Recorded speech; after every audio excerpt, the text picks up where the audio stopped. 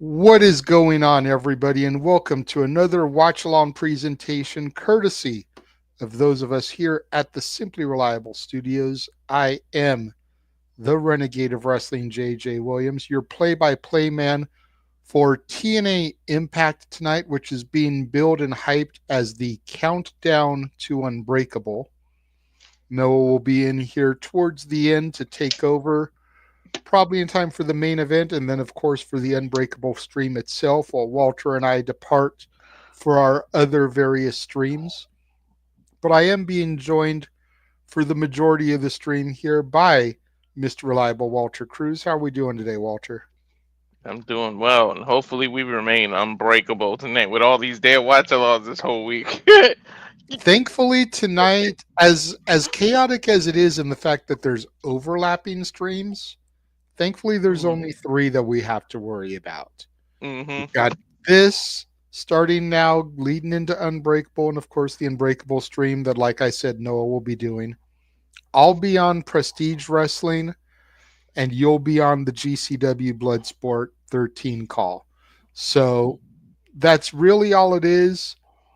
It's simple in the number, but it's chaotic in the overlapping. Tomorrow there's more streams, but they're a little bit more spaced out, not as much overlap. So again, kind of simple, even though there's going to be some chaos going on there, but I digress. Still looking forward to fun and entertainment as we've got 3 NXT matches as part of the countdown to Unbreakable here tonight. We've got Heather by Elegance and Maggie Lee taking on Gigi Dolan and Tatum Paxley. We have Zaya Brookside versus Jazmyn Nix with Fallon Henley. We've got Jakara Jackson with Lash Legend taking on Dani Luna with Jody Threat. And then we've got Leon Slater taking on Brian Myers, and we will hear from Alisha as he takes center stage tonight on Impact as part of our countdown to Unbreakable. Looks like it should be an entertaining evening. And then, of course, as I stated, we'll go our separate ways to our own different streams and see what kind of entertainment we get there. Sound like Journey, huh? Separate ways. Hey, you know what? I loved that music video. I don't care how cheese-tastic it was with them playing imaginary instruments on the pier in San Francisco. It was still entertaining to me. That's one of my son's favorite songs. The song is fire regardless, but the video, that's a whole other story.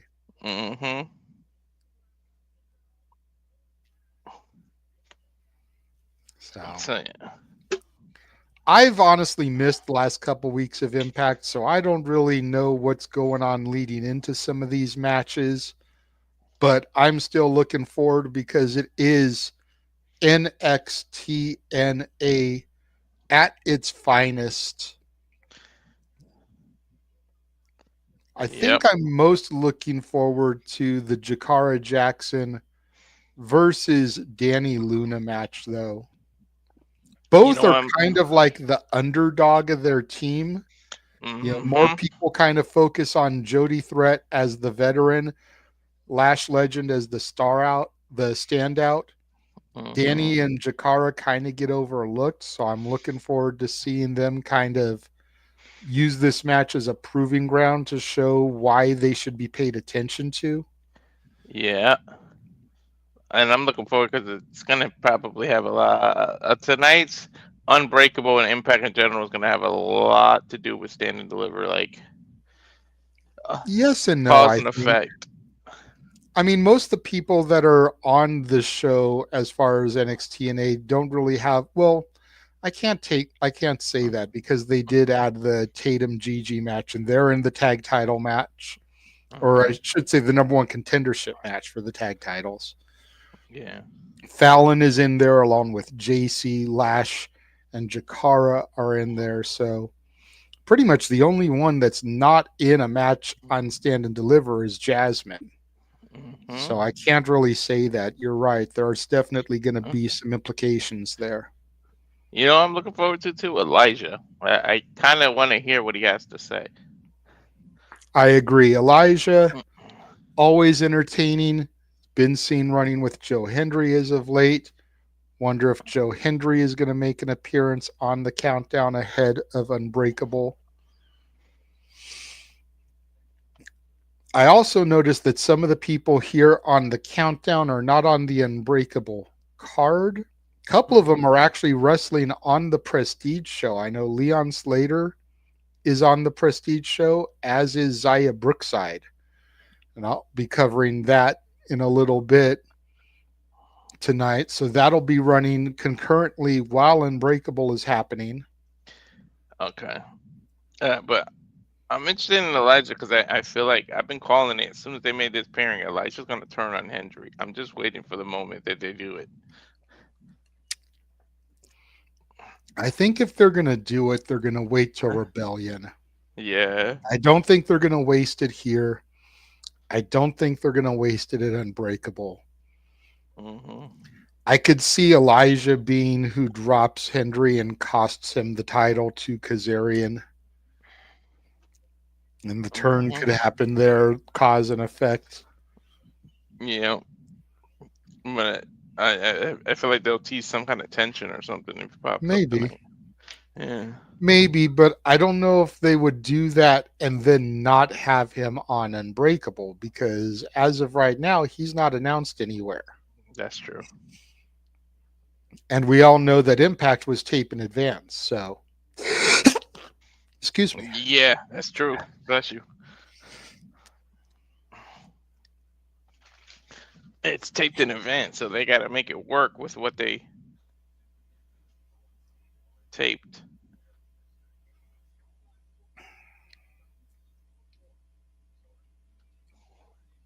Joe is nowhere near Moose right now. Joe is going to be defending the title at Rebellion against Frankie Kazarian and Ethan Page. And he's teaming with Tessa or Masha to take on Kazarian and Tessa Blanchard here tonight. Joe Hendry and Moose are nowhere near each other.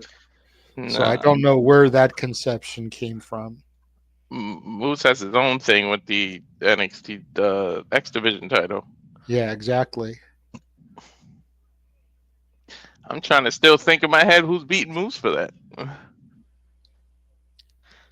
I mean, eventually somebody, someone. We all thought it was the Hardys. They haven't pulled it yet. Somebody's gonna win the crossover title, and what I mean by that is someone from one company is gonna win the other company's tournament. I mean, title. It's just a matter of whom and when. You got to figure they got to do that at some point. Somebody's got to cross over and win the other company's title. I agree. And like you said, it's just a matter of when and where. I mean, it hasn't happened yet for whatever reason. No one from TNA is on Stand and Deliver, so it can't happen there.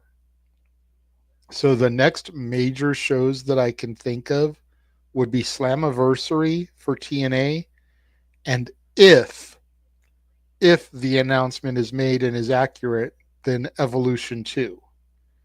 And we could see a knockout win a women's championship or a WWE woman win the knockouts title. Like, we all know my dislike of said person, but could you imagine if Charlotte Flair wins the knockouts title and then drops it to Tessa? Oh, they were cooking something if they did that. That's like, oh my god, that's like cake. It just has layers, dude. Mm-hmm.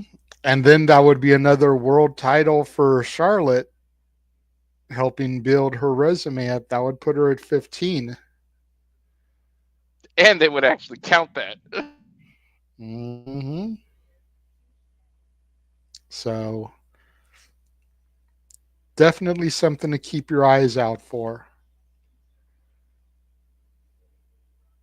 And like we said earlier, we still didn't resolve the Hardys and Phyrexium thing. If they ever do that, so I don't know. It was looking like the Hardys were going to be the first, but now it kind of seems like they swerved away from it. Hmm. Again, you still got Slammiversary coming in July. Hmm. Maybe they'll wait for something like that there, but I don't know. Hmm. Would be nice. There's no NXT doesn't have a tag division. If you really build a tag team, maybe have them win the Knockouts tag division and show up on both shows and make the tag division serious. Yeah, that's definitely the belt that I think should be, but I think Ava may be contemplating resurrecting the tag division down in NXT because of the fact that they've got such a strong women's roster. Mm-hmm. The fact that you've got this many women's teams that are competing for a number one contendership, and still not even all the women on the roster Mm-hmm. because Soul and Zarya aren't in it. So you've got that tandem. Yep. You know, there's there's the connection with Rizzo and Thea that hasn't really been played up in a while because Rizzo was part of the Chase U calendar. So the two of them could team up to do something, especially if the D'Angelo family falls. Mm-hmm. I'm still mad I could never get a hold of a calendar. Same. I mean, that year is over now, so it doesn't do Yeah. us a whole lot of good, but still, like, I was mad. Yeah.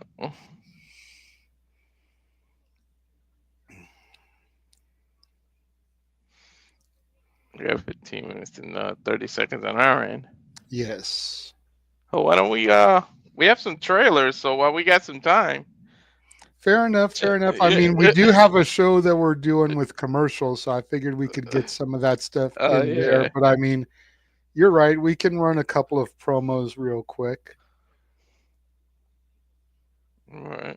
You want to do the TNA watch along one? Yeah, we can do that one. All right. So we'll be right back, folks. And now for a taste of things to come.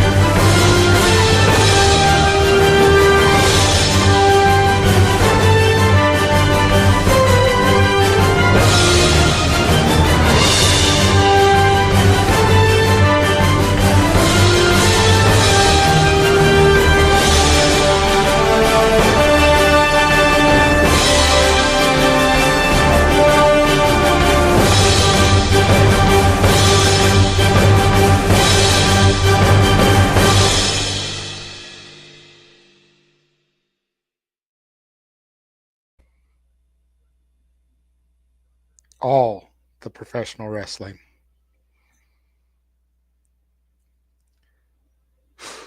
So much stuff in store here. You're muted, by the way, if you're talking.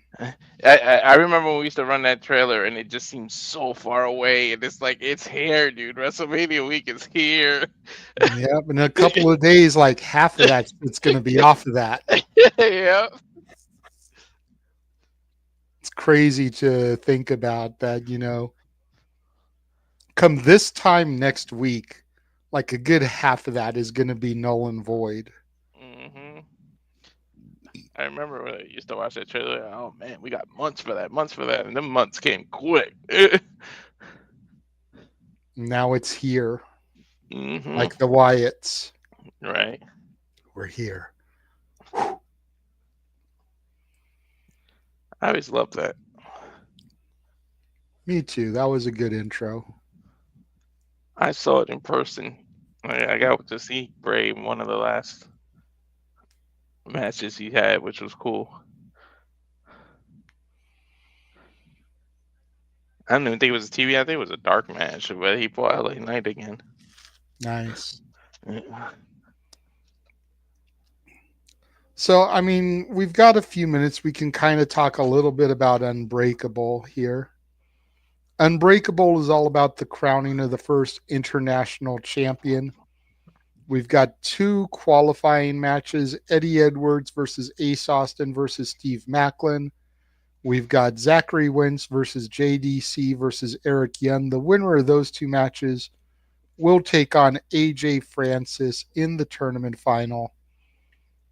And I told Noah, I feel like this has to be Ace Austin's night.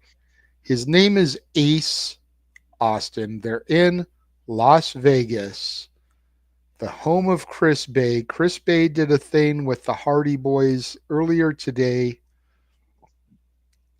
I think Ace Austin wins the title and Chris Bay comes out to present it to him. Yep. I feel like this whole night, this whole thing was created just to give Ace this whole moment as a presentation after Chris Bay got hurt, and he's been kind of a star since that injury. Mm-hmm. It's been all about him. They teamed him with the Rascals. He was the third man for them. It's like he's been working overtime literally since. It's like an employee called out and he just got all the hours. Yep. And excuse me, I'm wondering if they're not going to go the New Day route with him. Mm.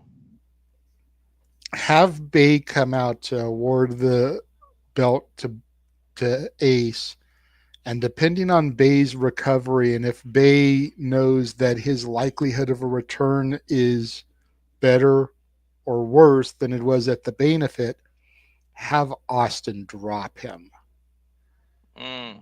I did all of this without you. I never needed you.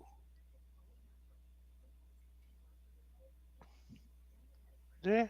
And kind of build to, if Bay is progressing, maybe build to either Slammiversary or Bound for Glory, Ace Austin versus Chris Bay for that title. Mm. Good stuff. I could see it, man. I could see it. I can see it too, but I just don't want to boo Ace. I hate when somebody who does like a lot of high flying persons are a heel. It just I don't know. I hear you. But like, It's like Pac. I could I really just don't like see booing it. Pac. I hear you, and I agree. And especially since I saw Pac on the Indies before he became Adrian Neville, before he went to AEW, like. Mm-hmm. So we got those matches. We've got a 6-man tag with Mike Santana joining up with the Hardys, Mustafa Ali joining up with the Nemeth brothers. Obviously, this is fueling the matches heading into Rebellion. Santana Ali more than likely going to have a fight again. Hardys and Nemeth for the tag titles. Which is a why nice little filler 6-person there to kind of keep everything going on this stage. with that alone, that's the reason I think Ali's team is going over. Because you got to make it seem like viable contenders for those tag titles.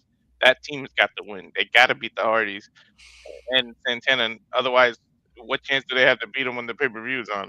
They look weak going into it. Yes, I agree with you, but there's been talk since the official release of the NXT-TNA partnership of the Hardys at WrestleMania. Mm. If they go to add a tag title match to night 2 because we only have 6 matches on night 2. The Raw titles are being defended on night 1, War Raiders versus the New Day, but the night 2 belts, the SmackDown belts, aren't on the line. So if they do something impromptu to make a tag title match, and they want to still do something with the Hardys since they're in Vegas for Unbreakable for this, and that was a heavy rumor, you don't want the Hardys team to lose either ahead of that match. Oh, that's true. That's true. You know, it would be a good. Oh, you talk about full circle. Holy shit. We talked about New Day winning the title and going to the. I talked about going to the booth where they do the commentary and shove it in Big E's face. Big E's face, and then you do that, and they're like, "Look, we did this without you," and it's a ha ha. And I was like, then Big E would have to find some help to fight them. What if it's the Hardys that helped Big E after that appearance? Because who brought them out when they returned to WWE? That's a really good shout, man. That's a really good shout.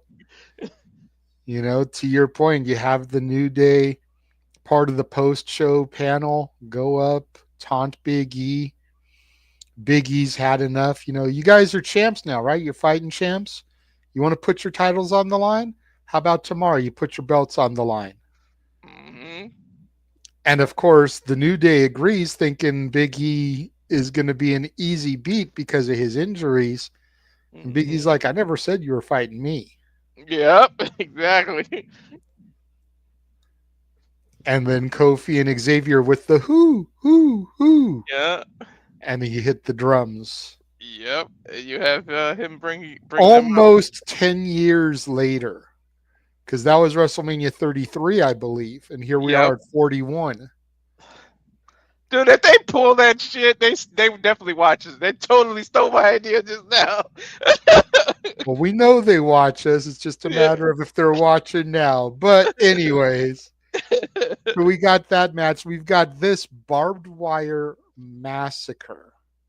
Mance Warner, Sami Callihan. This is going to be insanity.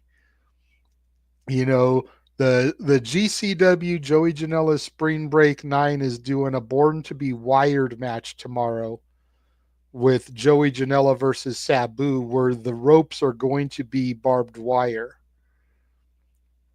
This might be about as intense as that match, possibly even more, because you figure these guys are still young. Sabu is old. But it's also supposed to be Sabu's last match tomorrow. So how much is he going to be willing to sacrifice? Either way, I'm looking forward to that match. The barbed wire massacre should be insane. You don't want to miss any of that match. Don't go to the bathroom. Don't go to the. Yeah. That's going to be bloody. It's like you going to be calling blood sport. That's the real blood sport right there. Yeah, exactly. That is going to be some true. That's going to make Jon Moxley jealous. That kind of. Jon Moxley might cringe watching that match. Imagine. Right. And then what's probably going to be the main event of the evening, Joe Hendry teaming with Masha Slamovich, the Knockouts and TNA World Champion teaming up, taking on their number one contenders, Frankie Kazarian and Tessa Blanchard. Gotta wonder if we'll get an all-ego Ethan Page appearance here tonight ahead of Stand and Deliver, since Page is the third man in the title match at Rebellion 1 week from Sunday. And if he does appear, will that play into his North American title match come Stand and Deliver? And we get either a Hendry or Kazarian appearance there. A lot of ways to go. I mean, we haven't seen Kazarian on NXT TV except for that one time when they were doing the battle royal to see who the contender was going to be, and it was the first time Henry appeared on NXT TV as well. Mm-hmm. Kazarian was the first person out. Then they went to commercial, brought everyone out pretty much, and then Henry was like the last person out. And Kazarian eliminated Henry from that battle royal. So it's like Kazarian hasn't had an appearance in NXT since then.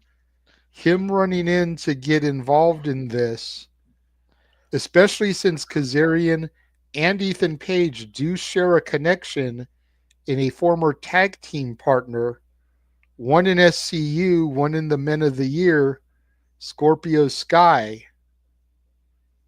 Be interesting to see what, if anything, they do to interact with each other. Yeah, ooh, interesting to see it. God damn it, we keep giving every company gold. We'll take some royalty checks, please. I'll just take a job, okay? Right? Like a royalty check, just hire me. Hire me and let me book some of this shit because I've got great storyline ideas. I'm not good at writing the meat and potatoes of the story, but I can give you the characters and the bullet points to get there, and then you can fill in the rest. But man, just I could use a job. AEW, TNA, WWE, NXT. Hook it up. I can do some shit for y'all. For real, for real. AEW needs the most help because what the fuck is that shit? But I don't want to go off on rants. AEW needs the most help, but I would probably be better suited in any of the other three because I'm more passionate and familiar with the competition, with the competitors there within. AEW's got a 200-person roster. Trying to figure out stories for everything is going to be headache inducing. Hell yeah.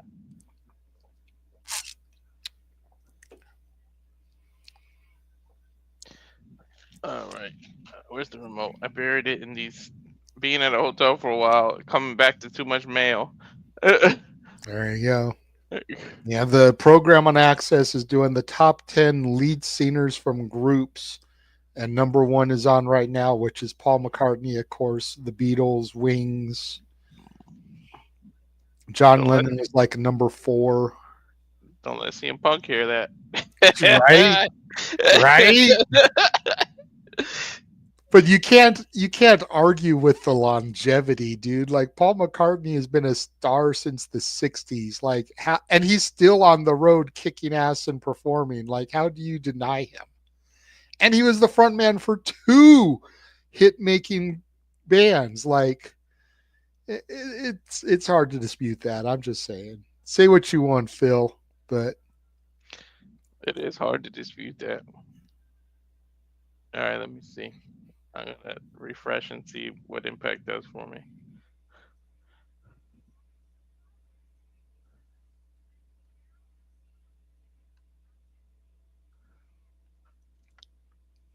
This has been an Access TV production. The program may contain subject matter that is inappropriate for some viewers. Viewer discretion is advised, and I've got First Class on my screen. I do too. Now I got Manson DeLander. There's Sammy Callahan coming out. Yeah. So the Impact, I mean, Plus is just a half a second behind you, but that's fine because you're play-by-play anyways. Cool.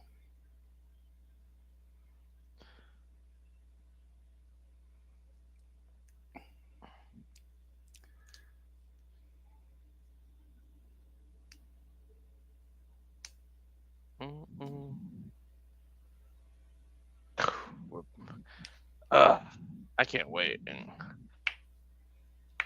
Right now, just getting highlights of the previous weeks here.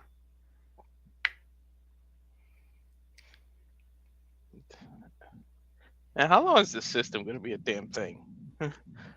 Probably at least through Slammiversary Bound for Glory. Now we got the champ on the screen, Joe Hendry, Alisha. And how long is the system going to be a damn thing? Probably at least through Slammiversary Bound for Glory. Now we got the champ on the screen, Joe Hendry, Alisha. Now we got the champ on the screen, Joe Hendry, Alisha.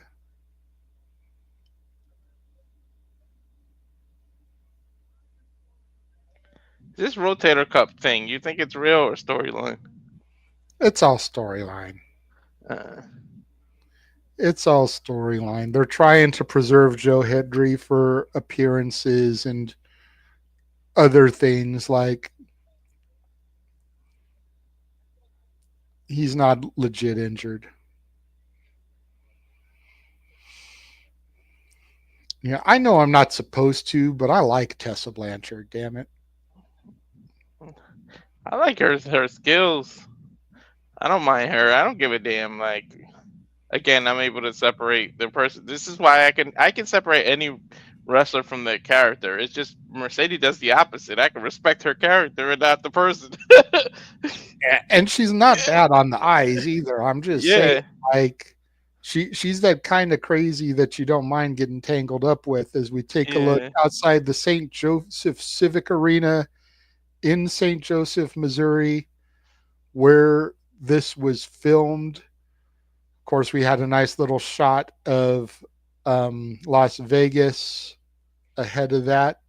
It looks like we're getting an impromptu match here as Jason Hotch of the Great Hands is coming out alongside Tasha Steeles.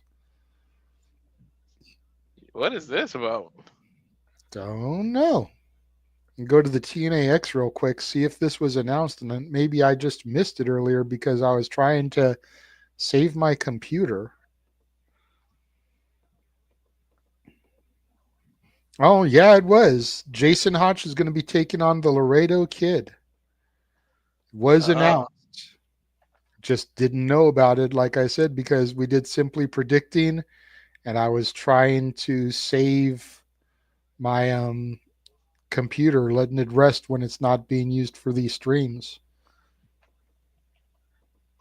hopefully Tasha replies. I reached out to her. First, who is he taking on? You said Lagardo Kid. Laredo Kid. Uh,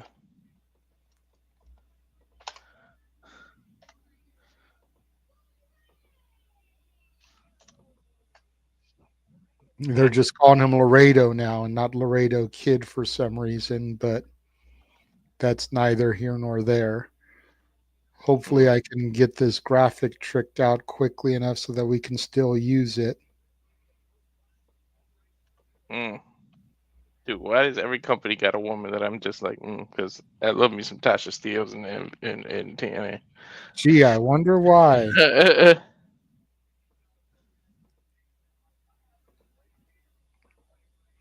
Starting to think you have a type, Walter. Just saying. Yeah, you're right that they don't call him Laredo Kid. I'm still calling him Laredo Kid because that's what I know him as. Bell sounds. Collar elbow tie up here. Hotch backing Laredo Kid into the ropes. Hotch goes for the chop. Standing switch. Takes Laredo Kid into the ropes. Sidestep. Looks like a little bit of a botch there, trying to scoop Laredo Kid up, but didn't go along with it. Mm.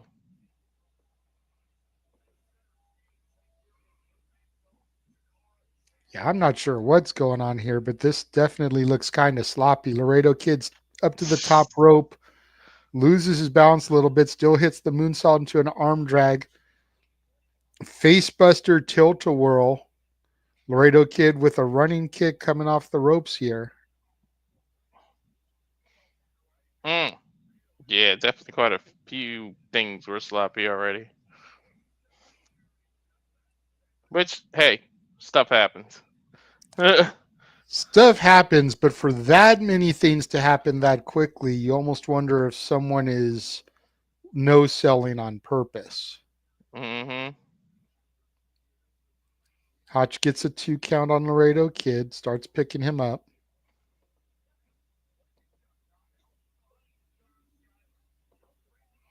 Irish whip sends Laredo Kid into the opposite corner.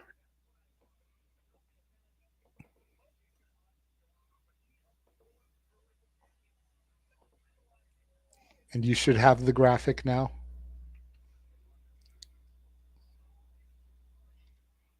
Okay, let's see. Do. Hotch There we lighting go. some chops up there on the Laredo Kid. Irish quick reverse sends Hotch up and over into the turnbuckle. Nice cutter, reverse neck breaker there from Laredo Kid. Laredo Kid goes to the outside, coming up to the top turnbuckle.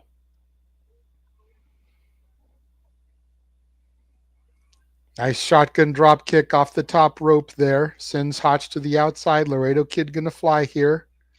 Suicide dive through the ropes. Takes Hotch off his feet. Yeah, see? Suicide dive. No, I'm kidding, guys.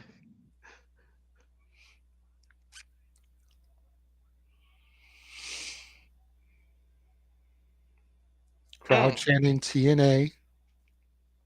Rightfully so. I was going to say, as they should. Laredo Kid throws Hotch back into the ring here. Runs in. Nice flying forearm in the corner there. Scoop, slam, driver. And now Laredo Kid twisting moonsault off of the bottom rope. Crowd chanting Uno Mas. Second one off the middle rope. Little moonsault elbow drop there. Hooks the leg. Gets a 2 count. Hotch gets his right shoulder up.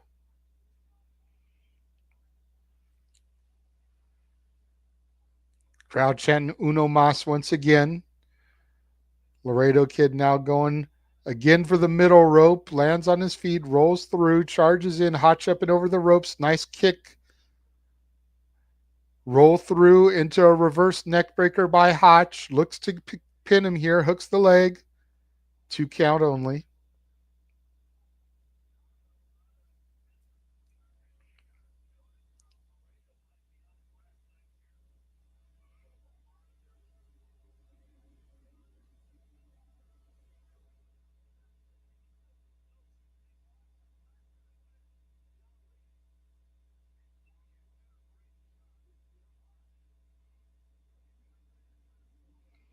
Hotch with like Laredo Kid set up on the top rope there. What's up? And I was going to say, it looked like they finally got it together because everything's been going smooth since the beginning. Yeah. Well, Michinoku driver off the ropes there from Laredo Kid. Lateral press. 2 9/10. Hotch just barely got the left shoulder up at the last possible second. So, sorry for the quietness. I switched to Access TV because that was too far behind you. Oh, gotcha.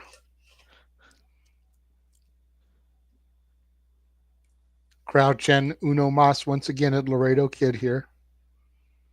Uno mas, uno mas.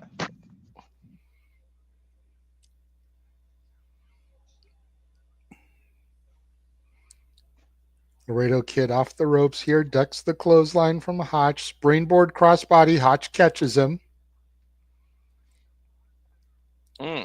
Tilt-a-whirl backbreaker across the back of Hotch. Floats him over. Lateral press. Hook of the leg. Gets 2.5 on Laredo Kid. And Hotch is starting to get frustrated. You can see it on his face. He thought that should have been it. And I happen to agree with him.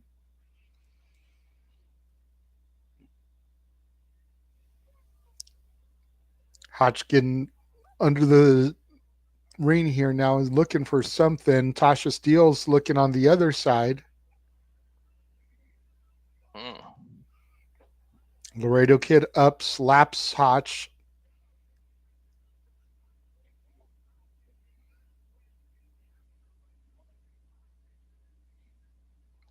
Overhead belly to belly Spanish fly style maneuver there. Hook of the leg gets 3.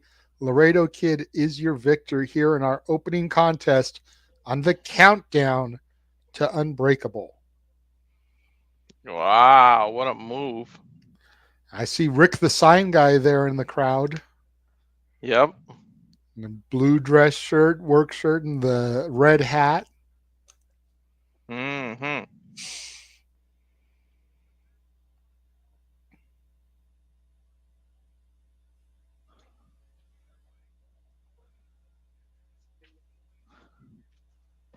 All right, they got it together. Started rough, but they got it together. Yep. Laredo Kid high-fiving some fans as he makes his way up the entrance ramp.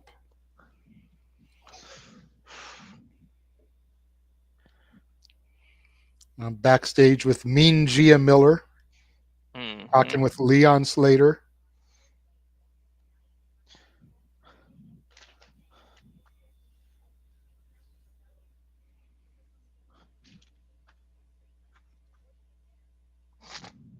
So now I'm wondering what's next because we didn't even know about that match.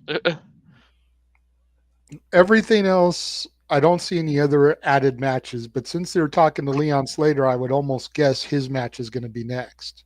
Yeah, him and Brian Myers. Unless they want to save it a little bit, because, I mean, every other match that's been announced is a knockouts match. If you look at the Unbreakable card, there's no singles women's match on the show. The only women on the show is Tessa and Masha in that mixed tag. Mm-hmm. So I think they have Impact overloaded with women to kind of make up for it. That's true.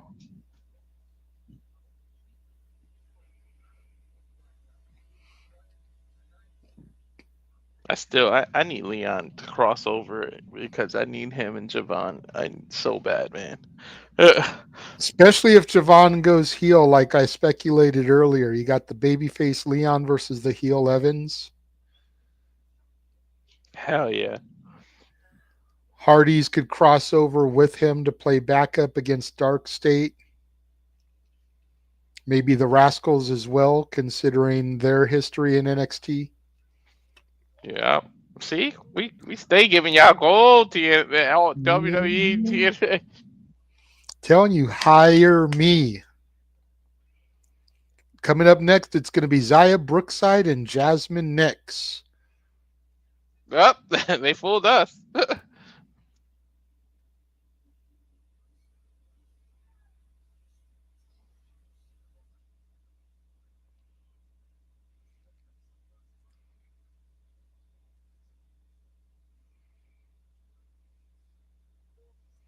And we're on commercial fuck television. Yep.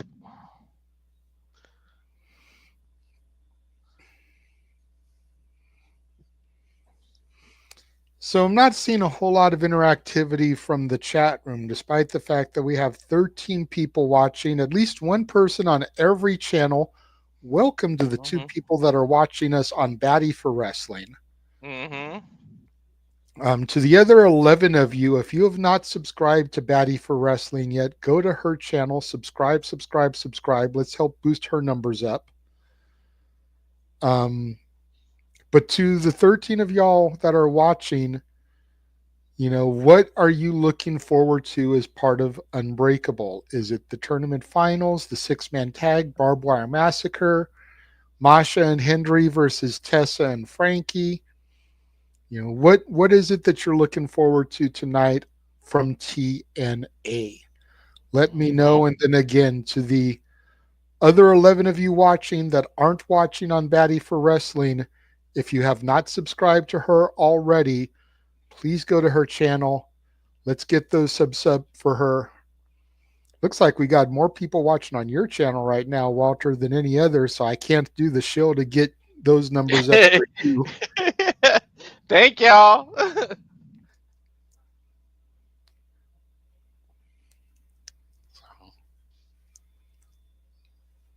Appreciate it. I just hope that Prestige is off the air before Natalya has her fight so that I can pop into Bloodsport and call that match with y'all. Mm-hmm. That's my big hope. Because y'all got like 9 or 10 fights that y'all are doing. Mm-hmm. Jackass.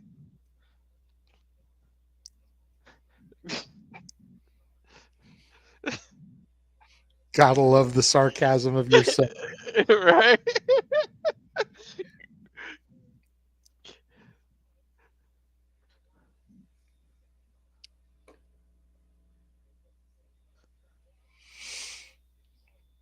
Oh my god, if I see this Mint Mobile commercial one more damn time.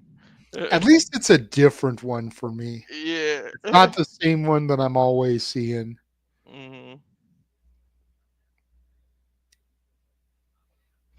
I don't mind Ryan anyways, right? Because that's a good looking dude, man.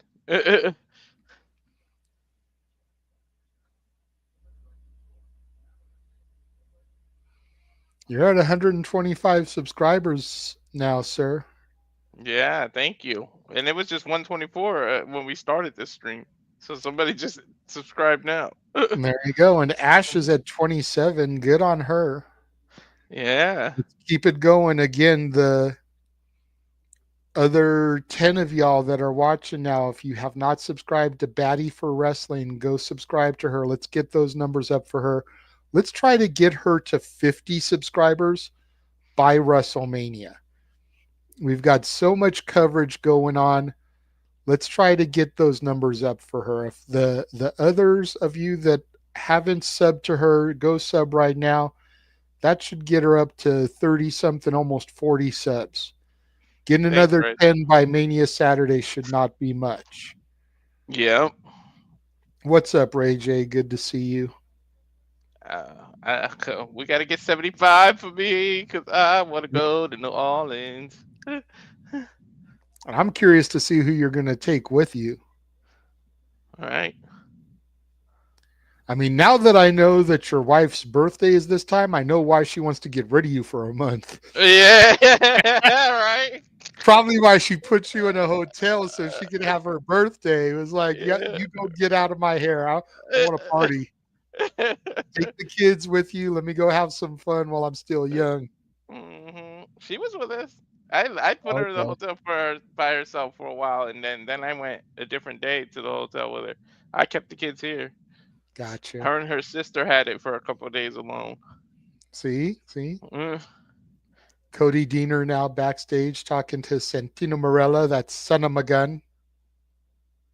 Let's see what he has to say.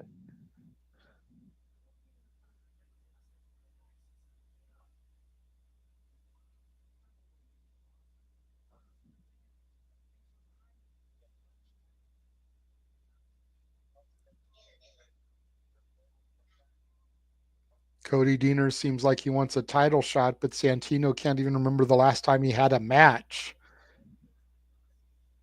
Ouch. Santino ain't the only one. Shit. I think we need Noah or Stat Boy to know that.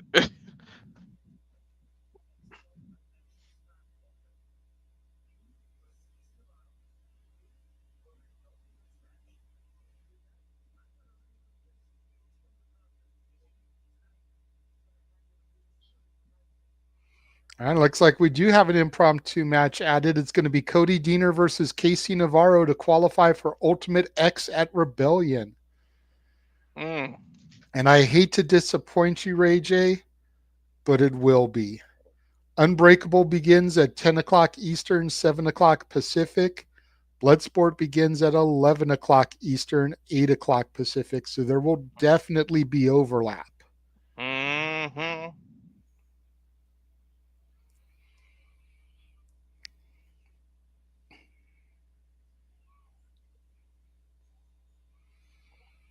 And here's Jazmyn Nix along with her Fatal Influence sisters making their way to the ring.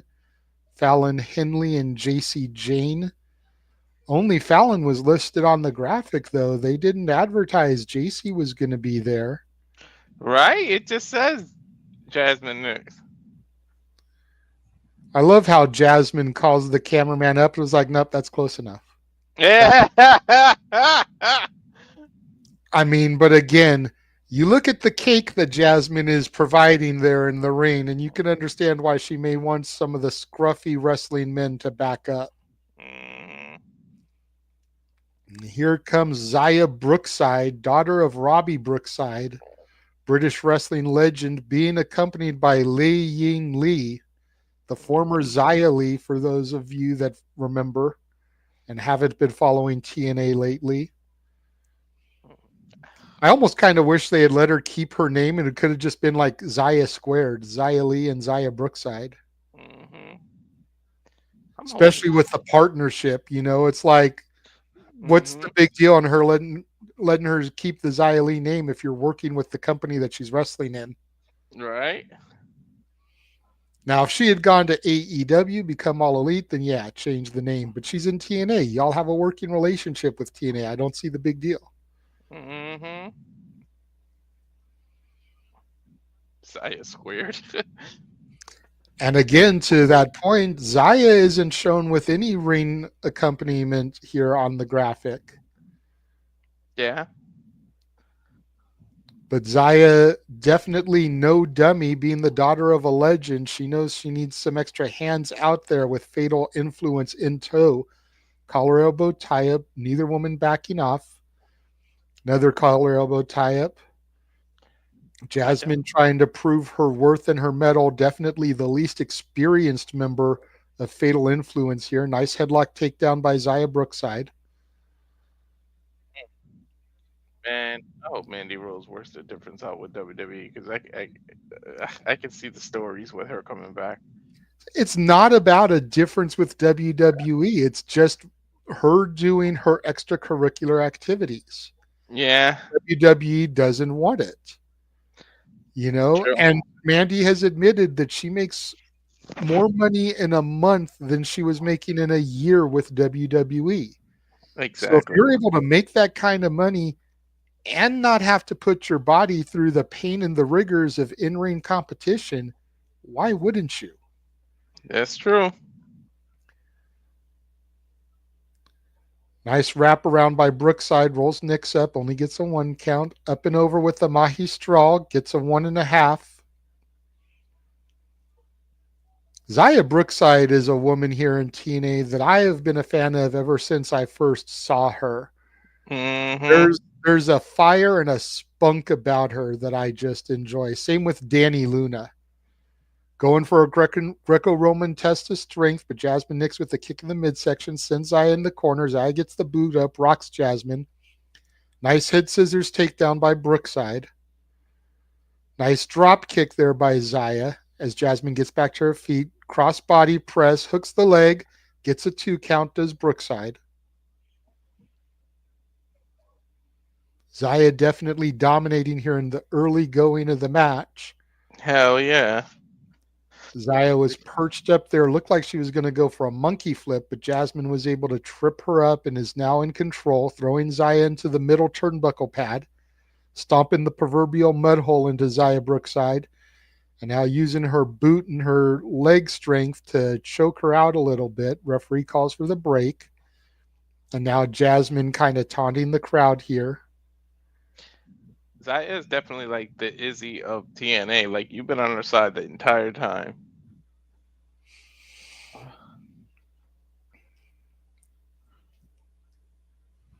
Jazmyn sweeps the leg, kick to the midsection, drops Brookside in the middle.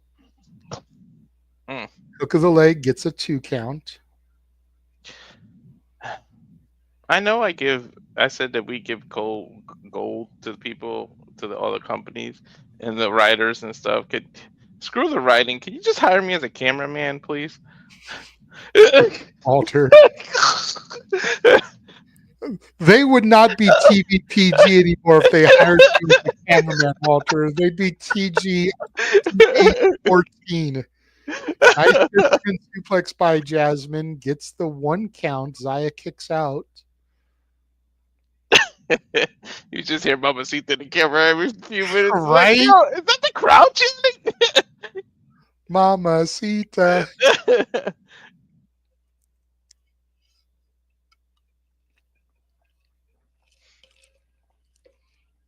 Jazmyn nicks with the type of cake that you need a fork, knife, and a bib to eat. Right? Which is why I don't know why she's Side headlock onto Xia. Ooh, nice jump through the ropes there, sending Xia face first into the middle turnbuckle pad. Strains her through the ropes and a kick to the midsection, rocks Brookside. Oof. He definitely rocked her.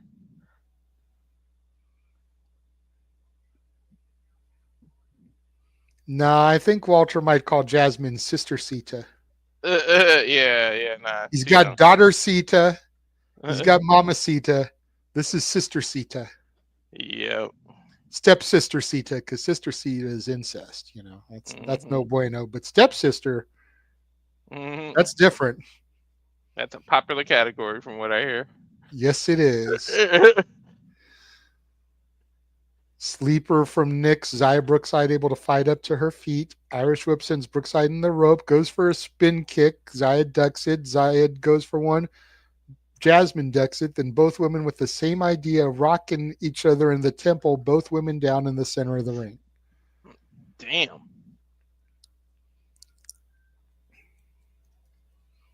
Zaya is definitely making Jazmyn look good here.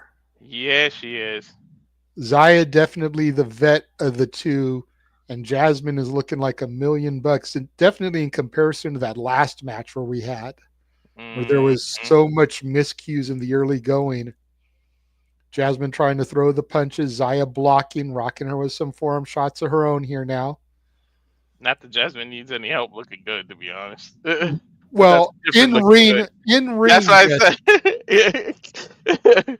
Physically, no, she does not. In ring, yes, she does. Nice takeover to Harris there by Zaya, taking Jazmyn to the ring corner there.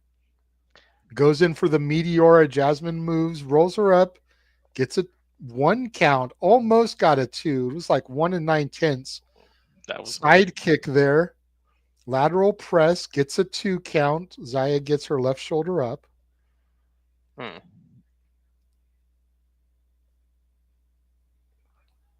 But again, you figure out all these women here in the ring and ringside, Jazmyn is the rookie out of all of them.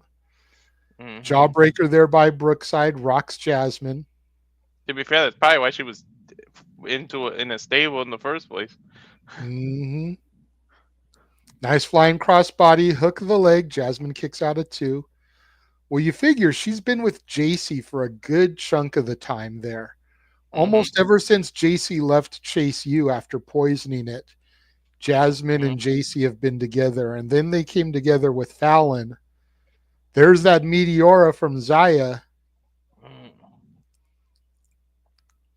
Fallon Henley up on the apron. Lei Yin Lee getting in Fallon's face. JC Jane now getting involved up on the ring apron, distracting Zaya Brookside, allowing Jazmyn to get her bearings here. And see, now this is a rookie mistake by the veteran Zaya Brookside. And here's Rosemary. Rosemary coming out with the mist to JC Jane. What the hell does Rosemary have to do with anything? Equalizer. That's all. Team TNA Equalizer. Shit. I should have. Kick to the midsection by Jazmyn. Going for a fisherman. Zaya hooks the leg, rolls through, gets the 3 count, and steals it here for TNA. Zaya Brookside with the victory. Lei Yin Ling rolls in to congratulate Zaya here. And I think, no, you got to give 100% here to Rosemary. Without Rosemary's involvement, Zaya probably would have lost this. Yep. Lei Yin Lee has to keep adjusting her top, make sure the girls don't come falling out. Rosemary is the only TNA gear I got, to be honest. Merch, I should say. Don't you have Henry? Oh, yeah. I'm at female. Oh, okay. They don't have a lot of options. Only TNA, so. Yeah. This was Temu, by the way. Oh, yeah? I only paid like $7 for it, plus shipping. They need Still to come, we've got Heather by Elegance and Maggie Lee teaming up to take on Tatum Paxley and Gigi Dolan. But coming up next, the impromptu Ultimate X qualifier, Casey Navarro versus Cody Deaner. And let me see if they put a graphic for that up. Maybe I can try to edit it while we're on commercial break here.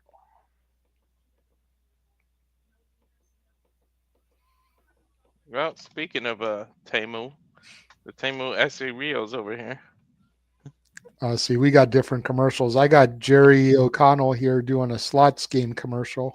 No, no, you said your shirt was Timo. That's why I said. Speaking of Oh, Timo, here's S.A. Rios over here.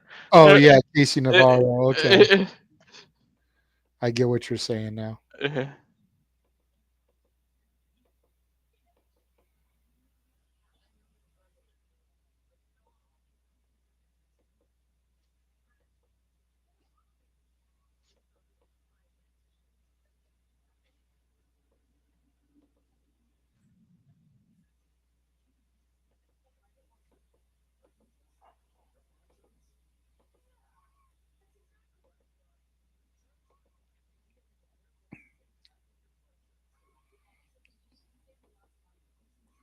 Yeah, I'm not seeing any graphic for it. Unfortunately, they just showed it on the television, but I'm not seeing it here. I didn't know that. Did they say that? I didn't hear that because I was listening. Did they say if Cody loses, he's fired? I didn't hear that, but they might have said it. Uh,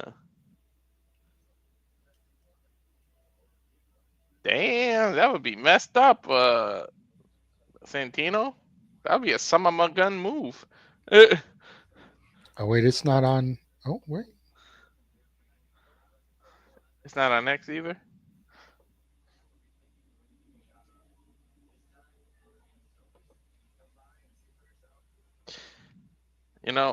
Started watching on Access and it's still behind you, but so it don't matter which way I watch it.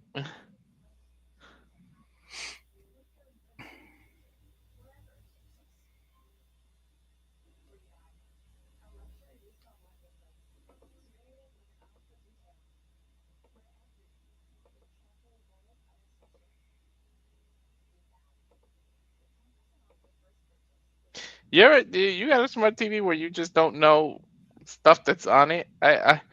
I have something called Lucha Plus. I'm gonna start looking into that because if that's a Lucha Libre app, all I'm gonna right. have me some fun.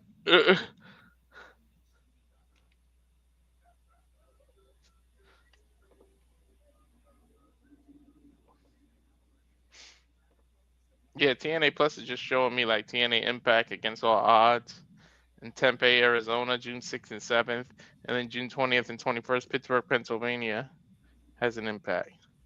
Hmm. There you go, Big G. Pittsburgh. You can go see TNA.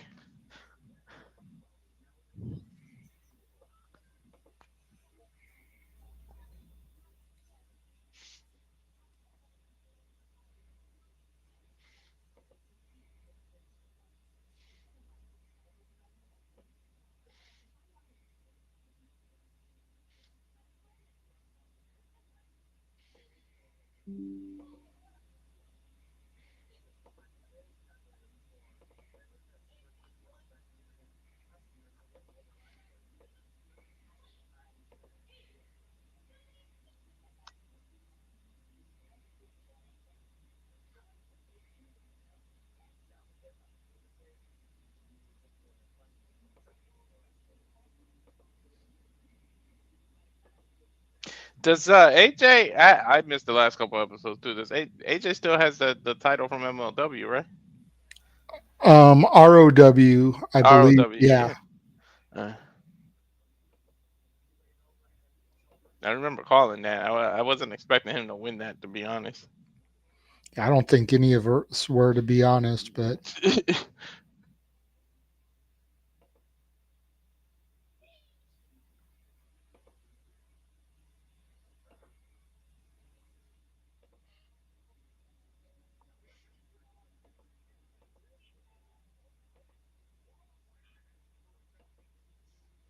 Are you back? yes, Oh, okay. I've got Casey Navarro on the top of the ramp here. All right. My bad. No, you good. I just want to know if it's synced up or not.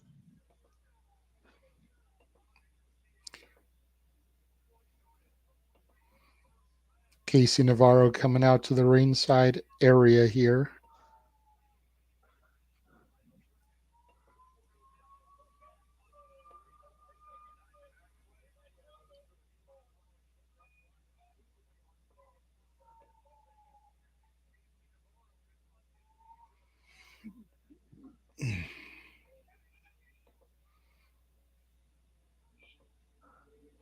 Let me know when you get Cody, because now that I backed out and went in, I think I jumped ahead of you. Cody is at the top of the ramp now, doing like a hand pump, Yeah. microphone in hand, Why does he have a stick in his hand? because he's the people's choice. He always gives the people Oh yeah, yeah, that's the right. vote. His shtick. It's He funny. puts into While we were on commercial, I went to Sleen on my uh-huh. laptop, and I could get TNA on Sleen on the laptop for some reason. And so I was trying to get a still shot, a screenshot of the graphic, but it kept putting up, the TNA Impact, the episode Uh, title, whatever. So it was like in the way. So I couldn't get a screenshot of it. mhm. Wow. Let's see what choice does he give the people here?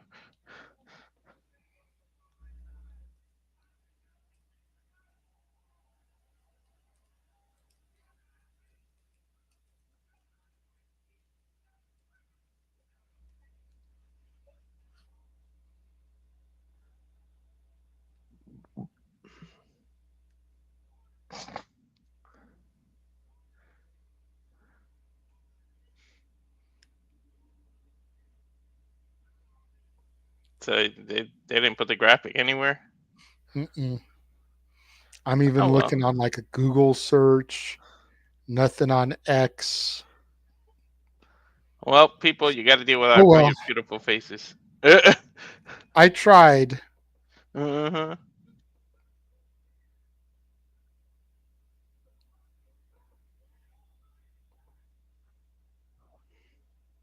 I was just waiting to hear what the hell the choices he's giving the crowd. I know, right?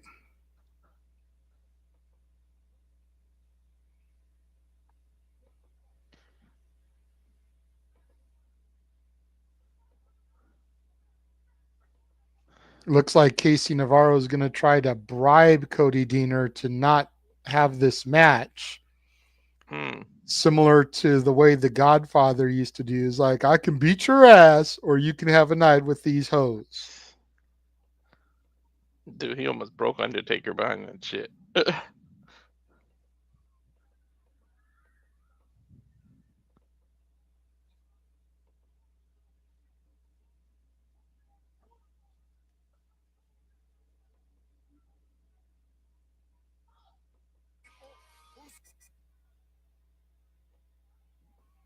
That'd be a cheap ass way to advance from trying to bribe somebody. It's a smart way to advance too, though. Yeah. You stay healthy, you stay fresh, you don't have to do any competition.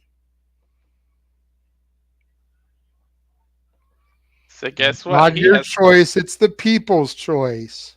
He's got to make a choice.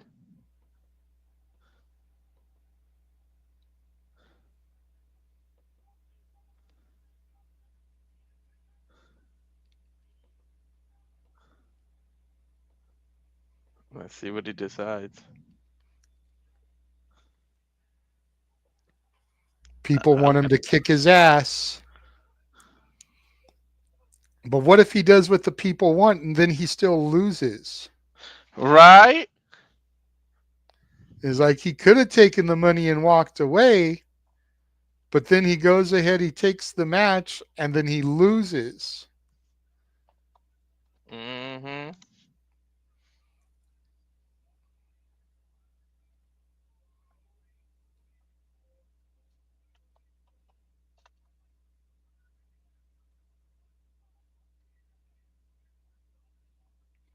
Cody Deaner in the corner. Going to get some mounted punches here on Casey Navarro. Count them off 2, 3, 4, 5, 6, 7, 8, 9.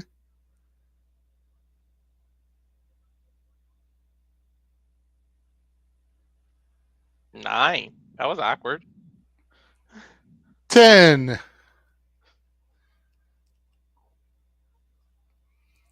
Hooks the leg, gets a 2 count there on Navarro.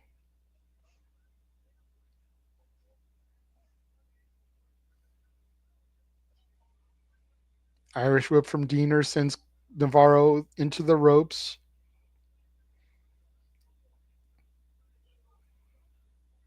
Navarro up and over. Nice shotgun, slingshot drop kick there to Diener. Comes back in through the ropes. Some mounted punches of his own, little ground and pound action onto Cody Diener. That was a nice move.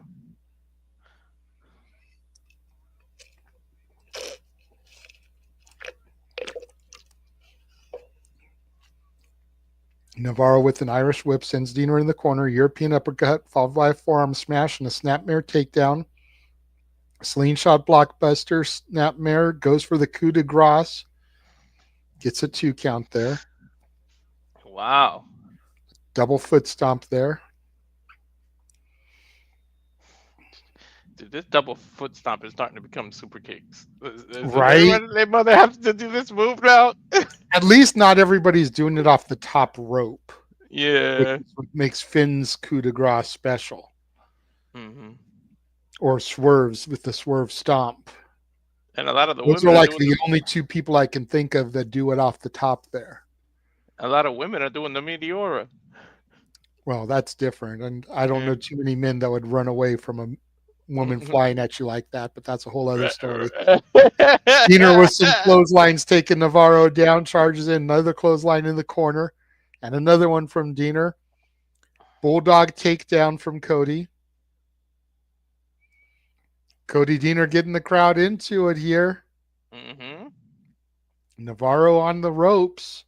Could you imagine if AJ Francis becomes the inaugural international champion and Navarro wins Ultimate X? Whoa. Airplane spin from Diener here, trying to make Navarro dizzy. Let's not make but that Diener happen. making himself a little dizzy, trying to get the crowd back into it, and he keeps going. Into a cutter, lateral press, hook of the leg, gets a 2 count onto Navarro. That was a chance to make that a TKO basically out of that. Yep. Diener can't believe it. He thought that should have been 3. I think we all thought that should have been 3. If for nothing else, how dizzy Navarro should have been coming out of that. Dude, Diener should have been more. I'm surprised he's on him still. I would have collapsed. I get dizzy easy. Navarro taking off his necklace, wrapping it around his fist to use as an illegal weapon.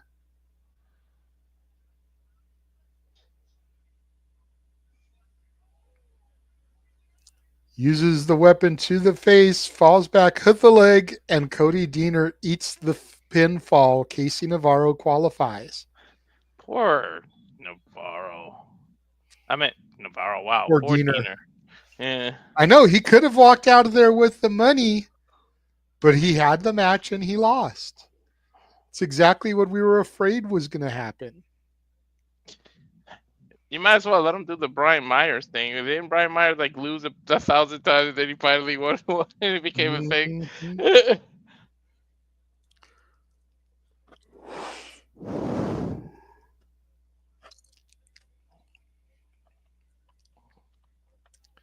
So far, Ultimate X. Oh, I just missed the graphic there. They took it away so quick. I saw El Hijo del Vikingo, though. Mm-hmm. Going to be an Ultimate X. Casey Navarro qualified, obviously. Still to come, Brian Myers and Leon Slater.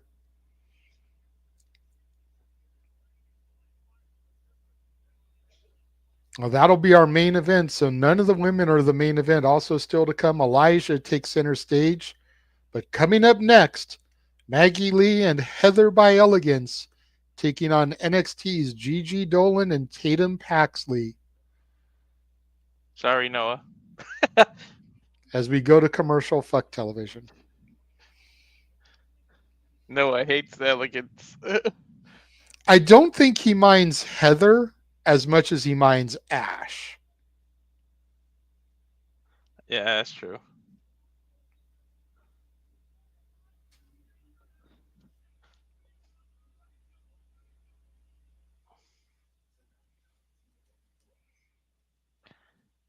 At least you get commercials. I get a TNA. We'll be right back screen.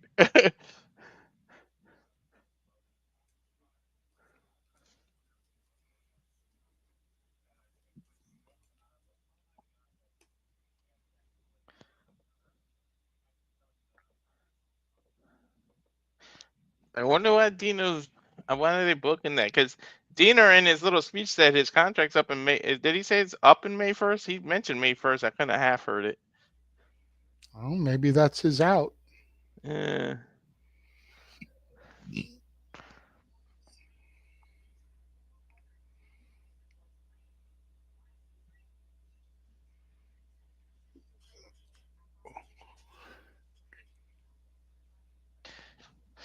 We'll be right back. That's all I get. After these messages, we'll be right back. Back. Yep. Bringing back memories.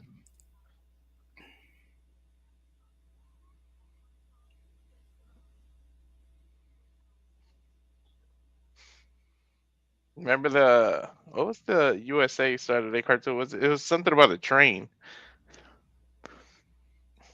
I'm not sure. It was a USA train or something, but it was all cartoons. The show was just called. It was like back to back where they showed all the cartoons. I'm not sure.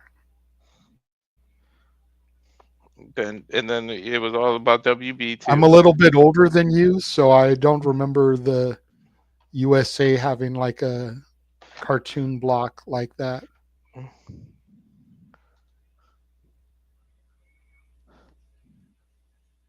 Mm-mm.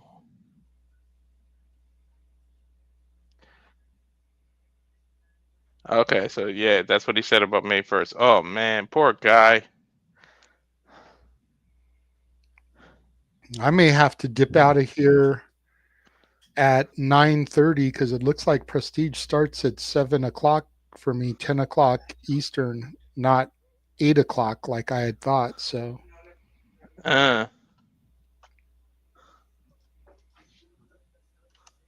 message Noah real quick. Okay.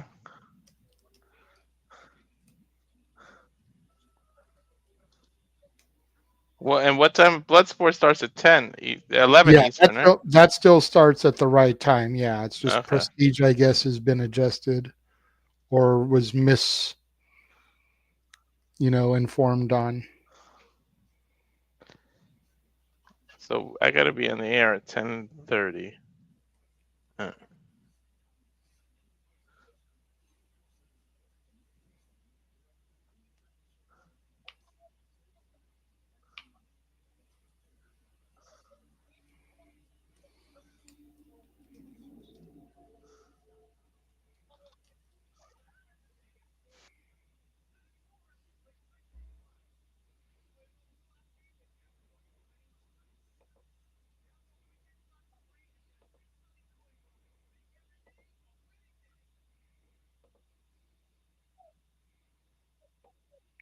Coming back.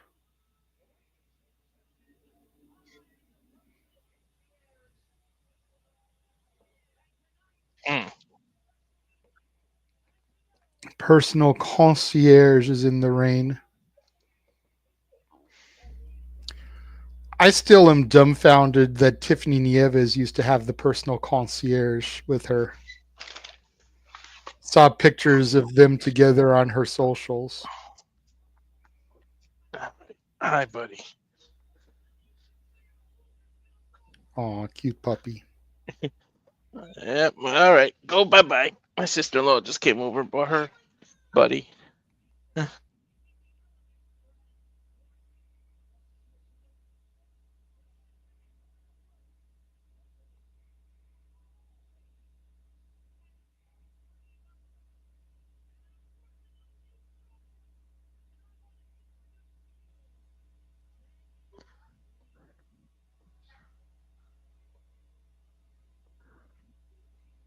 You got the concierge in the ring, you said?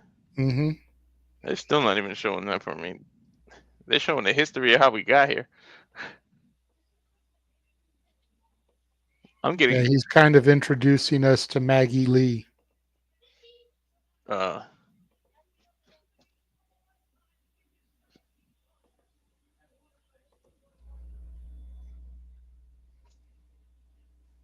TNA does these like backstage interviews when they first come back from the Impact. I'm still on it.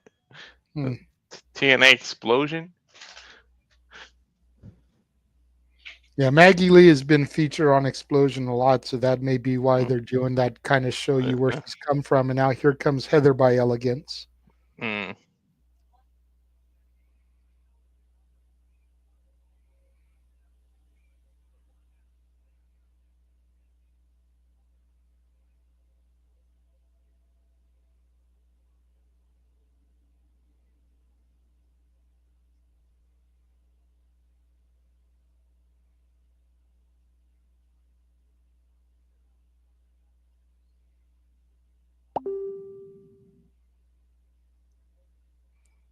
Kapoom!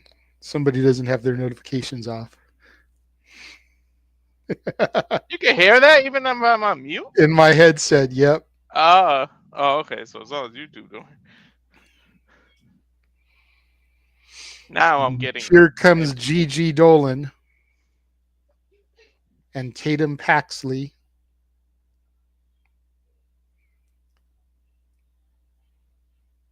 Hell's favorite, Gigi Dolan, or so her hat says.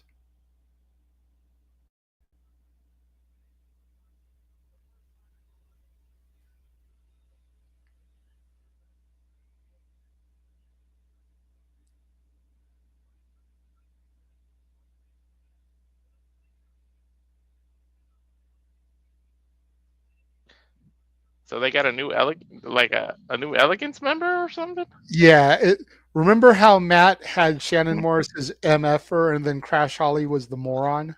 Yeah. Maggie Lee is like Heather's moron. Oh, okay. Ash is doing whatever ever since they won the titles. So Heather's made it a point to kind of mold Maggie Lee into the Elegance brand. Jesus, the height difference there between Maggie and Heather. I find Heather better than Ash too. I kind of agree with Noah. Collar elbow tie up, Maggie Lee and Gigi Dolan starting things off.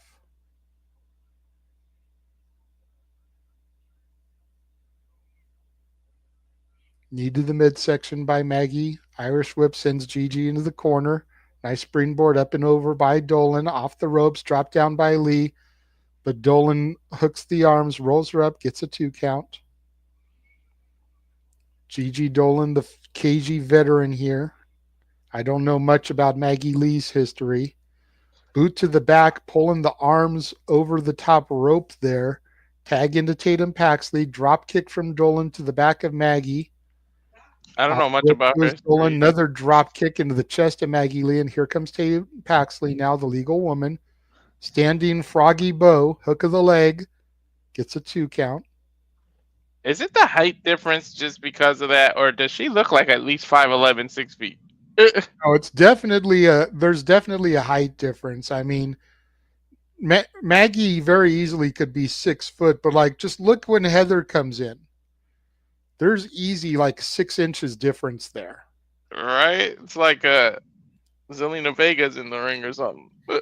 Yeah, seriously, it's like Zelina Vega standing next to Megan Bain. Exactly. Tag from Gigi sends Tatum into the midsection of Maggie. Springboard off the back into a Bronco Buster. Gigi Dolan bouncing on Maggie Lee. A lot of men wish they could be Maggie Lee right now. Goes for the pinfall, hook the leg, gets a 2 count. Maggie kicks out. Maggie desperately trying to get the tag in to Heather by Elegance. Heather wanting no part of it. Personal concierge up on the ring apron. Referee trying to get him down. Maggie Lee from behind rolls Gigi through. Referee distracted. Maggie Lee slingshot wheelbarrow suplex with the assist by Heather. Hook of the leg. 2. Only a 2 count. Dolan kicks out. I thought Maggie was going to steal it there. Maybe. Irish whip sends Dolan into the corner. Tag finally to Heather. I just want to. And again, look at the height difference between the two. Yeah. Heather sent in. Nice pump kick from Maggie Lee. Running drop kick there from Heather by Elegance. Dude, the strength. I just want to Heather replay hooks that to the Bronco leg, Buster. gets a 2 on Dolan. I don't know much. I'm with you. I don't know much about Maggie Lee, but she's doing some moves, dude. Yeah. Apparently Maggie Lee has been trained by Seth Rollins, so definitely the pedigree there. Black and Brave Boots to trading. the med section there by Maggie Lee. Forceful tag there by Heather. She wants to get in there now. Stomping the proverbial mud hole into Gigi Dolan. Heather getting very aggressive in the face of Maggie. Hook of the leg. Gets a 2 count on Dolan. I'm not sure why Heather is getting so aggressive with Maggie here. If that's supposed to be the passion project, if they're trying to bring her into the elegance brand, you don't want to piss her off, especially with that height differential. She might swat you like a fly somewhere. Yep. She gets the tag to Tatum. Tatum comes up and over the rope. Nice clothesline, drops Heather. Another forearm shot rocks Heather. Step up Inseguri, drops her. And Paxley's feeling it now. Duck under, swinging neck breaker.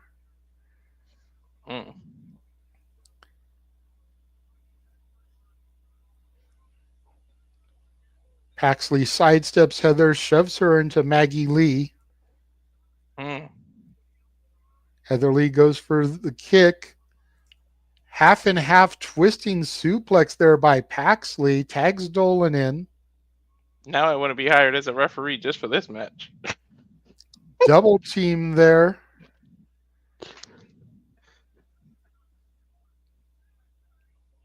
Cemetery drive there. Gigi hooks the leg, gets the 3 count on Heather by elegance. Maggie unable to get in and break up the pinfall. The NXT girls get the victory here.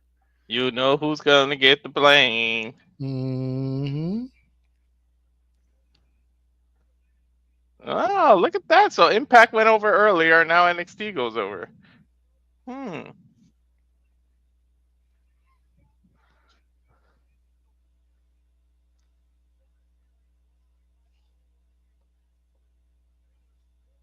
Did Noah respond to you? No. So next we go to commercial, I may have to call him. Yeah, I was going to say. Because he may be taking a nap ski himself here, getting some rest before he has to come into things. Dude, sometimes a nap is the worst because I kind of feel like, I shouldn't have took the nap. Still to come, our main event, Leon Slater, Brian Myers. Plus, we've still got Dani Luna versus Jakara Jackson. Jody Threat and Lash Legend in the respective corners. Coming up next, though, a retrospective of Unbreakable here on TNA Impact. Would it be wrong if while they're on commercial, I just rewind and get a replay of that Bronco Buster? Yes, because then trying to sync it up would be a pain in the ass, Walter. I will be right back.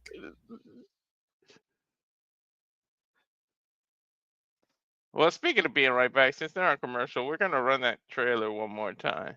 As a matter of fact. And now for a taste of things to come.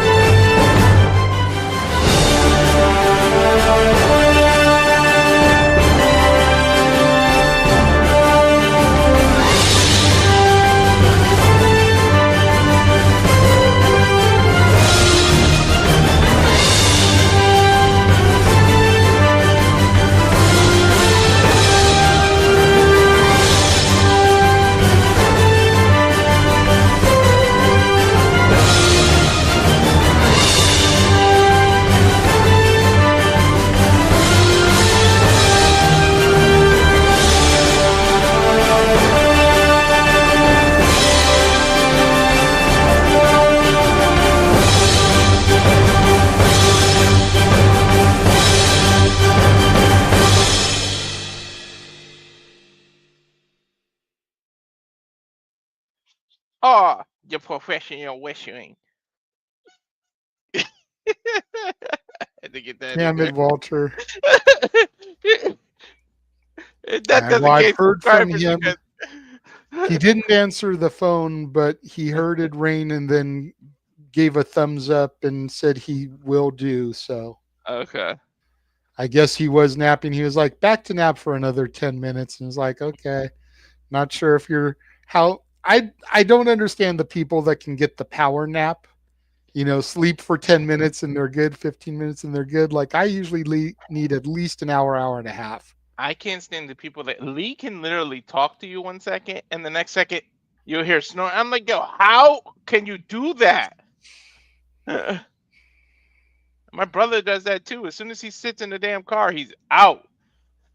It's like the motion of the car puts him to sleep. Mm-hmm. Oh, well. But we know Noah will be here in about a half hour to take over so that I can switch over for the Prestige show. Who's on the call with you again? Shadow Batash, not by Yeah. elegance. Not by Ellie.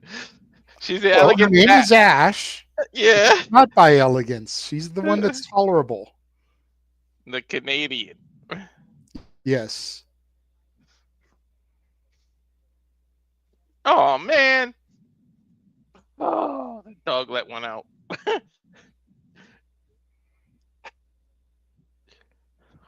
Check 1, 2. Okay. Felt like I was lagging there for a minute, so now it looks like I'm back to good, so.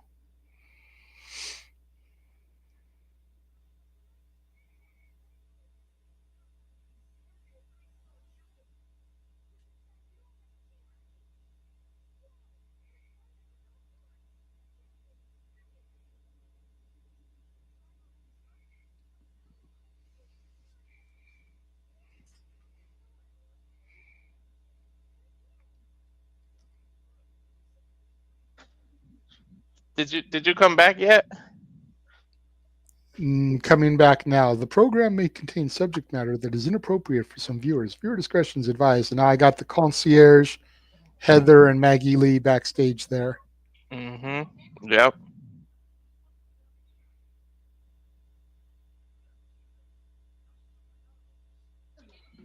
Saying that we got to make sure Ash doesn't find out about this. Mm-hmm. And there's Lash and Jakara taunting them. I think Ash watches the show. She'll find out. It's on national TV.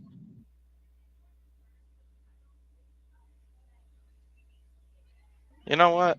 Saying if anyone deserves these titles, it's the Meta Girls. Here comes Dani and Jody. Trick is one lucky some bitch. And here comes Gigi and Tatum. Much like we saw in NXT, all of these women vying for tag team gold. Dude. I like how Maggie kind of like backed up so Tatum and Gigi could high five and then kind of stood back up fully. Yeah, Maggie is tall because look at Lash and Maggie together. Look at them close. There's only like a 2-inch or an inch height, and I know for sure Lash is 6 feet. Yeah. See the way kind of Maggie ducked down so they could get the bridge there? Yeah, that Looks was like cute. it's going to be a fatal 4-way at Rebellion. Lash and Jakara versus Gigi and Tatum versus Dani and Jody versus Ash and Heather by elegance. Ash and Heather may not have a long title run here going into Rebellion with those kind of odds. They had what it took 3 title shots, and they're gonna lose the title fast. Mm-hmm.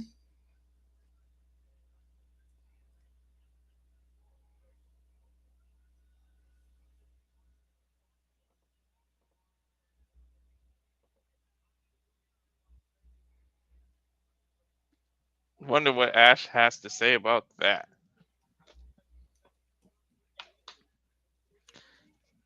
Did you go back to commercial? Or are you seeing these highlights too? Yeah, remember they said that coming up was going to be a retrospective of Unbreakable. So that's what they're doing okay. now, is this video package kind of talking about, the Unbreakable pay-per-view, the triple threat with Joe, Daniels, and Styles, which is what kind of inspired the triple threats for the tournament for this show. Oh, that means On they could. Styles, the Samoan submission machine Samoa Joe, the Fallen Angel Christopher Daniels, two SoCal legends with a ton of history between them and Daniels and Joe. Then you had the X Factor, the man of the X Division, AJ Styles, thrown into the mix as well, with all the history he had with Daniels at that point. Joe's still the relative newcomer to the company at that point. Dude, the baby faces. Clicked. Look how cute that is, dude. Oh my god. Damn, we just went to a time capsule, dude. And this was 2005. This was 20 years ago. Jeez, AJ doesn't even have one hair growing in the chin.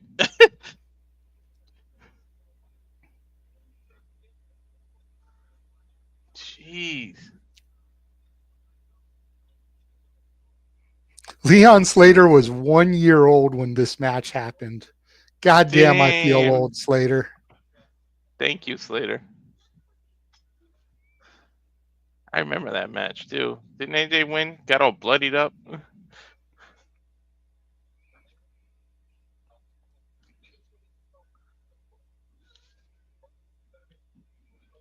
There's the bloody nose there, him with the belt. I like how they intertwining like today's wrestlers talking about it. Because they're showing the moves and how people from today are inspired by the stuff they saw here. I'm 1 year old. Get out of here, Leon. I no longer like you.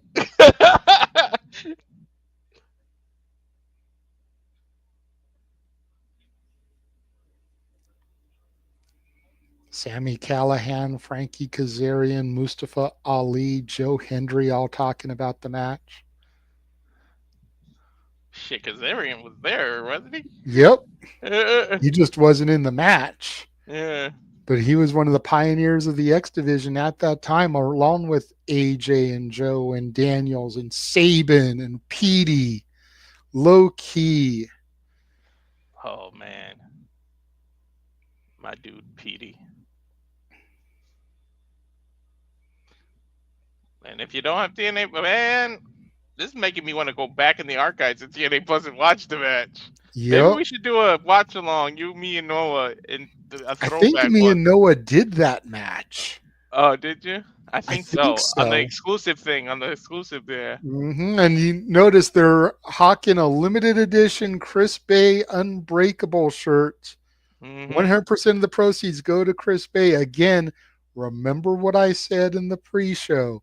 Ace Austin wins. Bay comes out to give him the title, bestow the new championship about him. Why else are they doing a brand new Chris Bay shirt? I'm just saying, yo, come on.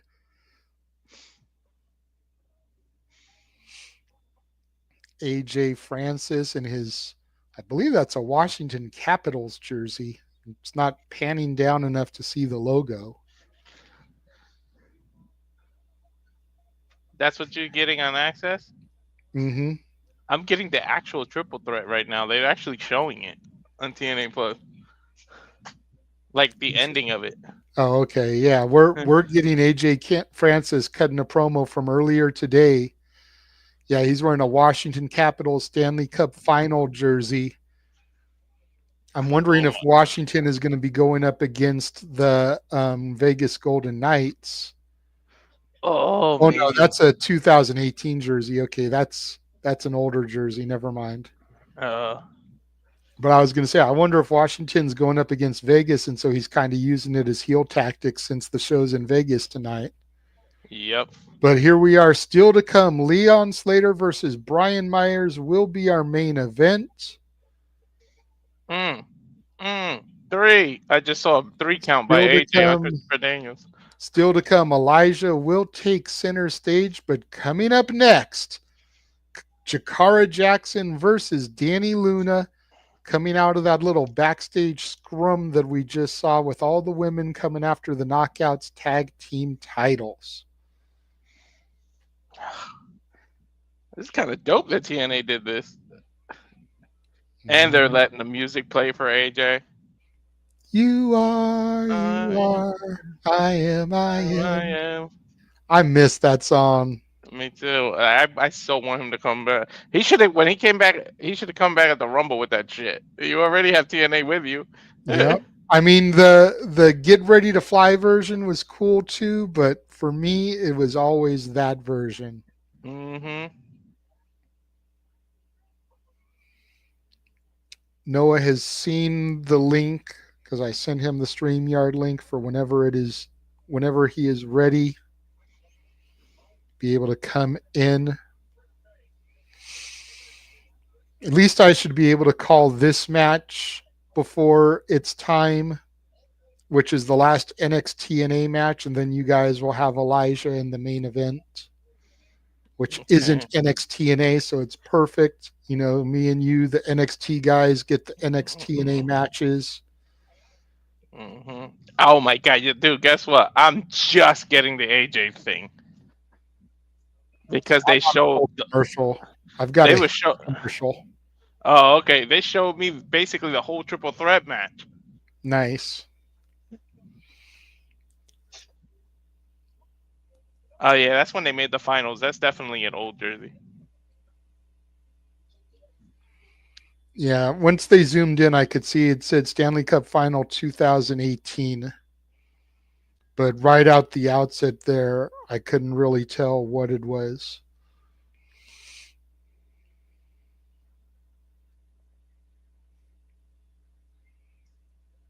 Dude, no more. Timu Shug and Hugo Strange from Batman. God damn it. Ow! Ow! Freaking dog bit my foot.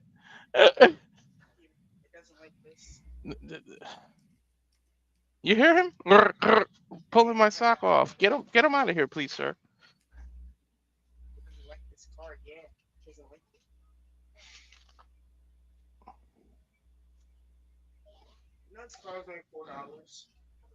Shh.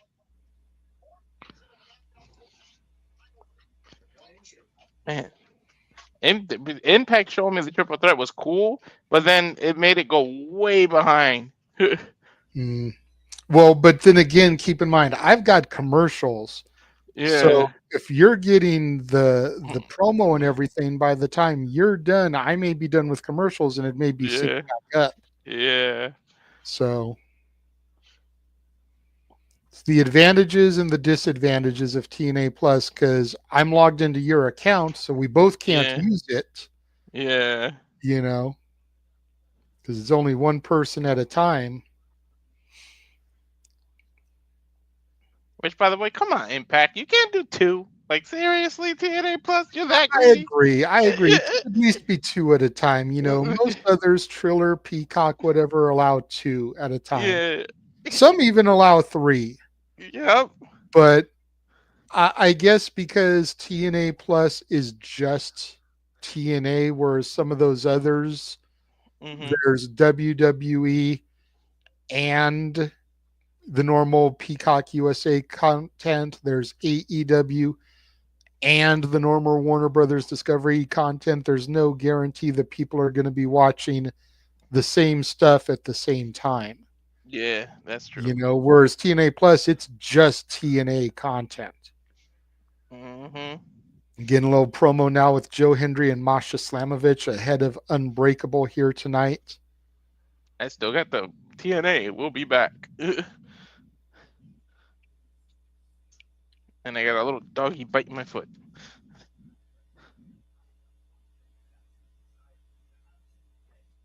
I can't wait to move, dude. Before I step foot in my house, I'm buying a dog. Joe Hendry saying that the two of them are different, but they're bound by one common thing. That's their desire to be the best that they could be.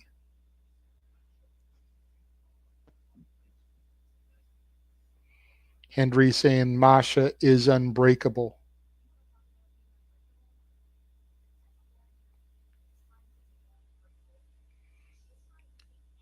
Masha saying that Tess is trying to do more than break her. She's trying to take everything from her. Masha said that? Mm-hmm. She damn sure can break people. Tessa If it comes wasn't, into my house, into my ring, and tries to take everything that I helped to build and worked for, trying to get under my skin. And it worked. But you've made one very big mistake. You think that making me angry is going to make me weak? We do not break. And tonight you're just going to get a little taste. I don't want to beat you. I want to hurt you.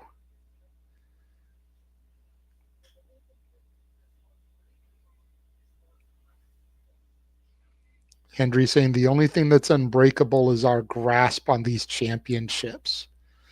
Man.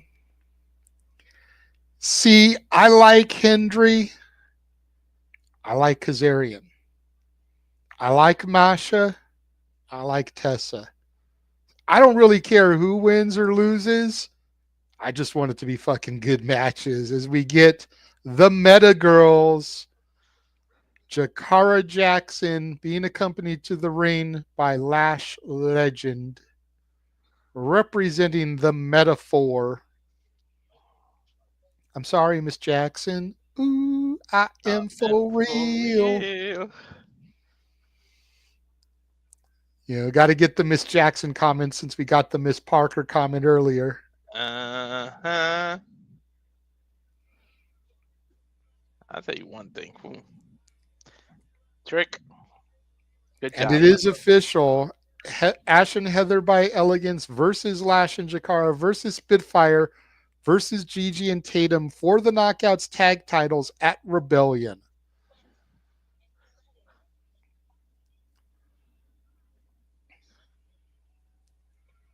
And here comes Dani Luna being accompanied by Jody Threat. Again, the two most underrated members of their respective teams, Dani Luna taking on Jakara Jackson. All eyes are traditionally on Jody and Lash, respectively. Good for them, man. And it's funny because Dani is my favorite of the two.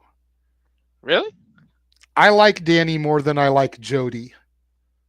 But I like Lash more than I like Jakara. Yeah. Why does Jody look way older than what she actually is, too? She's had That's a rough, what I'm like, saying.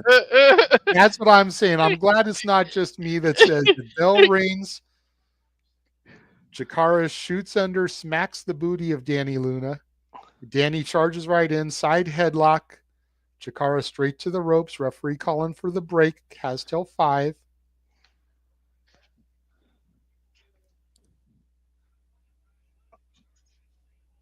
Collar elbow tie-up, center of the ring here. Nice takedown there by Jakara. Both women still have the collar elbow tie-up locked in there. Neither woman giving an inch. Dani trying to use her size to her advantage over the smaller Jackson. Side headlock by Jakara. Goes for the headlock takedown, but Dani blocks her, uses her size strength. Shoots Jakara into the ropes. Shoulder tackle by Luna, drops Jackson to the mat. You know what? First I wanted to be a writer, then a cameraman, then a ref. I'll just be a costume designer for the women's division. Nice suplex by Luna. Bounces off the rope, sliding clothesline, hooks the leg, gets a 1 count.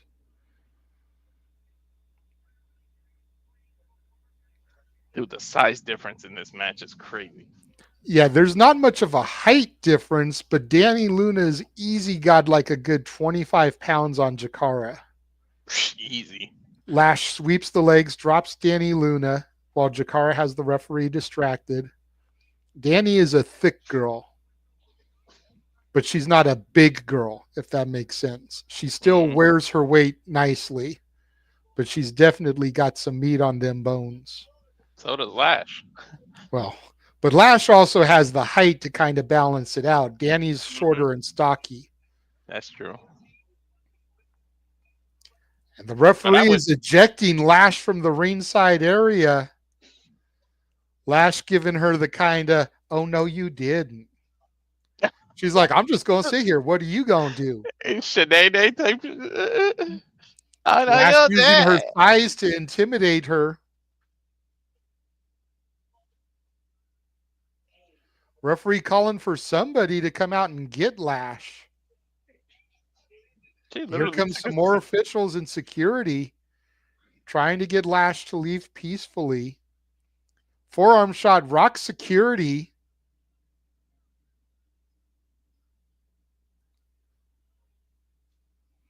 Lash looking at the other referee like, what you gonna do? She just standing there applauding her meta girl, Jakara Jackson.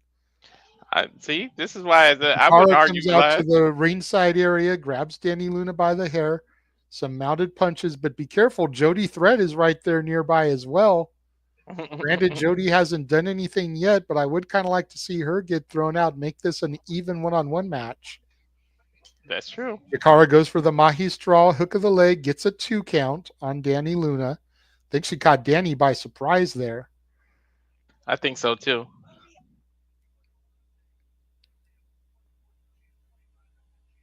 Jakara with a nice little head vice there. Not quite a side headlock. Dani scoops her up. Nice scoop slam onto Jakara Jackson. Goes for the elbow drop, but Jakara rolls out of the way. Jakara grabbing the hair and smashing the head down to the mat. Knee drop to the face of Dani Luna, followed by a second one. Jumping knee strike for a third one. And now Jakara Jackson playing to the camera. Hook the leg. Gets a 2 count.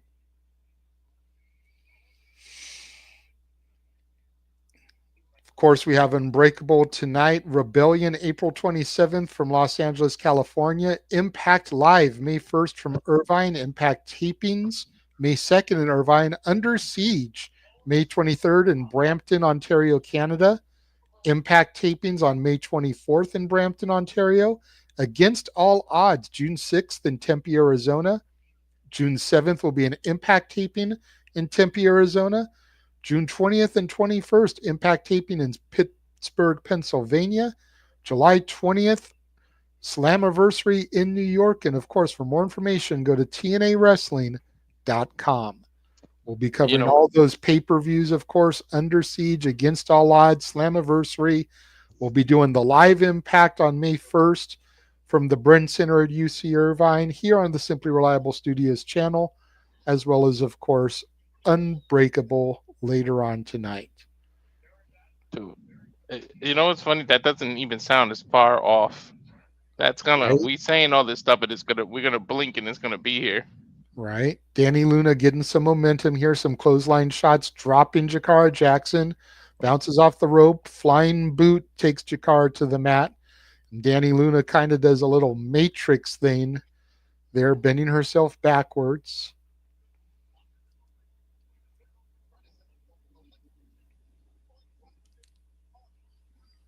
Dani scoops Jakara up. Jakara with some shots to the forehead, gets free, knee to the midsection from Miss Jackson. Jackson goes into the corner, misses, swinging wildly, slingshot, blue thunder bomb from Dani Luna, hook the leg, gets 2.5. We all know that a blue thunder bomb does not get the pin. Only in the indies. Yesterday on the WWID tournament. Only in the indies. WWE ID prospects can win with a blue thunder bomb, but not in an official company, damn it. Yeah. Irish whip sends Jackson into the ring post. She falls, collapses hard on the mat. Again, the size differential there, the strength from Luna to Jackson. Luna tries to charge in. Jakara sidesteps it. Jakara has her hooked. Tornado DDT out of the corner there. Jakara hooks the leg, gets a 1, gets the 2. Luna kicks out. I'm laughing because as soon as you mentioned the blue thunder bomb, freaking Noah comes into the green room. I see him there. Stop me when I'm telling lies, though.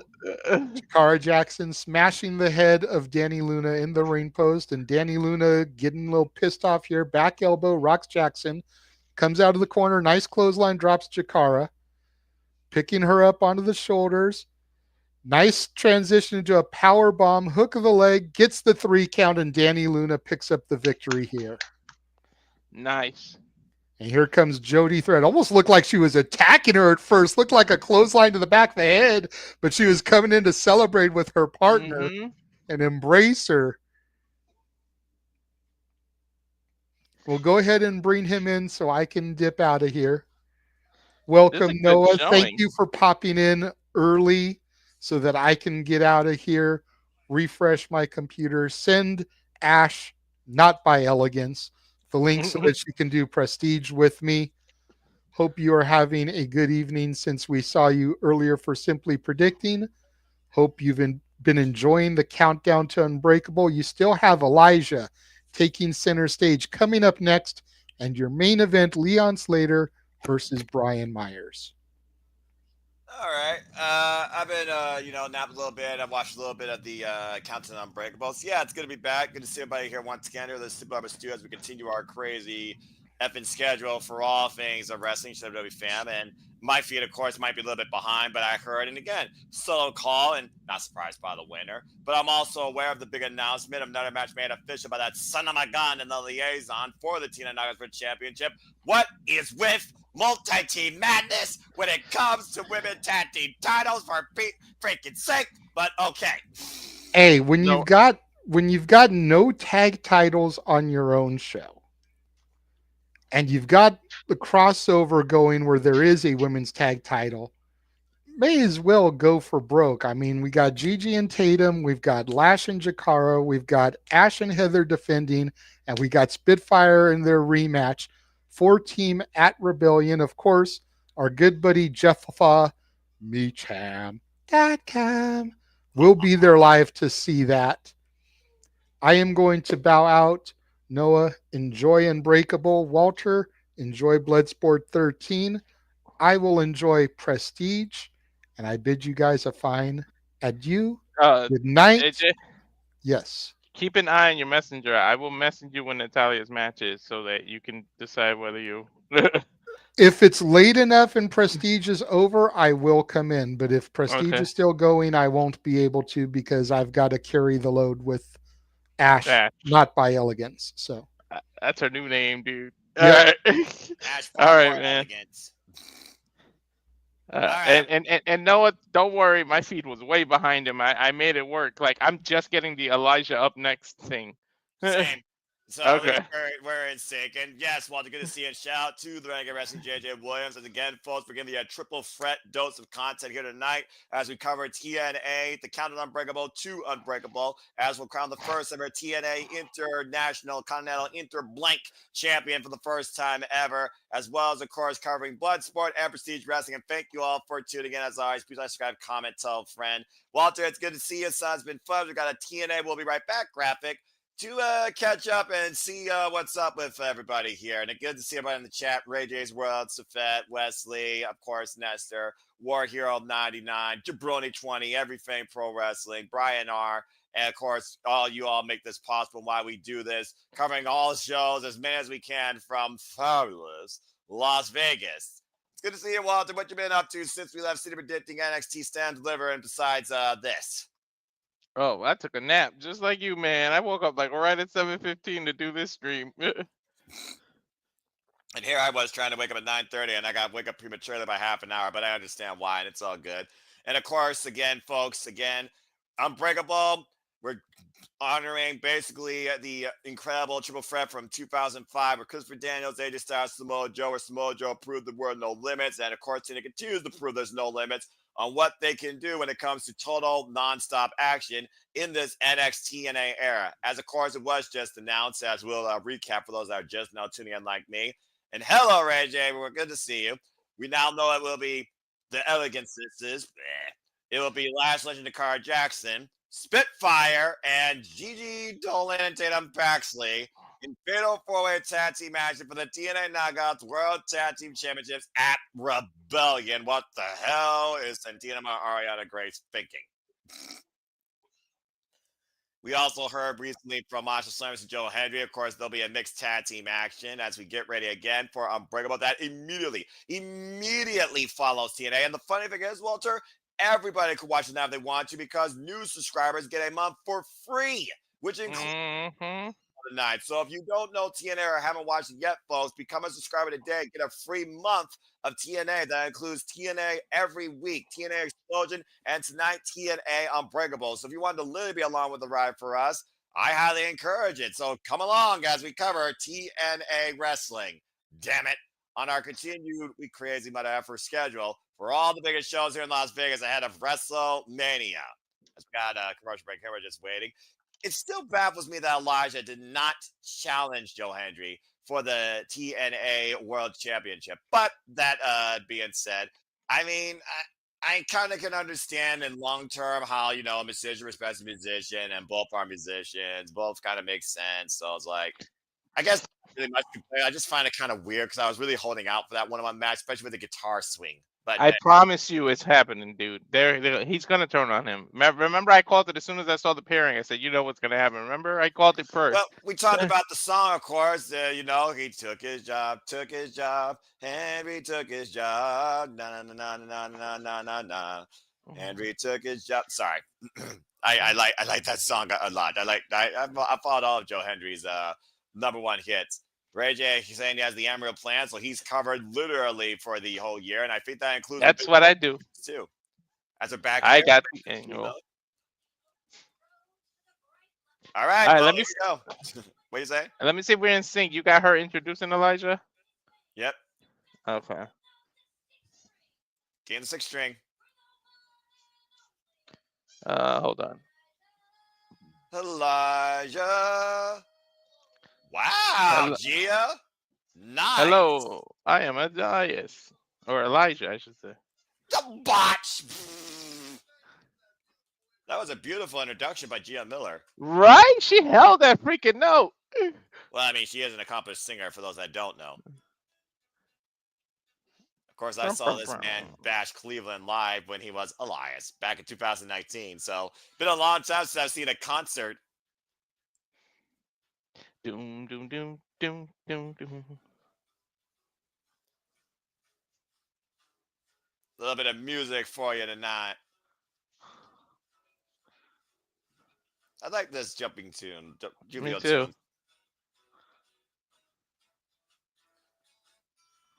Hopefully it doesn't get interrupted, but you know it's going to happen. All right. Good intro. Ladies and gentlemen, Elijah. Everybody here tonight. I wonder what that question could be. Who wants to walk with Elijah? I do. I don't mind taking a walk. Yeah, me neither. I walk all the time. It's good for the soul.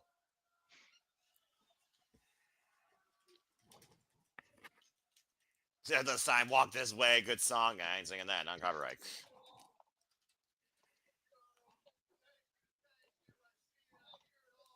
Uh-huh.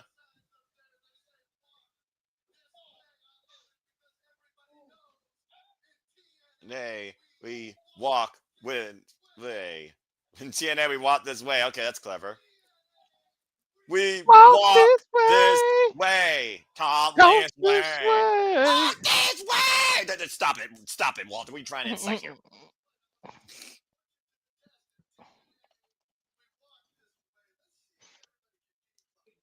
Okay. What's this about? Playing the video. He's playing a game.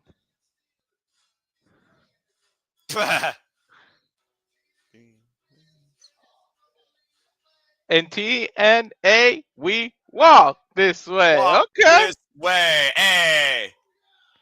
All right. Nice. No, the words didn't pop up. Yes, they did. It's almost like this was preempted and scripted. I mean, it was pre-recorded. Barbecue Bears a show, you know? Hey.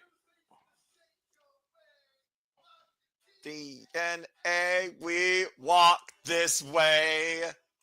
Oh, come on. Gonna go Slay. Even finished exam. It's Miami TNA. We walk this way. We walk this way. I love it. All right, that was nice. That was brilliant. I think I still like Amen, I'm going in more, but that was still pretty good.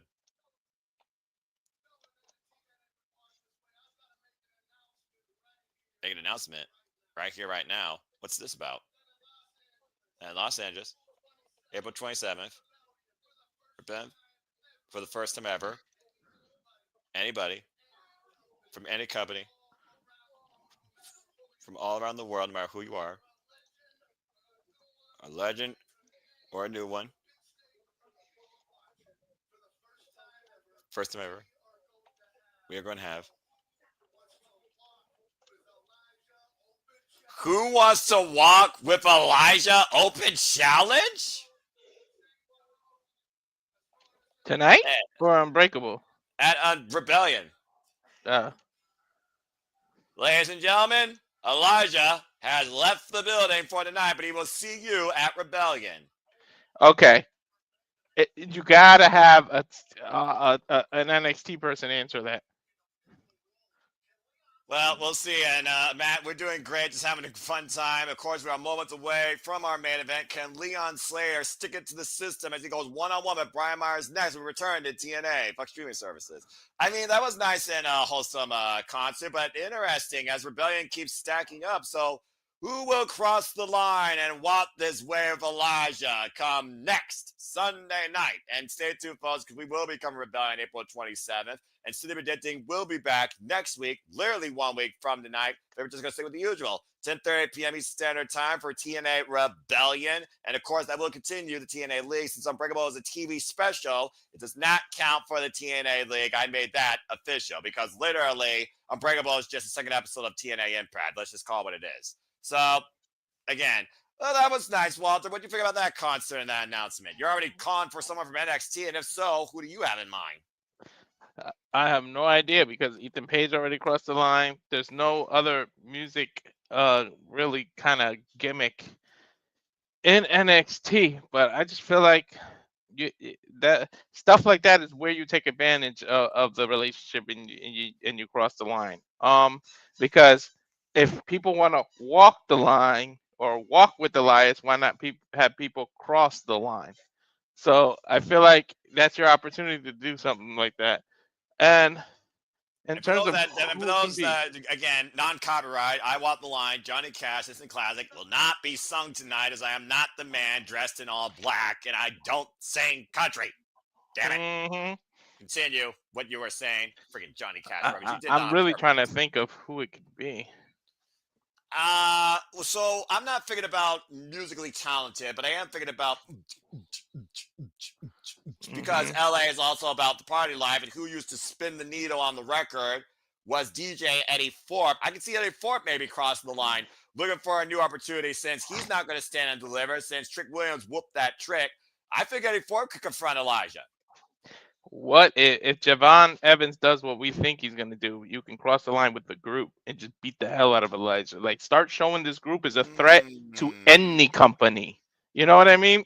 That's a fair point. I actually like that idea. I actually like that a lot. That's a fair point. Of course, we'll find out soon enough where you and JJ will stand and deliver. And stay tuned more for that, folks, on our crazy effing schedule of covering all the wrestling. Well, speaking of that, since we're on a commercial anyways, let's go ahead and show them what we're coming up. All right, why not? Take a look at this, folks. And now for a taste of things to come.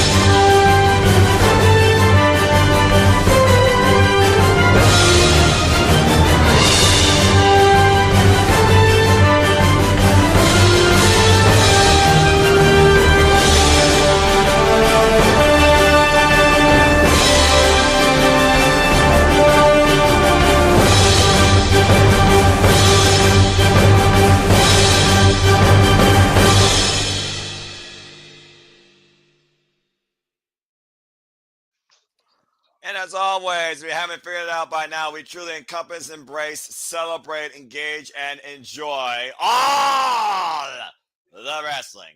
As we are back here now with TNA Impact, as Ethan Page is hyping himself up, wishing Joe Hendry the best of luck with that shoulder, not only ahead of Rebellion, but tonight Unbreakable. Of course, he will be in mixed tag team action against Frank Kazarian. Of course, Ethan Page beat Joe Hendry previously at No Mercy last year when he was 100% defending his NXT championship successfully. So we'll see soon enough if All Ego can do it again if you believe there will be a new TNA champion and will his name be Ethan Page.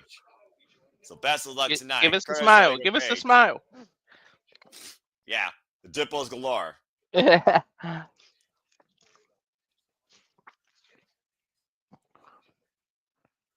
Ethan Page says, all you got to worry about is getting ready for 10 days.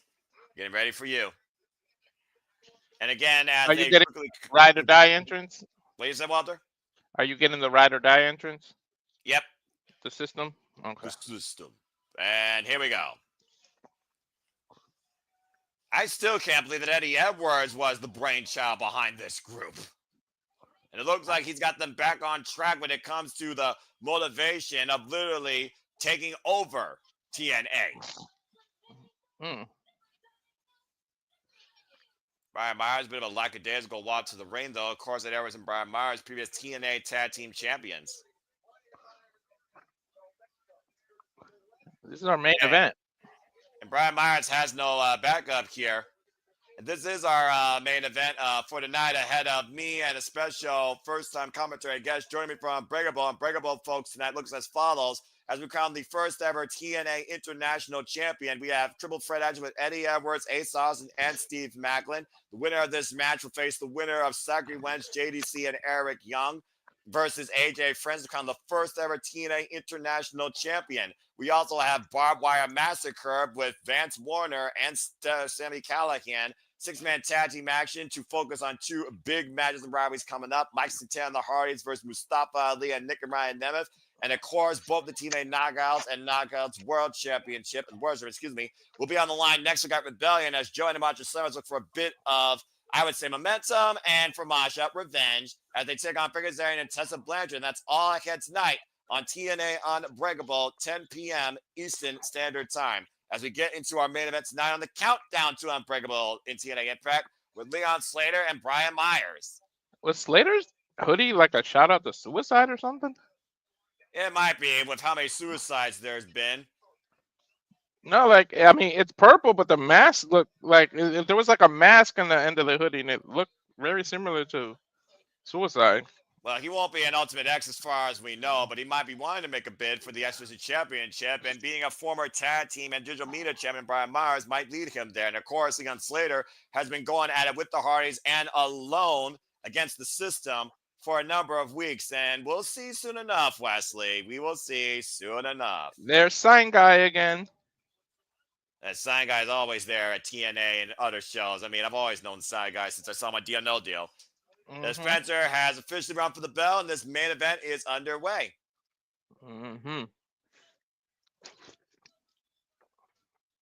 Myers has to be careful. It seems like he's just taking Slater lightly. Well, I mean, the whole system's been taking Leon Slater lightly, calling him a kid. I mean, it all started with JDC, and then it started with Moose mocking him to carry his bags. Of course, Moose, the only individual in the system right now with the championship, and will defend that at Ultimate X, courtesy of Eddie Edwards, telling Moose to face his fear as he looks for a system reboot. Beautiful drop kick by Leon Slater. And think about this. Everyone's trying to guide Leon Slater. Tell him what he needs to be. Tell him who he needs to learn from. And Brian Myers at one point was his own learning tree. And here's Leon Slater being endorsed by the Hardys with so much promise in TNA. Of course, Leon Slater also has had bad blood against the Nemeth brothers after the assault on Matt Hardy back at Sacrifice. And of course, the Hardys will defend the TNA Tag Team Championships against Nick and Ryan Nemeth at Rebellion. The Hardys who are mentors to Slater. Ooh, overhead shot. Into a super kick. And Brian Myers taking control right now. Again, Brian Myers with no backup here tonight. Of course, the system loves to use a numbers game, and that has been neutralized for the time being. And it looks like the situation within the system, as far as the system failing or separating, has been resolved to Eddie Edwards near public firing. Mm-hmm.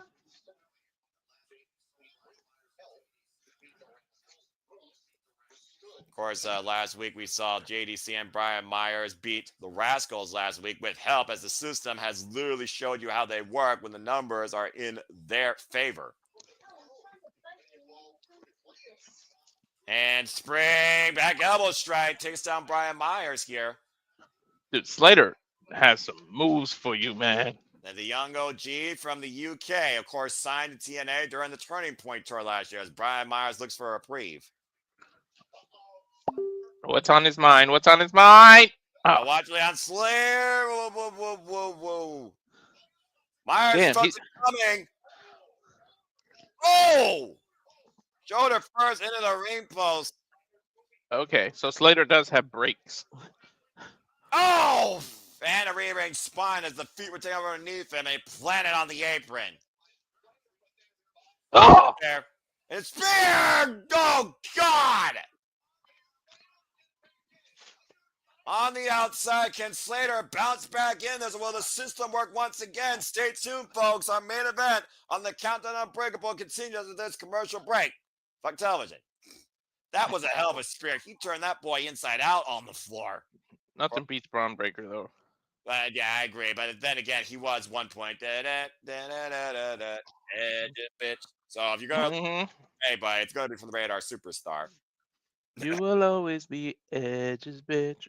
Another Henry classic. Speaking of classics, there's a person that always knows how to rock and roll with rock and roll. So we're going to bring him into the room now. Welcome for the first member to Simply Liable Studios commentary booth, DJ. Yo, what's up, guys? I am also watching this main event, but I am like 5 seconds behind you, sadly. That's all good, man. We'll figure it out as we go. But it's great to have you. And you can kind of put the pieces together because sometimes streaming servers are just like that. But DJ, it's good to have you back once again to my studios. And welcome to the world of commentary and live watch and reactions, my friend. How you been? How you feeling about this whole week? And how you feeling about Unbreakable tonight, knowing we're going to have history? So I'm excited for a few things. I'm actually really excited for this main event I'm watching right now because I like I said, I just fully paid for TNA Plus for the first time in like 6 months. So I'm excited to somewhat get back into it now that I'm on my official AEW strike. Fair enough. That's a choice, and hey, everyone's entitled to their choices. But yeah, I mean, again, TNA, you haven't seen everything until you've seen anything. So I mean, with a lot going on tonight, with Unbreakable, the first ever TNA International Champion to be crowned, Rebellion right around the corner next weekend, TNA live shows coming up. We got Under Siege, Slammiversary, Against All Odds, so much ahead here in TNA. Of course, with NXT part of the ride as well to see who might cross the line between both brands. As we know, we got NXT involved literally next weekend. So this should be a lot of fun. I'm looking forward to this with you as well. As again, we're on a commercial break. And for those that don't know, you can follow this gentleman in our spaces and on the social medias at Rock and Ropes. And he'll tell you more about that later. But yeah, no, I'm excited. Leon Slater is actually backing a lot out of his bag. And Brian Myers, he looks like he's in great shape, honestly. Like, after not seeing him for such a while, it's like, wow, he really does look different. Well, I think Brian Myers also has had a lot of self-rejuvenation, especially not just from Eddie Edwards reading the System, the Riot app, but I think this probably has given him a new lease on life and how important he needs to take himself. I think for a period of time, Brian Myers maybe didn't take himself as seriously because he was protected as a team. Here he is going tonight, though, in singles action, because when I looked at the System as a duo, I've always thought Eddie Edwards was the stronger of the two that carried them when they were the TNA Tag Team Champions. Yeah, no, I definitely agree. And Eddie Edwards, in my opinion, has always been a great tag team wrestler. So, like, no matter what tag team he's in, he's usually the one who stands out. And of course, standing out, we literally are going to stand out once again, where 20 years ago, history was made, triple threat action, TNA proving that once again they are unbreakable. And we are back once again at that forum tonight here in Las Vegas. So stay tuned, folks, because literally following this great match tonight, 10 p.m. Eastern Standard Time. TNA proves once again we are unbreakable. This is gonna be So good. much stuff going on in Vegas. So much. Everything. I wish I was in Vegas now. You know, it's one of those things where one day maybe I would want to be, but our priorities are my passions, and I'm frugal. We're back here. Hard Irish whip by Brian Myers and Leon Slater in the turnbuckles. Wow. Slater is hurt. And right now, the young upstart getting a lesson in hard humility, courtesy of Brian Myers, here with the wrestler in the middle of the ring. Leon Slater finding battle with the body shots, clubbing forearm to the Brian Myers temple. Sweeping leg again by Brian, though. Okay, now I'm not that far behind you for some reason. Well, I paused it actually for a TNA Plus does that. Like sometimes it'll catch up and fall back. Breaks. Like weird. And of course, like you said, DJ, welcome back to TNA. And there you see TNA's non-stop schedule crawling on your scrolling bottom of your screen. Rebellion, Impact Live, Under Siege. Of course, we'll be on the road to Slammiversary once we're through Rebellion. So stay tuned, folks. We'll be covering all this and more at the Cinnabon Studios, where TNA keeps giving us total non-stop action. Brian Myers on the attack. And got a sleeper hold in play right now, middle of the ring. Referee Daniel Spencer, good position. Again, Leon Slater trying to break the hold. Shots to the midsection. Knee bends Leon over, though. He has to ground the high flyer, so this is smart, intelligent wrestling. And right now, able to escape again. Oh, I come with a boot Great right counter. again. Now, Leon to the second rope. And up and over. Over. Miss. Picking up speed. Massive single leg kick. Holy hell. Test, eat your heart out. That was a big boot for your ass. That was something to really set the tone there. Mm-hmm. Change direction. Let's hope he can build some momentum. Well, again, there's no Hardys. There is no system. There will be no excuses here as of right now. If Leon Slater wins or loses tonight, massive cross body. Here's the cover to win. Look at the air. One. Ooh, good kick out. Dude, he caught. That was a lot of air. Yeah. Notice the way Leon Slater was grabbing his ribs, though. It's one of those things with high-risk offense. You put your own body at risk. And again, I wonder how much that took out of him. Leon Slater's trying to build off of that. Again, can Leon Slater disrupt the system? Falling in. Big boot again. Again, Crispy tonight looking for another spear. Oh, I ran a leg lariat. Ooh. Cover to win and kick out again. Get out. Mars at 2. Oof. Gotta watch right there, right now. The roster cut got intercepted by that massive leg lariat. They are both backing out all the stops here. Well, again, even if this isn't for a title, you want to prove a point. You want to prove that you're unbreakable. You want to prove that you deserve to make history at a show like Rebellion. Massive Impaler DDT by Brian Myers. That could be it for the win. Kick out at 2. Still being Edge's bitch using an Impaler DDT. Before Brian Myers was his own. Who's Edge? I only know Cope. In a past lifetime, before Brian Myers was his own learning tree, DJ, you might want to turn on your feet a little bit, brother, because we kind of hear it. He was, of course, under the learning tree of the Radar Superstar Edge, Step Up in Zachary, and Brian Myers drops hard to the floor. Oh my God, Ray J, that's what we all want, especially if Javon is the heel that we see, he crosses the line, and Slater's that baby face. Wait a minute, watch that. Oh my word! Wow. God. What? Oh my God, he is fired up. Again, backing out all the stops. He teased it earlier. Take a look at the replay here, launching himself over the top turnbuckle in the corner, clearing the post and wiping out Brian Myers on the floor. The fans here. Smart move by Brian Myers, getting out the ring.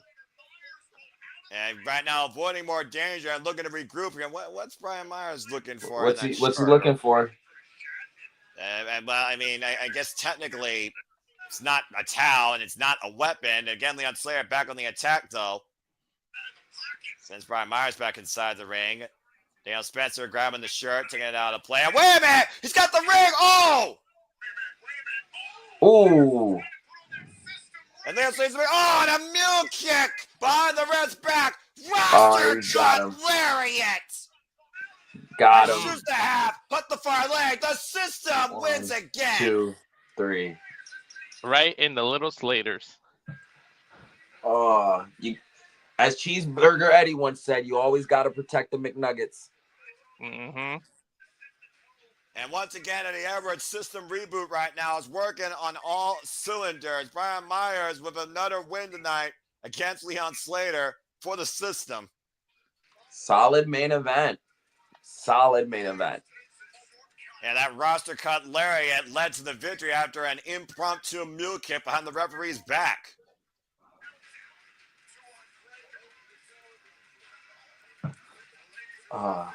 It's so refreshing.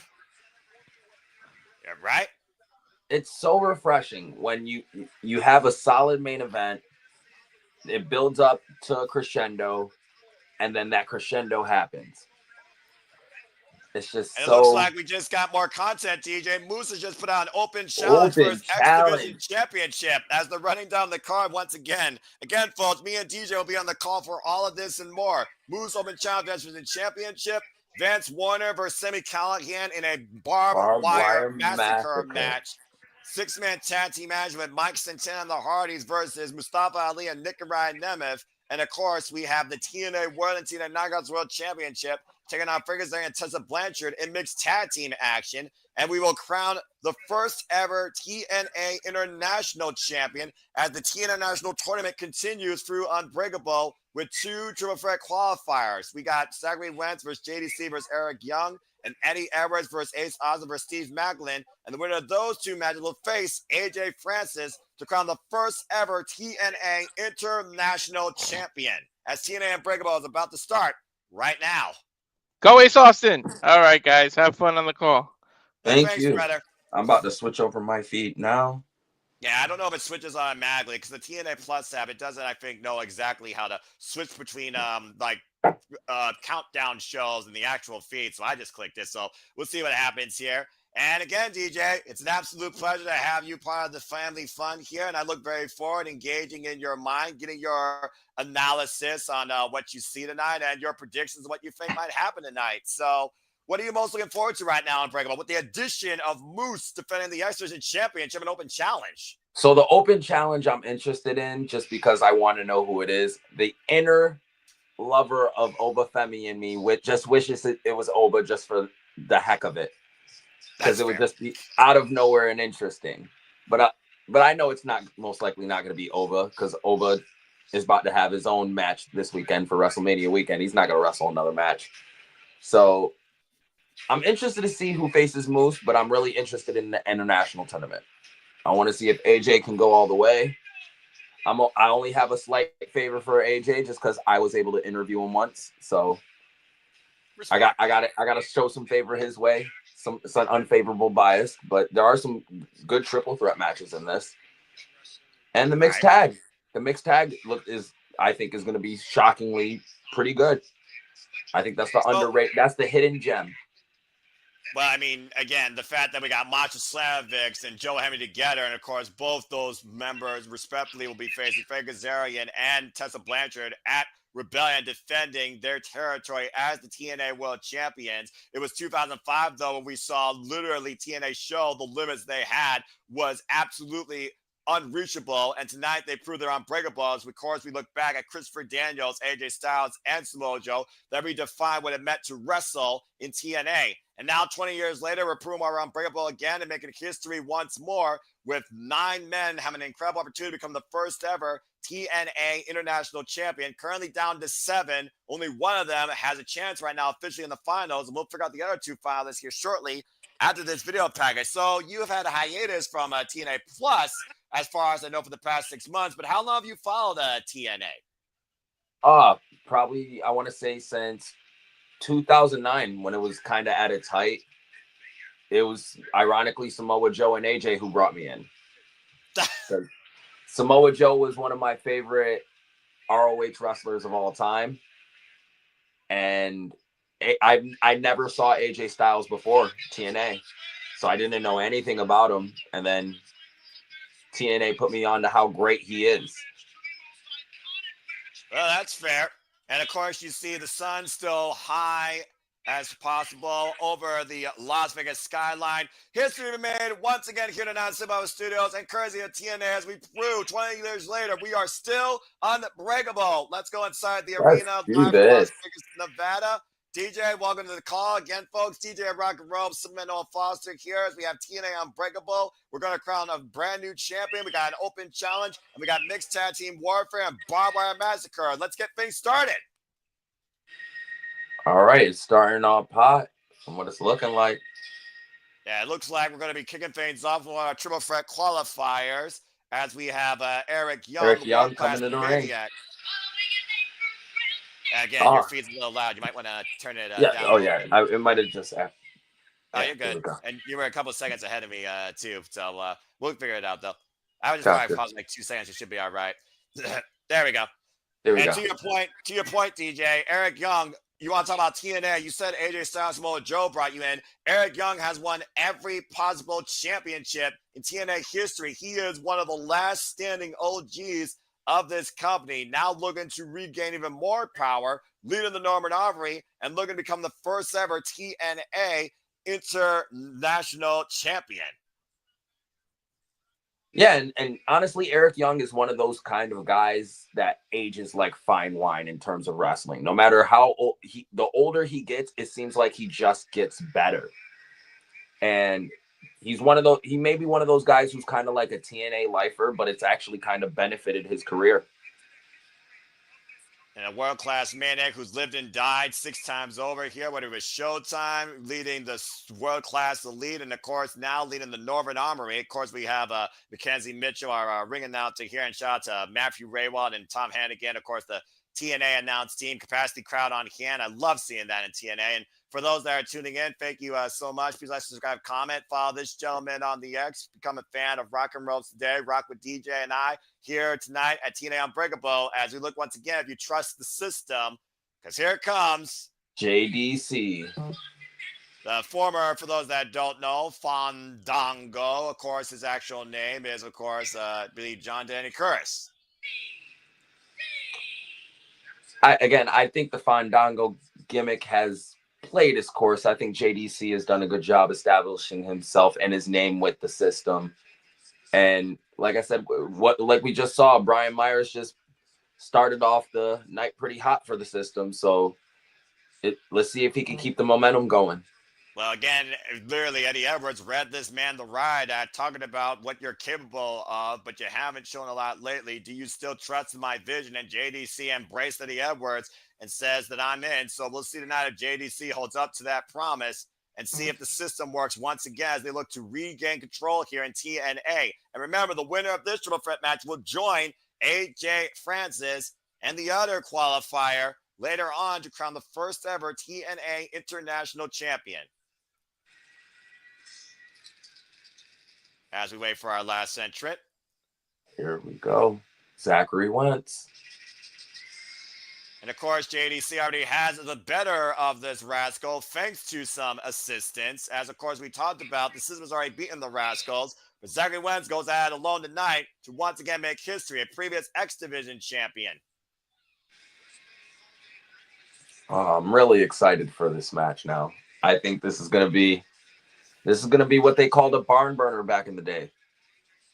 Well, again, TNA always likes to set the pace. And of course, talking about Unbreakable, TNA defined by the X Division that define no limits. And as we said, Samoa Joe, Styles, Christopher Daniels, 3 pioneers of defining the no limits that you can obtain here in TNA and Showcase. And of course, we know the Rascals finally closed a chapter with previously a friend, now forever a foe, when they beat Tyson and Tyreek and Wes Lee back at Sacrifice. All right. And Wentz, of course, former tag team champion as well. I was just going to ask, wasn't he a former tag team champion? Oh, and then they just mentioned it on commentary. Thank you, commentary team.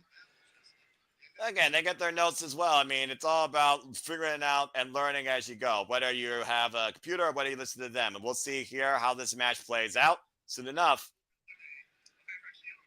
All right, they're all squaring off. Who are they going to go after first? Uh-oh. And we'll find out here in a moment. Again, no disqualifications in a triple threat, as you know, DJ. Bit of a fist bump there by JC and Eric Young. Looks like they targeted Zachary Wentz, who rose to the outside. Might have outsmarted them in the early going.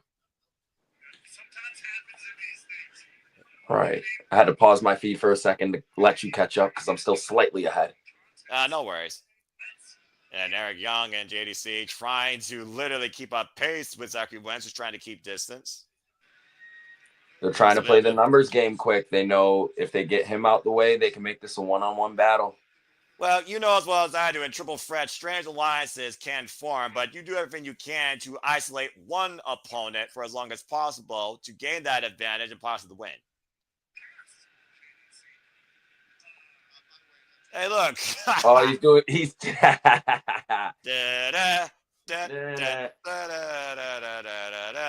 I remember Fandangoing. Oh, those were the good old days. The man that beat Chris Jericho, of course, back at WrestleMania 29. Of course, WrestleMania 41 is this weekend. Stay tuned for me and JJ's coverage of that. Ooh, good super kick. An Irish whip off the ropes. And there's the kick to your point. Another super kick. Again, it'll be 2 cents. It's all good, though. And out of the corner off the second. Nice corkscrew, cross body, wiping out Eric Young and JDC. Here we go. All right, now I'm officially with you. And Wentz right now looking for some high-range offense again. Up and over on the apron. Up the second rope. Corner. What a moonsault.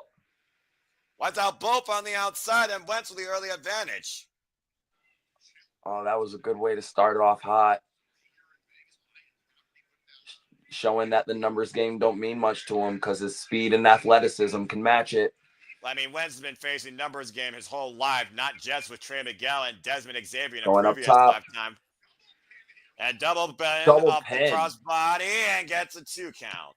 That was actually really innovative, really smart. Yeah, literally trying to cover both men at once, forcing both men to exert energy. Now going for the handstand. Eric Young catch again, though. Clutches him. Oh! Double team. Almost a heart attack homage there of sorts. But they're starting to play that numbers game is starting to catch up to them. And again, though, JDC, if he keeps getting weird and takes his eyes off his opponent, though, Eric Young, who we know is a master manipulator, he could get advantage here and take the win for himself. Ooh, what a right hand by Eric Young. And turn him sideways here. And the thing about Eric Young that still surprises me to this day, despite the amounts of miles and wear and tear his body has endured, whether he designed something by violence, whether he led a group at one point, whether he was Showtime, or whether he came back now as a world-class maniac leading the Northern Army, he's always found a way to stay in the conversation here in TNA. He kind of reminds me a bit of Tommaso Ciampa, to where he's always in phenomenal shape. He's always in... as a threat. Ooh. That's over. Here's the cover. Gets a 2 count, as you were saying. Yeah, no, just the way he's able, because like you said, he has a lot of mileage on his body, but yet he still seems a way to keep himself up top. And it's the same with Tommaso. Tommaso's had a lot of injuries throughout his career, but every time you see him, he looks like he's in better shape. Impromptu cutter there by Zachary Wentz. Now shoots the half as the cover on JDC. And Eric Young with the save. Eric Young goes for the pin. Wentz able to kick out. Well, at the end of the day, as we've seen JDC and Eric Young work together, as we talk about triple threats, it's still every man for himself. First pinfall submission wins. It's not elimination. And so far, I will say, despite the fast no disqualification, nobody here has gone for a weapon. Yeah. Oh, but so far out of everyone, Eric Young still has yet to be touched. He hasn't really been. It seems like he's taken the least amount of damage of the three. He's just letting those two beat themselves up. And proven not by Eric Young, to your point. Zachary Wentz in a very precarious spot here on the apron. Big right hands by JDC. Wentz falling to the floor. Young goes after him. And again, of course, this starts our 9. Of course, the winner of this match will join AJ Francis. Again, Zachary Wentz, former X Division champion. Eric Young, former insert TNA champion here. World Television, Tag Team, Knockouts Tag Team. Oof. Palm strike there by Eric Young. This is an interesting triple threat setup. That's the only cover by JDC trying to take Breaks advantage up. right in front of Eric Young, who breaks it up.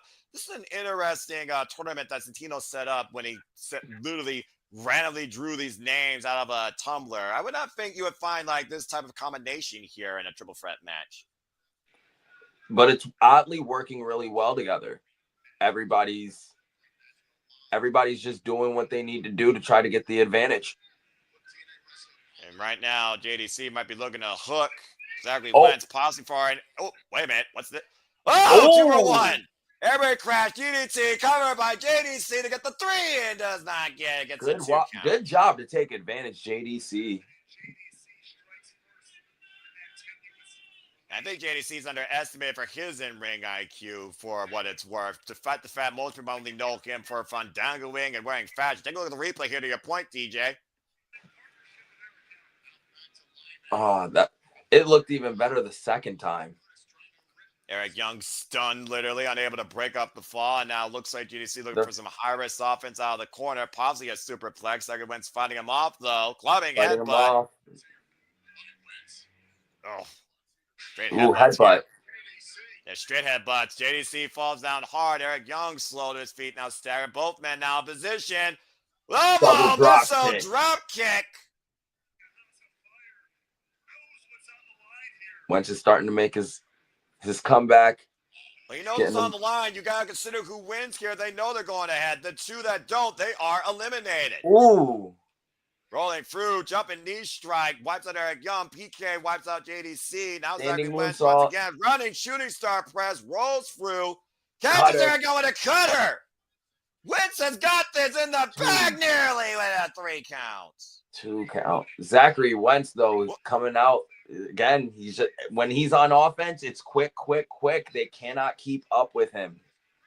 And again, this running shooting star rolling off into the cutter on Eric Young, goes for a pinfall on both men. Still unable to get the win, but great combination by Zachary Wentz. And again, the whole point of this, get the pinfall as quick as you can with the best opportunity you can present yourself with. What is this? Falcon Arrow! Hasn't done the deal. Hook of the near leg. Oh, good job, Eric Young, breaking up the pin there. Well, again, that's the danger of a triple threat when you got another person involved. And now Eric Young and Zachary Wentz squaring off here in the middle of the ring. Of course, we've seen Eric Young and Steve Maclin have some very tense face-offs as of late. As, of course, Eric Young still wants Steve Maclin to be along his side to rule here in TNA. And, of course, Steve Maclin being actually tonight. Death Valley Driver. A Death Valley Driver, is that enough here? Oops, what happened to my thing? Let's see if I can fix that. And it's one of those things I looked at the tail of the tape here and figured about the Rascals. It'd be interesting if both Wentz and Ace Austin were able to qualify here. And my feet bumper, I'm all good though. Now out the ropes. Uh-oh, got caught. And power bombed into JDC. What the hell was that? Eric Young looking for that pile driver. 1, 2, 3. Yes, hit the far leg. Eric Young moves on. All right. I wasn't expecting that. I thought Zachary Wentz was out there, picking it up a bit. And I also thought... To your point, he was for a while, but nobody gets out of that power driver, DJ. Look at this replay. Let's see. Yeah, watch the way he spiked him. Gets all of it. That is one of the most effective power drivers you will see from anybody in TNA. As a deep hook of the near leg back press, Eric Young advances. At least we now know who trained Timeless Tony Storm in hers. That's probably accurate in a way. I'm sure there's some influence there. Oh, wow. So again, there you see the tournament bracket, DJ. AJ and Eric Young. And of course, the winner of Eddie Edwards, Ace Austin, and Steve Maclin will join them to crown the first ever TNA International Champion. Ooh, now it just seems more likely that Eddie Edwards might have, a little more of a bone to pick now with JDC. Well, Eddie Edwards has to qualify himself. Otherwise, he might not have a leg to stand on proverbially in his mission statement about the system regaining control. If Eddie Edwards fails to deliver, what does that mean for him and the system to trust him? Speaking of the system delivering, Moose still will hold. Moose has his open challenge. Of course, still the X Division champion, but will he be the X Division champion come Rebellion tonight? As, of course, they run down the card again, and you were talking about earlier, DJ, when it came to the Hardys' influence with Leon Slater, and the Hardys' bad blood with the Nemeths. And this tag team match with huge implications. Joe Hendry, Monty Slamovitz versus Frank Kazarian and Tessa Blanchard. Frank Kazarian, who called his shot and will get a chance at Rebellion. But this right here is the definition of crazy fucks, because Vance Warner and Sammy Counter are about to have a barbed wire massacre. Oh, that's going to be such a good one. That's going to be a brutal one. Would you call that a beautiful disaster? Yeah. I'd call it a beautiful disaster. I would. Or a wonderful train wreck. A beautiful train wreck, wonderful train wreck. You know, oxymorons on something that's beautiful versus something that's just downright devastating. I think that all fits the bill here, especially with Vance Warner and Steph Delander as a duo. Speaking of which, as we talked about the tournament, we're going straight into our next match. Round two. Let's get our last finalist. Let's go.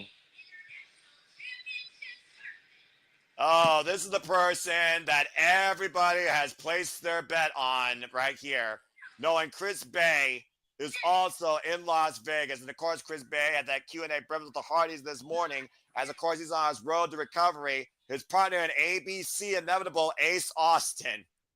It would be such a huge moment if Ace Austin won this whole tournament and Chris Bay was out there with him to celebrate. It would literally probably be one of the more heartfelt moments in wrestling.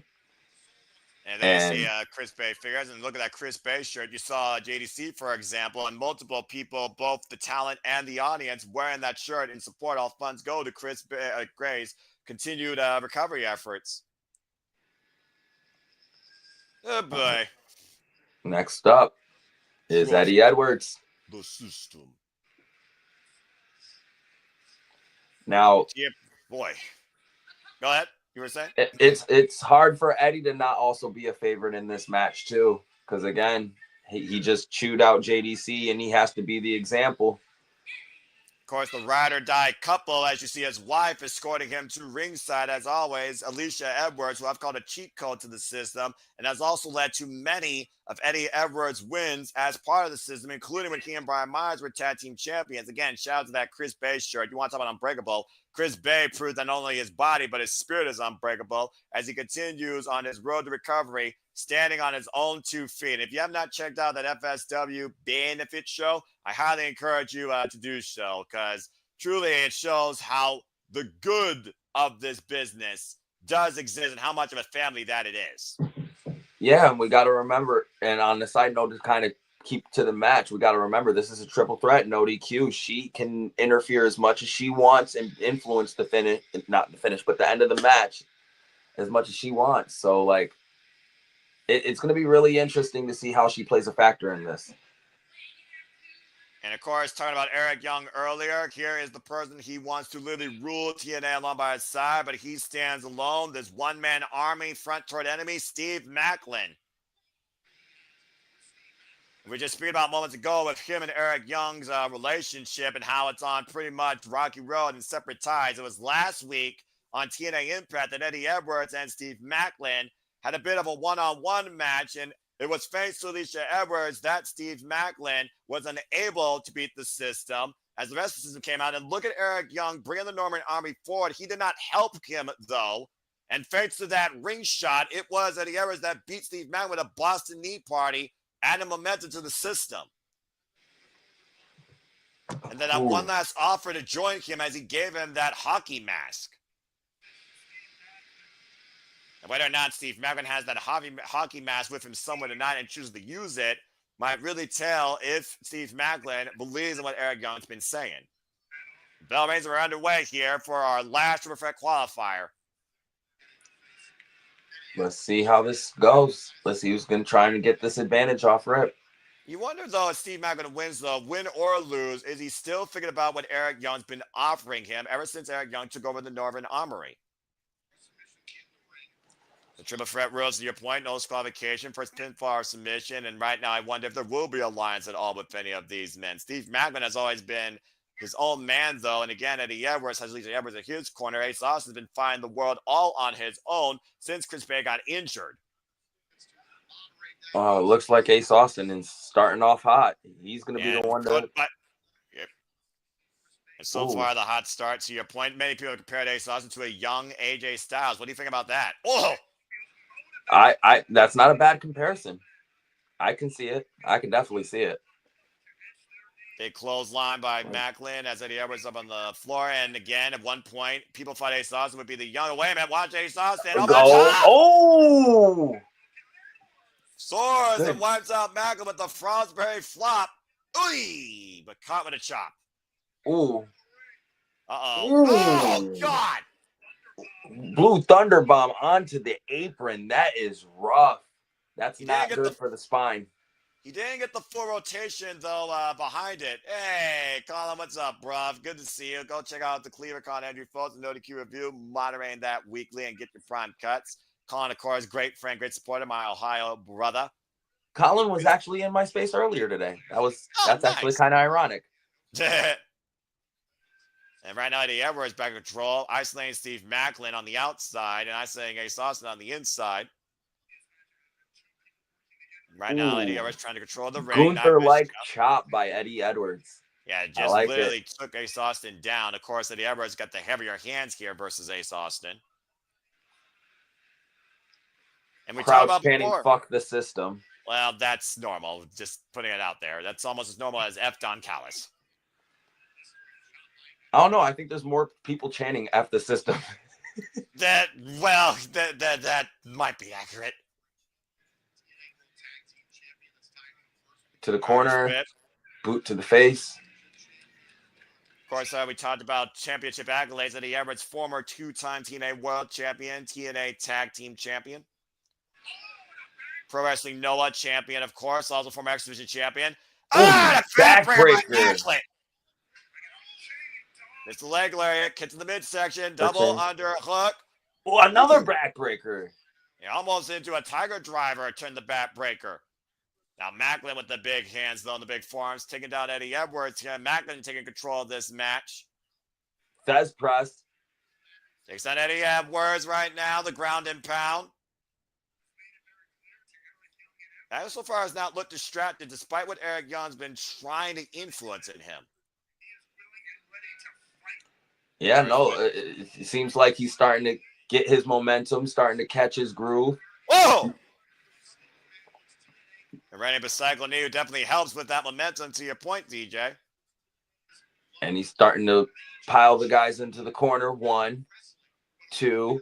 A 4-ever, 2-ever. Sidestep Eddie Edwards now. Waist slot to Eddie Edwards. Oh. No way. No way. No way. Edwards, what the hell?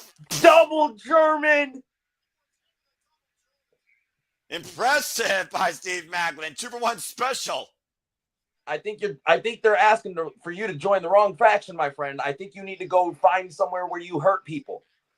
And up and over, Eddie Edwards sends Steve Maclin to the floor. Steve Maclin, former TNA World Champion, who won it at Rebellion against Kushida back in 2023. Ooh. Whoa, what a dodge. Handstand, escape, PK, vintage Ace Austin. And right now, out of the corner, went for that rolling kick. Eddie Edwards scouting it, though. Of course, Eddie Edwards feuded for the better half of a year with Face Austin in the ABC over the TNA Tag Team Championships. Russian leg sweep takes down Eddie Edwards. Click, click, boom with a jumping leg drop. Ace Austin has to take advantage of this while Maclin's out the ring. It's just him and Eddie in the ring. This is his chance. He needs to capitalize. And we've seen Ace Austin get an incredible repertoire of wins since Chris Bay's been injured, really able to stand his own, including against the likes of Trent Seven. Rolling kick there, rocks Eddie Edwards. Oh, how's the car just driving Edwards' head down? Here's the cover at the far lane. Maclin with the save. Great timing there. And thank you for that, Nick Tries Things. Thank you for tuning. Hey, Hannibal, what's up, brother? My It's really bad. good to Aaron see woke ya. up. Oh, no worries. Everything good? Yeah, he just woke up out of his sleep. Oh, hold on. I gotta check on him again. Hold on one Hey, second. priorities over passions. No bigger priority than family. Mad respect. And they hurt people.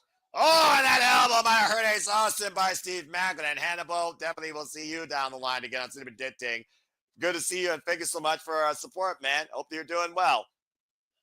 And, man, that was a hard-hit handstand. Oh, man! And a scud wipes Ace Austin on the floor on top of Eddie Edwards, and all three men down. Talk about a car wreck. All right, I'm back, and perfectly a replay to show me what did I miss. You missed a three-person car wreck with the scud wiping Ace Austin out on top of Eddie Edwards as Maclin fell on the floor. Who's she arguing with on the side? Just a random fan. Just a random fan. Okay. I thought it was like someone important because the camera went on to him. Well, I mean, there are those regulars that come to TNA, known as the TNA Faithful. That might be one of them. I should know. I went back to the TNA Faithful in 2021, its anniversary, and it was a lot of fun meeting several of them. I hope that they're all doing well. Ooh, that'll paint something on your chest. Even with a shirt on your torso. All right. We're fighting for position up top. Eddie Edwards, of course, like I said, former TNA World Champion, beat Eric Young for that championship back in 2020. Oh, no. Disaster. What the? Ace Austin from the base. Oh, wow. And all the men go down off the tower and do it with a I'm just calling it an avalanche because it was a power bomb / angle slam mix. Exactly. So I'm just calling it an avalanche. All three guys are down. Who's going to capitalize first? Avalanche of humanity, to your point, TJ. As Ace Austin seems to be the only one stirring, crossing the cover. Here's the hook, air leg, back press, and he got it. Oh, man. Wow. Take a look at the replay. To your point, great call. I like that. Avalanche, Tower of Doom, whatever the hell you want to call it painful. Maclin's starting to start finally. Everyone's starting to stand up. Get the midsection. Goes for the kick. Oh! It took Maclin out. Now the Edwards with the schoolboy. He's got the tights. He's got the tights. Oh, two. Able to kick out. This is getting a bit chaotic here. Oh! What a kick. He's out. Rolling back heel kick. He is out. Will Ace Austin take advantage of this? First pinfall submission advances to the final, but watch Alisha Edwards on the outside. Oh, come on! I know it's no disqualification, TJ, but come on! I know. I knew she was going to get involved. Now, Eddie going to capitalize? Can Eddie capitalize? And the audience once again told us how we feel about the system, and I completely agree. But unfortunately, going up. Eddie is going up. Let's see what happens. His wife just gave him a huge little bit of a boost. Oh! He tripped him. He's down. He's hanging. Eddie Edwards in the tree of woe, pulling Eddie Edwards up here, though. What the hell are these two men doing? They're fighting for position. Yeah, breaking the eyes of Eddie Edwards, and now caught by Ace Austin. Ooh! Oh, the crosshairs. Ooh, that does not look good. Eddie's leg is caught in the ropes in the corner. Well, Maclin needs to capitalize. He's got a chance here. Go for the move again, or take him out and go for the pin. And to your point, though, Eddie Edwards is extremely tied up. That could literally hyperextend a leg and destroy a ligament. That did not look good. He was hanging there. He was hanging pretty hard for a second. Again, Alisha Edwards jaw-jacking the official and jaw-jacking Maclin, not going for a slap, and Maclin having none of it. Maclin wouldn't hit a woman, though, would he? Ooh, she gets Eddie. Oh, no! KIA! 1, 2, Cover by Maclin! Steve Maclin advances! Oh, no, Eddie. So the only successful member of the system was Brian Myers tonight. So far, of course, with his open challenge.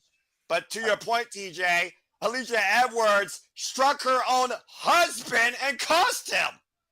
She pulled the Dana White's wife move on to Eddie Edwards.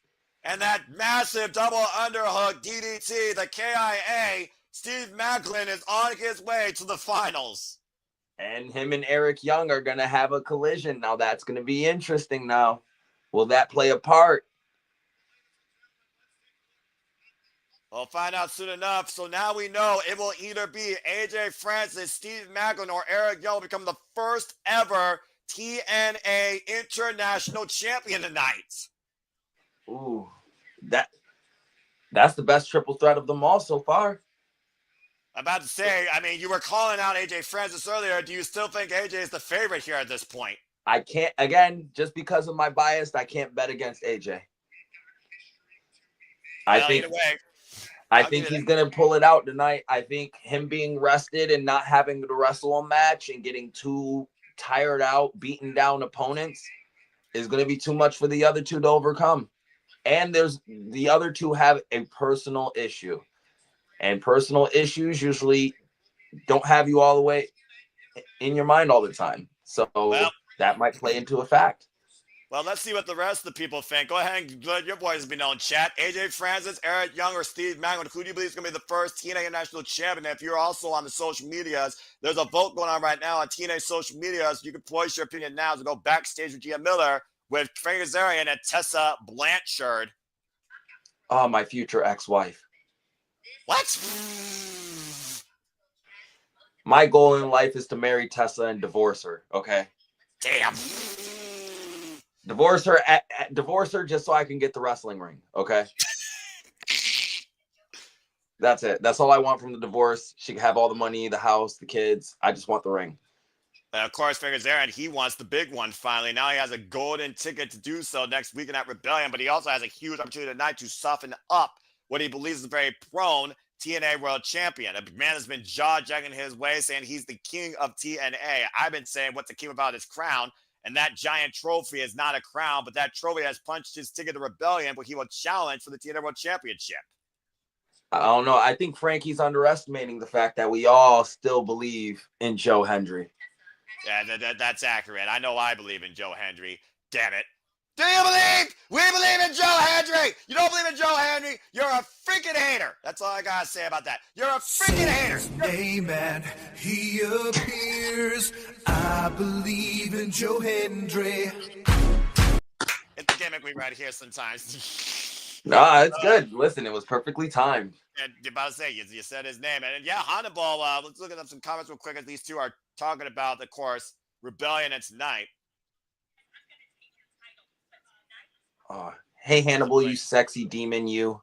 Tessa Blanchard saying she survives some results and no one's on her level, and she's willing to do anything to anybody to get what she wants. As of course, she attacked Masha Slavis' trainer to make it even more personal. Oh, good grief. Champion versus challengers later on tonight. Yay, hockey. I'm going to pretend I like hockey. The Stanley Cup, I mean, is supposed to be, I believe, coming up here pretty soon. Of course, they were interrupted by the system. It got a little bit heated here, it looks like. Yeah, he's got to be like that guy has to be like some TNA super fan, because that's the second time I've seen a close-up on him. Yeah. Well, I guess he didn't want to really congratulate the hockey team there. As Moose wanted to congratulate himself beyond the fact. Oh, yes. Yes. It's Sean Merriman. You don't understand how big that just popped me right now, being a Chargers fan and seeing that all-time great Chargers linebacker. Okay, shout out to Sean Merriman, who played for the greatest team in the history of football, not the 49ers. It's one of those things, DJ, that I do find interesting that we do have, to your point, a former NFL player here on commentary who's about to watch a former NFL player in his own right wrestle. Remember, Moose left the world of NFL to become a professional wrestler, and he's been part of Ring of Honor and more particularly part of TNA ever since. And now he currently stands to face the franchise coming in here to defend his X Division Championship ahead of Rebellion, who has to ascend new heights to hold on to it. So it's almost like tonight could literally be Moose's hubris getting the better of him. Yeah, you're definitely right. I'm sorry, I'm just completely fangirling right now because Sean Merriman's on my television. Okay, like that's fair. as a Chargers that's fan, fair. I was not expecting that. That completely made my night. Well, I mean, again, the Chargers are probably no stranger competing in Las Vegas, if we're being perfectly honest. Yeah, not lying. And Hannibal with the WTF. Yeah, I'm about to say, nope, ASOS is not doing it tonight, folks. I think that's EY or eh. I'm not sure what Gary means by there, but nice to see you, Gary. WTF, again, Hannibal. I don't know where the fridge is. Well, I mean, she might be involved tomorrow on SmackDown. She's been involved in some warfare before, but that's a different conversation.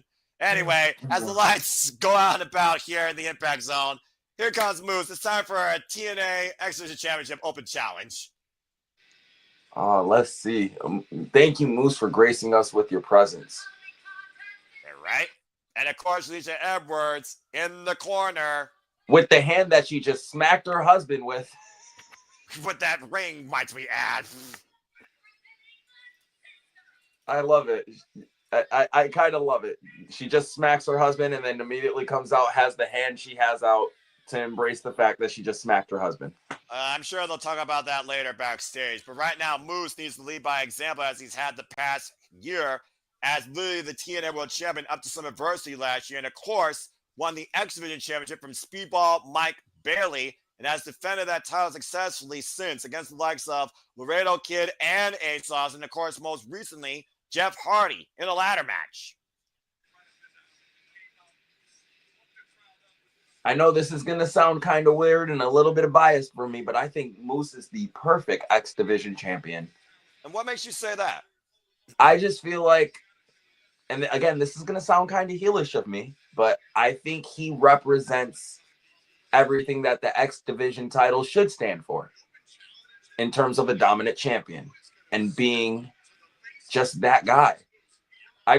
He has an aura to him. It's like I automatically just want to bow down to him and say, I am not worthy.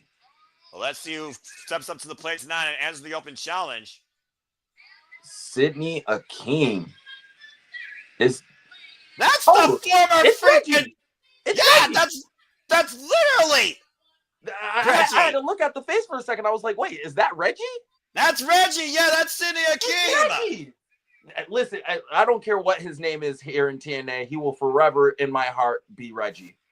And this guy knows how to go to heights without limits. Yo, that is so funny because I just brought up the fridge. I brought up the fridge and then we see Reggie. How perfect is that? You brought it into existence, but I brought it into existence. For all humor that it's worth, Sydney Akeem has been making a name for himself on the independent scene here, and this is a huge opportunity to step up against one of the best players right now in the business, that is Moose. He has a chance to make an impact against Moose, and I can see Moose underestimating the athleticism Sydney has. The bell rings are underway, and of course, I've seen Moose literally take it to the heights with the likes of Kevin Knight, and of course, that launched Kevin Knight into the stratosphere. Kevin Knight now part of AEW, so this is a huge opportunity tonight for Sydney Akeem, and we'll see what Moose learns about him tonight. First time ever one-on-one match. Oh, wait a minute.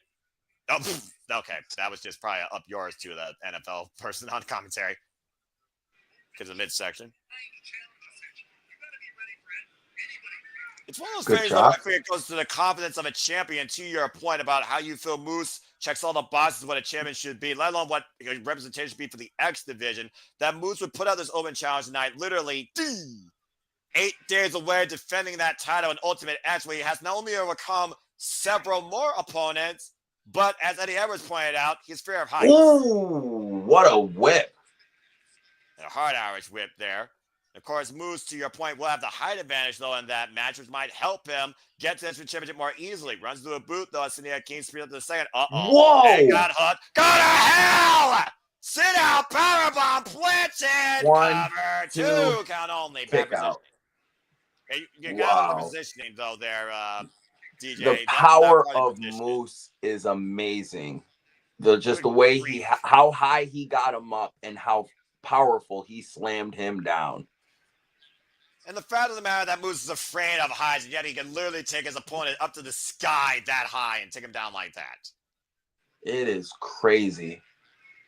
Moose is taking advantage, though.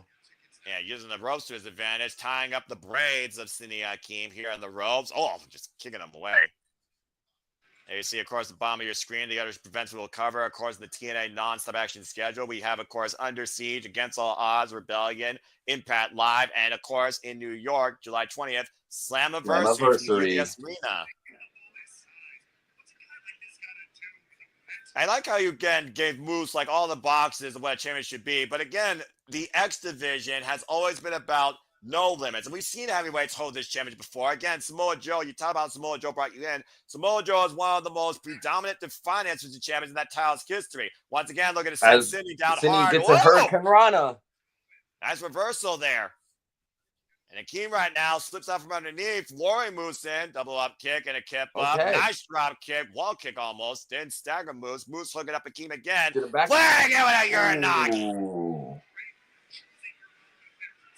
Moose what happens when power meets speed? You were saying? Moose is trying his best to not underestimate him. And he's trying to, but he's also it seems like he's playing with his food a bit. Well, you said before. I mean, again, I posed this question to you, DJ. What happens when power meets speed? Moose versus Akeem. It depends, because sometimes speed does have the advantage. The power has to be able to grab you in order to use said power. That's where speed comes in. And again, Moose is not taking his eyes off of the person at commentary as well. It almost makes him want to be more distracted by him versus his opponent. Nice scoops him on the floor. Oh, nope. They just dapped. So he's friends with Sean Merriman. Moose is again on my side now. Moose is a babyface now for me. I mean, he was a former NFL linebacker himself, so I mean, I'm not surprised. Of course, Moose, to your point, like I said, former TNA World Champion, won it last year at Hard to Kill and to lose the Slammiversary after being pinned by Joe Hendry, and of course, earned the X Division Championship shortly after Bound for Glory last year. All right, Moose is going for the power bomb. Thumbs up, thumbs down, hoisting up Akeem. Akeem fights out of it, though. Spinning soba, bends Moose over. Now Akeem trying to get back on the offense here. Great combination of strikes here. And imagine if Akeem wins. That could get him a future X Division title shot. Yeah. And over! Okay, Sydney's starting to pick it up. Over the top with a plunger. And then Moose says that. And just got dropped with a pump kick. Oh my God. Oh no. Oh no. Uh-oh. Oh! Power bomb on the apron. Again, not good for the spine, especially if it hits one of those good lumbar. Well, you know what the apron represents, where wood meets steel, and steel always wins and bends the body. Let's take a look at the replay here and watch how Akeem bounces right off. Moose is starting to get into it with the hockey team. Again, continuing to show disrespect here to the champion Rebels. Ooh. Whoa. They're having a hockey fight. Hands on a wrestler. Hockey fight. They got a little bit hot there. That person just got ejected. And wait a minute. Whoa! Tope to the outside. Again, taking advantage after he took his eyes off his opponent. Now bringing Moose back inside the ring. Akeem once again Moose going up staggered. to the top ropes. Look at something big. Massive crossbody. Is that one? Wow. Okay, one count. Now Moose getting out one, back to the outside. Akeem up and over to the outside on the apron, catching Moose with a back heel kick. Akeem with the moonsault, caught by Moose again. The power. Oh, drive Moose face into first the post. ring post. Moose catches him. Oh no, not again. Akeem though reversing Moose again with a Rana. Ooh, okay. starting to go back and forth a bit. He's starting to I think he's starting to figure out Moose's offense. Again, for those that don't know, that is the voice of Sean Merriman on commentary here tonight. The greatest TNA. linebacker in Chargers history, just to add that fact as well. And we'll see right now what Akeem's looking for here. Massive move! So much Moose out cover. Is it enough? Oh! Close call. I think the only saving grace there, honestly, is the fact he didn't cover Moose's left shoulder. Mm-hmm. We were talking about earlier power versus speed. I mean, speed, again, you wonder if you wear yourself out more quickly, but right now Moose looks more fatigued. Mm-hmm. Taking off his game, disoriented with how many times Akeem's flipped him over. Even with the bodyweight differentials. He's trying to pick up Moose, but Moose is heavy. Ooh, answers with a chop. Well, again, Moose literally close to 270 pounds. That bitch chop. Akeem's still fighting back, though. Great heart shown by the challenger here. Chop. Akeem back up to his feet, refusing to stay down. A lot of resilience here. Oh, my gosh. Look at this. Okay. And clubbing shots and Moose again. Nice escape and cartwheeling his way. And Moose right now catching Akeem again. Caught him. Oh, a headbutt to the heart. And now Headbutt. Moose Escalera steps up, goes for a crossbody. Akeem scouts it. Don't know Akeem rolling in with the moonsault. Catch him with a first cover. Catches him. 1, 2. Oh, this is Alisha another pulls breaker. him out. Still pulled out by Alisha Edwards. She's about to be out of here. You don't put your hands on the official. Frank Gastineau, I think it's about to eject Alisha to your points. Or wait. Is it going to be a DQ? Well, I mean, technically, the official... What? No, I don't think Gastineau's going to take it. No, she's out of here.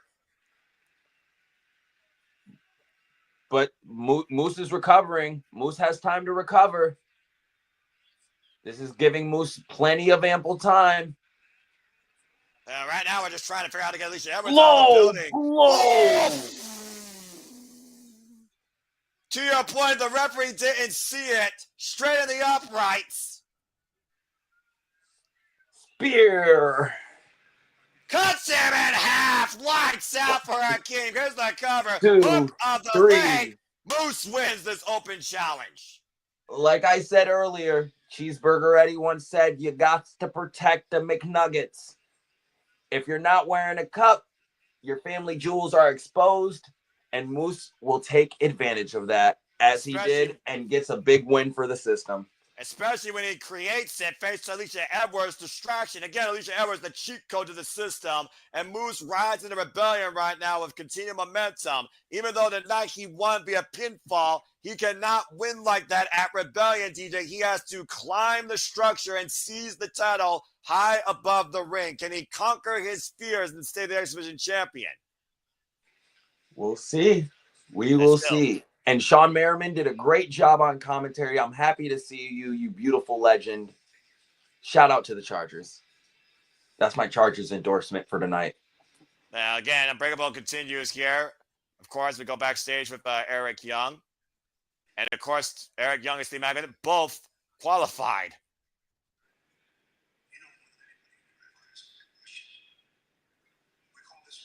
Says already and talks about, you know how much this match means to me. Caught it from the beginning. We know it's going to happen. Got enough respect for him. But this.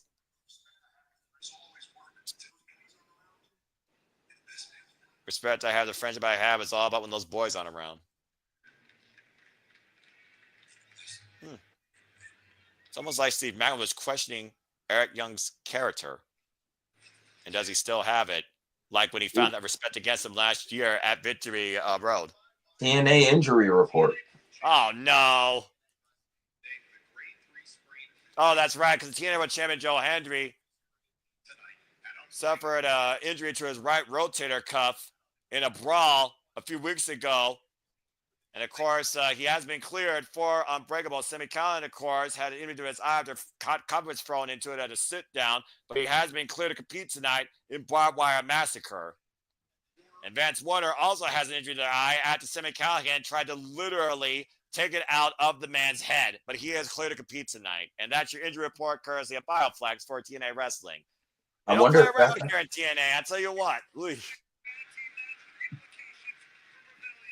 Well, right now, DJ, we're going to segue away from tournament action and open challenge to six-man tag team matches as Mike Stan the Hardy take on Mustafa Ali and Nick and Ryan Nemeth. All right. Time to see these Hardy boys. That's what I'm. Yeah, I'm excited to see these Hardys. And see if in Ali you trust, as Mike Santana has been trying to call Ali out for his bullcrap since running away from their follow-up match and pulling a cheap win at Sacrifice. Mustafa Ali has always been an underrated guy in my eyes. It's interesting, Mustafa Ali is not here tonight with his cabinet. No Great Hands, no Tasha Steelz. And to your point, Mustafa Ali's been trying to run this campaign where he believes he is what TNA needs to be great again, as he's been on this crusade to get the TNA World Championship. Yeah, it seems like ever since he lost the X Division World title, he's been on a soul quest trying to figure himself out and find himself. Let's hope this is a good beginning. Mike Santana thrown a monkey wrench in that, and still Mike Santana is not done with him.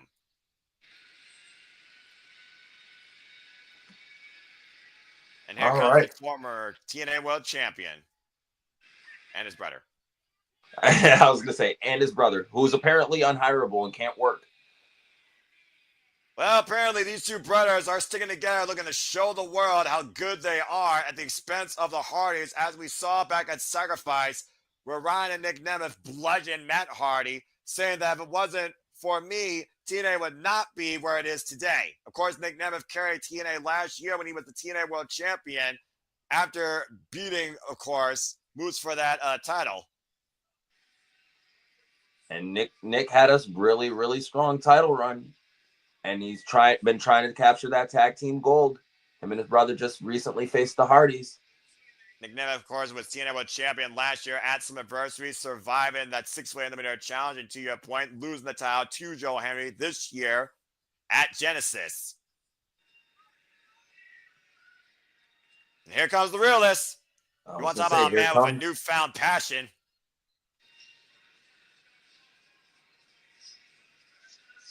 I love this entrance music.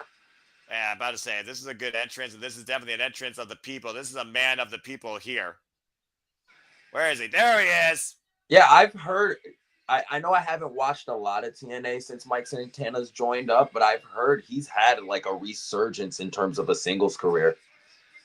Yeah, literally when he came back home last year at Rebellion, in this very city, to your point, brother, he's literally been on what he calls this path of purpose. And he's already taken down the system last year, including a win against Moose at Bound for Glory. But things really picked up this year when he wanted to call himself the Standard. And he earned that spot beating Josh Alexander in an I Quit match. Since then, he's been focused on one thing, winning the TNA World Championship. But unfortunately, Mustafa Ali has also came back home, and he looks to start that campaign for himself. Since then, Mike Santana and Mustafa Ali have been at each other's throats, as they both are literally their own roadblocks. We thought we were going to get a definitive answer at Sacrifice till Mustafa Ali cheated to win. And Mike Santana has been hell-bent to get back at Mustafa Ali since. They were supposed to have a follow-up rematch on TNA Impact Television, and Mustafa Ali walked out on it. Well, he can't walk. He can't really walk out tonight, not without having no repercussions from his partners. And here come those Hardys. I say partners galore. Here come the Hardys themselves. Of course, the current TNA World Tag Team Champions who set to defend those titles recently against Fraxium at NXT Roadblock, and will defend those titles against Nick and Ryan Nemeth at Rebellion. And I honestly, I was shocked that the Hardys were able to pull it out against Fraxium, because Fraxium is one of the up-and-coming tag teams in the world, let alone NXT. Right. And the Hardys are just out here proving that they still got it. To an I mean, extent. the shirt talks about now through infinity, as of course, to your point, the Hardys have been TNA Tag Team Champions since winning those at Full Metal Mayhem last year at Bound for Glory. Both teams here, each with their own personal animosities and vendettas against their opponents. Each team member here looking for all the momentum they can take ahead of Rebellion, because Mike Santana and Mustafa Ali will run it back one more time at the pay-per-view. All right, this match is about to get started. Yeah, I'm about to say, this should be an interesting six-man tag here, though. The last time we saw Mustafa Ali try to work with other people, it did not work out well. Literally walked out on his team in the biggest tag team match in TNA history. Let's hope history doesn't repeat itself tonight. Well, I mean, again, if Mike Santana's in the ring, I can see Mustafa Ali running. In my defense, I'd run too.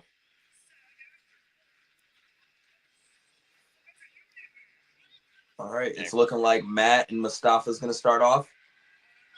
Matt Hardy wants Nick Nemeth. He wants Nick Nemeth. He's going right after Nick. And Mustafa going right after Nemeth. Well, again, the fall from sacrifice, he literally bludgeoned this man inside that steel cage. He locked himself inside there. And the Nemeth literally made Matt Hardy taste his own blood. And everything's of course, already falling apart. Inside. Everybody's brawling. Well, again, the pent-up animosity and frustration here. We knew this was not going to stay pure. Come on now. Ali thrown out the ring. Yeah, Mike Santana right now sidestepping Nick Nemeth, and Jeff Hardy splashing Nemeth in the corner. Ryan Nemeth now isolated by Matt Jeff Hardy. Jeff Hardy. Poetry in motion, almost of sorts, with a big step-up splash.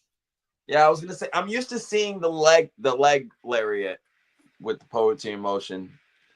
Shows kind of Jeff's age is starting to catch up with him just a slight bit.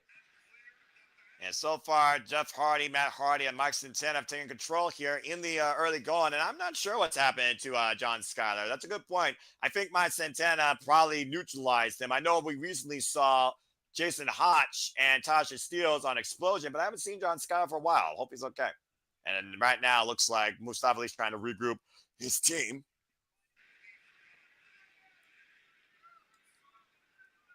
All right, it's going to be Nick and Mike Santana.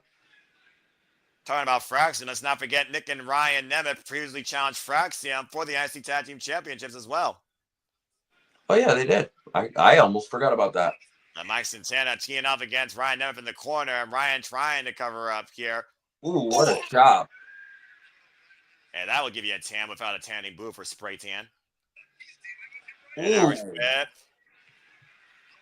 again, Mike Santana looking to get back on his path of purpose towards the TNA World Championship after Rebellion. Drop he kick. beats Mustafa Ali. Nice drop kick by Ryan Nemeth. Ryan Nemeth is also in great shape. It's just hard for him to get out that shadow of his older brother. You mean his big brother? Knife edge chop there. Running senton by Mike Santana. Mike Santana reminds me of a Puerto Rican Jason Momoa.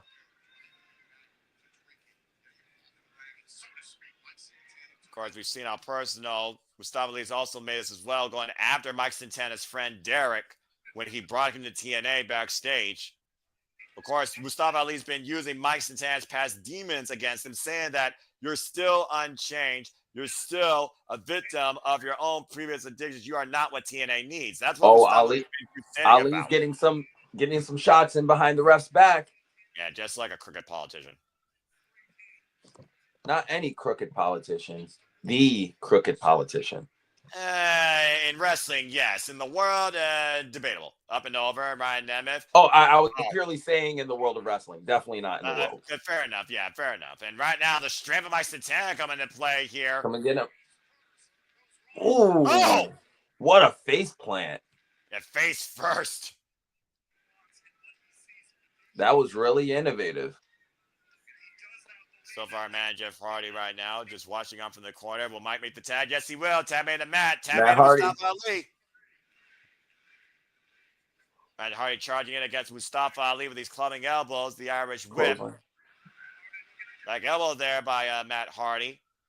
Then He's getting them for the deletes in the corner. Someone that works in IT, I understand that reference. For someone who knows Damascus, I also understand that reference. Whoa, and Ali, great escape out of the corner. To your point, Mustafa Ali did make history last year, redefining the X Division Championship, winning it at, of course, No Surrender, and holding it through Slammiversary. I do remember he had quite the X Division one when I was watching. He was one of the peak parts of TNA. The last time we saw Mustafa Ali before he returned home this year, he challenged for the TNA World Championship against Nick Nemeth. Ali, Irish whip. Ooh, and Nick got the best of him. Ergo why he had to take the sabbatical for a while. Oh, and to your point, there's an advantage by Nick Nemeth. Almost a famous stun gun across the ropes out of the referee's vision. Here's the cover. Mustafa Ali hooks the far leg. Kick out. Kick out at 2. This team of Ali and the Nemeths, man, they are working well together. They're keeping Matt into the corner, switching out, making sure they're able to keep him busy and not be able to tag Jeff or Mike Santana. So working really well together as a trios team, as of course, others really would call it. I think this really boiled over, though, when Nick Nemeth was on call by Matt Hardy to join them in that 10-man tag team steel cage match, underestimating his brother. Of course, again, nothing's closer to you in this world than family. But I also think there's been a lot of pent-up animosity and frustration with Nick Nemeth since losing the TNA World Championship to Joe Hendry. Oh, yeah, definitely. A big net breaker there. I feel like in a way Nick Nemeth's just jealous right now. He's jealous of everybody because he's not the man. He's not the talking point. He's no longer the champion. Yeah, when you're at the top of the world and then you suddenly fall, you're almost willing to do anything to get back to that spot you used to be. Yeah, including Nick keeping Matt in a sleeper. And of course, Ryan Nemeth talking about how Joe Henry has been nothing but a crook, been selfish, only cares about himself. Have you looked in the mirror as of late? The cravat, to your point, as Matt Hardy's trying to fight back here with the body shots, trying to create separation and push forward towards his corner. Trying to reach to Jeff. Jeff right now in the corner. What the Gets hell? pulled off by Nemeth. Come on. Well, as much as I hate it, that was smart. Backdrop suplex by Matt Hardy, though, finally creates that was a good way to create some separation. Yeah, desperate moment here to make the tag for either side. Which Mike Santana stands ready. Can Matt Hardy find his way towards his corner, though? Ali and Brian just Santana gets the tag behind the referee's back. And right now, Mike Santana teaming up against Nick Nemeth, but to your point, the referee did not see the tag. So Santana has to get out of the ring because he's not legal. Wait, yeah, whoa. The ref didn't see that tag, but he allowed it? I'm confused. But Nick Nemeth tried to make a tag to Ryan Nemeth, and I guess it was seen to a degree, and there's a literal seen tag.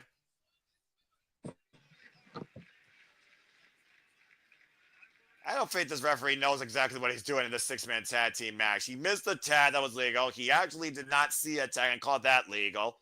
I think he's lost all control here. I was going to say there's too much mayhem going on. He's too worried, keeping eyes on everybody else. He's not keeping track of the competitors in the ring. He's tuning up the band. Yeah, of course, an ode to one of his all-time favorites, Shawn Michaels. Matt Hardy grabs the leg, though. Double clothesline. Oh, man! All right, Matt just created some more separation. Is this the opportunity he needs? But to your point, both Nick Nemeth and Matt Hardy went down very hard.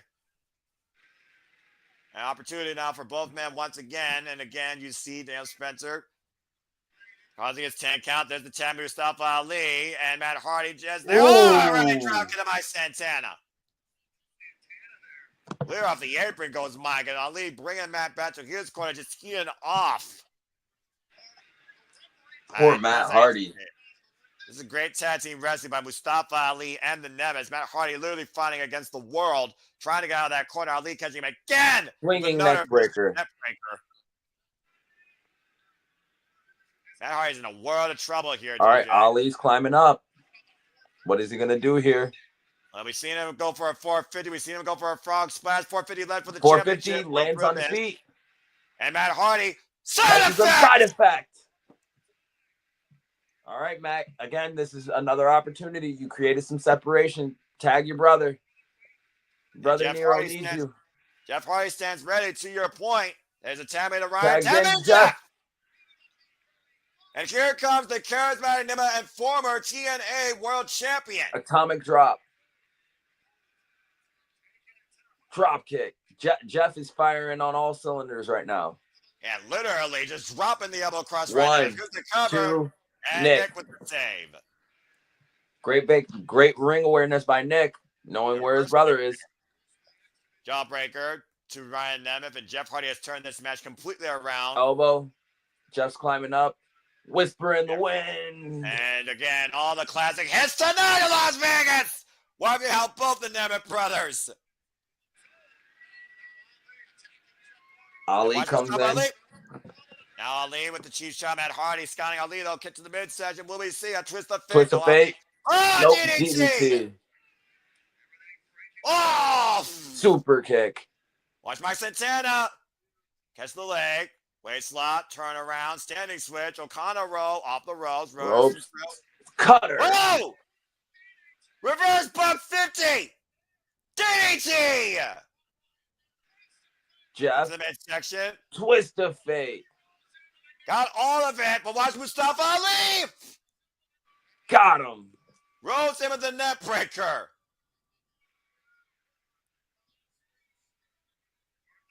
Mustafa Ali, the last man standing, but watch Mike Santana from behind. He's part of the outside. Wait a minute, DJ. Uh-oh. Santana's going to get him. Wherever Ali goes, Santana will follow till he gets him. Ooh. And of course, they will take it one more time at Rebellion. Oh, man, what a death driver! Good catch by Santana, being aware, knowing where Ali was coming from. And he might be looking to spin the block. Nope, Ali does it underneath, slides out of the world. Whoa! Escape only for a moment with the tope con hilo, wiping Ali on the outside. Santana's doing his thing. He's making sure he's getting Ali, and Ali's running away.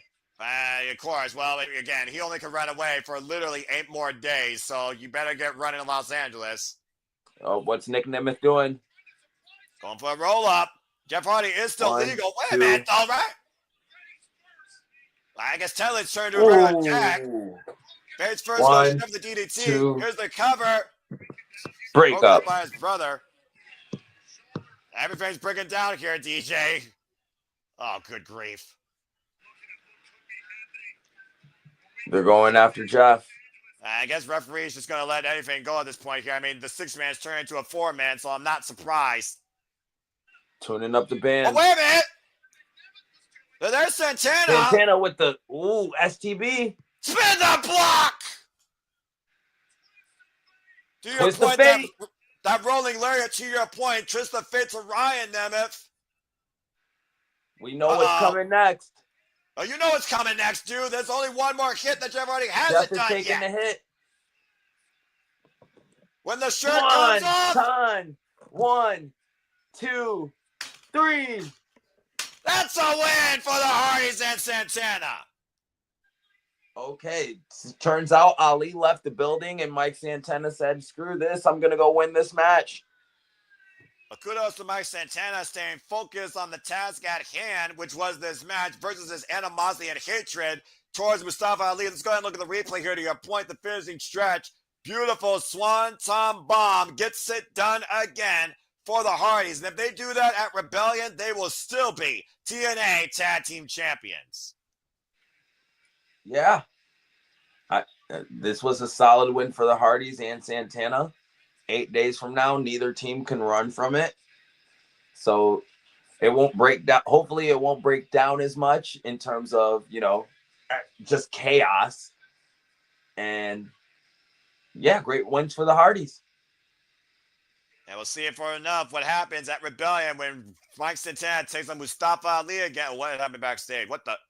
Wait a minute. JDC, they're beating up. They're beating him up. They're beating up Zachary Wentz. Is it Zachary Wentz? Yeah, that's Zachary Wentz. Well, JDC may have lost tonight, but the system still gets the last beatdown in on Zachary Wentz. Proving once again what happens when you don't trust the system. Talk about sore losers. Like, it was after the fact. Was that really necessary? Like, what did they prove there? They proved that they're the system, and you mess with the system, you're going to be dealt with. I mean, but JDC lost, so why are they blaming Wentz? I mean, They needed someone to take out their anger on. And I guess still to come tonight, we're going to crown the first ever TNA International Champion. Of course, as we know, will be AJ Francis, Steve Maclin, or Eric Young. And let's go ahead and look at the early voting here. Again, you went with AJ for reasons. I went personally, I think, with Steve Maclin. I think he deserves it. I don't think anybody in the chat so far voiced their opinion, but how dare you, chat? You guys should tell us that AJ Francis is going to win because DJ interviewed him. And of course, AJ Francis, he's coming in here the freshest man because all he had to do was prepare for this matchup. Yeah, and whoever is the freshest usually has the blatant and obvious advantage. The other two guys were in pretty hellacious three-ways. So we'll see how both of them come out. I think Maclin definitely took more damage than Young, but we'll see. And we got Victoria Crawford here in the audience taking in TNA Unbreakable tonight. And Debbie Gibson. Holy shit, it's Debbie Gibson. Very popular singer / songwriter. Nice to see the people of Las Vegas, the attractions, taking in professional wrestling tonight. As well as TLC's 90-Day Fiance, Tim Malcolm. I need to sign up for that show so I can find me a nice, beautiful Russian wife. DJ with the unbreakable humor tonight, okay? And we'll see if your humor is. We'll see if your humor is as unbreakable as Joe Hendry's shoulder as we get ready for mixed tag team action here. Joe Hendry and Monteslavics are about to go with Frank Kazarian. Good job, Cam. Here. And Cam, good to see you. Thank for your support here. And of course, we know Joe Hendry will defend the TNA World Championship next week at Rebellion against both Frank Kazarian and Eagle of the Page. While Macho Slams will defend the TNA Knockouts World Championship against Tessa Blanchard. All right. Hurt her tonight. Here we go. The big match of the night. Well, one of the two biggest matches of the night, for being perfectly honest. Yes, one of the two. But in terms of having both world champions, I think this is kind of a big one. I do agree, because again, it almost feels like Unbreakable is like a TNA Impact TV special because it really is building towards the pay-per-view. And the two biggest matches at the pay-per-view are going to be what define the TNA Knockouts World and the TNA World Championship. And the funny thing is, though, I think Joe Hendry is still more vulnerable than Macho Slammers because he's in a triple threat. Yeah. He doesn't have to be the one who's pinned to lose his title. And, of course, Kazarian called his shot. As you see him holding that Call Your Shot Gauntlet trophy, of course, come Rebellion, he will no longer be in possession of that as he has used that to call his shot to challenge for the title. All right, here comes the ultimate heat magnet. That's putting it politely in the jewel of the desert, Las Vegas. Okay, I don't know what attracts fire. I don't know. Diamante, that's what does. As this woman proves that she is more than unbreakable, she's undeniable and looking to become once again the TNA Knockouts World Champion, Tessa Blanchard. There are very few women in this industry who has the resume and the in-ring ability that Tessa Blanchard has. It's not just because who she is, it's because it's literally in her genes. And every time Tessa's in the ring, I am in awe. I know 95% of the wrestling population don't like her. I am glad to say I'm in that 5%. Well, DJ, to justify that, I go like this. I look at the work bell to bell in the ring. You separate the in-ring athleticism and character from the person. Now, there might be certain situations in this life where people may not be able to do that, and that's their own choice of reasons. But you cannot argue that Tessa Blanchard might be one of the most complete athletes in that ring. Former TNA Knockouts World Champion, who will face that woman there, Russian Dynamite, for the TNA Knockouts World Championship, and has made it extremely personal, attacking Masha Slamovich's trainer. Listen, when we're talking about Tessa, we still have to add on she's a former TNA World Champion. The only woman to ever have that feat. There's a reason why she has that feat. Okay? We cannot look at Tessa like she's a normal woman, because she is not. She is an absolute freak of nature in terms of wrestling and that just in the ring. She's a class of her own. And I think Masha, when she gets in the ring with Tessa finally, she will learn that as well. Well, I don't think we should now it's time to believe. Either. But in the meantime, I do believe in what you said, but I also believe in Joe Hendry. I believe in Joe Hendry. Do you believe? Sorry, I just always do that. I've always believed in Joe Hendry. This is my man. America, Scotland, Canada, and Mexico. They say, I believe in Joe Hendry. Do you believe? I believe in Joe Hendry. I was waiting for that moment. That was beautiful. Joe Hendry, of course, who literally has been motivating the masses ever since coming forward here in TNA, will defend, bad shoulder or not, the TNA World Championship 8 days from the day at Rebellion against Frank Kazarian and All Eagle Ethan Page from NXT. And there still is suspension of disbelief when it comes to that rotator cuff in his shoulder. I know my friend is Scully. He is so jealous that I am watching Joe Hendry live on television. Joe Hendry and Masha Slamovic stand tall tonight at Unbreakable, but will that be the same scene come Rebellion? Masha right now believes in Joe Hendry. The first time we believe. I know I'm supposed to be partially biased when I'm doing these, but you know what? I believe, damn it. You know what? You're not alone. So we'll see who starts things off here. I was also going to say we should not underestimate Masha Slamovic, former GCW heavyweight champion, and honestly still looking to be more booked than Speedball might be when it comes to her work on the independents. And she also stopped the 2-year dominance of Jordan Grace, the Juggernaut, to become TNA Knockouts World Champion. Yeah, I agree. And Masha is also always a threat. She's the new, I wouldn't say she's the new girl in town, but. Rings! Go ahead. Ooh. Wow. I was excited for them to lock up at first. Why'd you do that, Tessa? Because Tessa knows, you got to consider this, TJ. Tessa knows she is in the champion's head. She is playing psychological warfare. And Kazarian, he's not going to hit a woman yet, but we also seen him dodge at Masha Slamovic.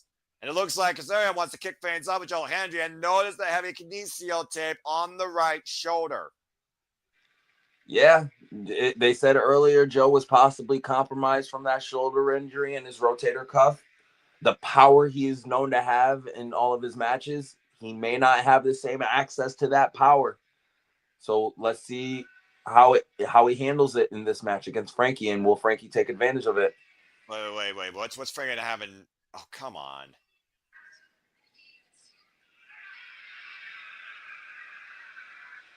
He's not the king of anything, for the love of God! Show some balls and stand up for yourself. You're as freaking... never mind. Oh, I had a shot against Joe. You want to get me ranting now. This is going to get me freaking ranting. Freaking false king. False prophet. False prophet. You are not my father. Damn, my father died a long time ago, but my holy father, he'll be resurrected on Sunday. Anyway, that's a whole different conversation. Nice show up out there by Joe Hendry. And to your point, 250 pounds of pure motivation is not necessarily defined by the strength of your body, but we know how dangerous Kazarian can be with that chicken wing when it comes to the shoulder. And Frankie's Kazarian is a known veteran. He's been around the wrestling business for a long, long time. So he knows every trick in the book. And front face lock right now by Joe Hendry. Of course, Joe Hendry, like I said, won the TNA World Championship against Nick Nemeth at Genesis. The Irish whip reversal. Kazarian sent into the rope. Holds on, though. Kazarian goes out to catch his breath. Well, again, you also want if Kazarian wants to exert any more work than he has to, knowing that he's Ooh, challenging. Masha going Oh, in here we some go. punches And on Masha, Kazarian. lethal combat, spinning back elbow strike, sending Kazarian back in the ring. Here's a cover. Ooh, shoulders down for a 2 count. And using Kick the to right arm midsection. there. About to say, Henry was using the right arm there, so we know it's still somewhat usable. Oh, Boy. I don't know. He doesn't have all of it. Yeah, but he's still holding Kazarian up and walking around with him as long as he can in the vertical position, suspended. Kazarian But trying to fight back. if you're noticing, Joe Hendry isn't extending that shoulder the same way he usually would. Gets him down. Finally dropped him. And here's the cover. Hook the far 1, leg. 2, kick out.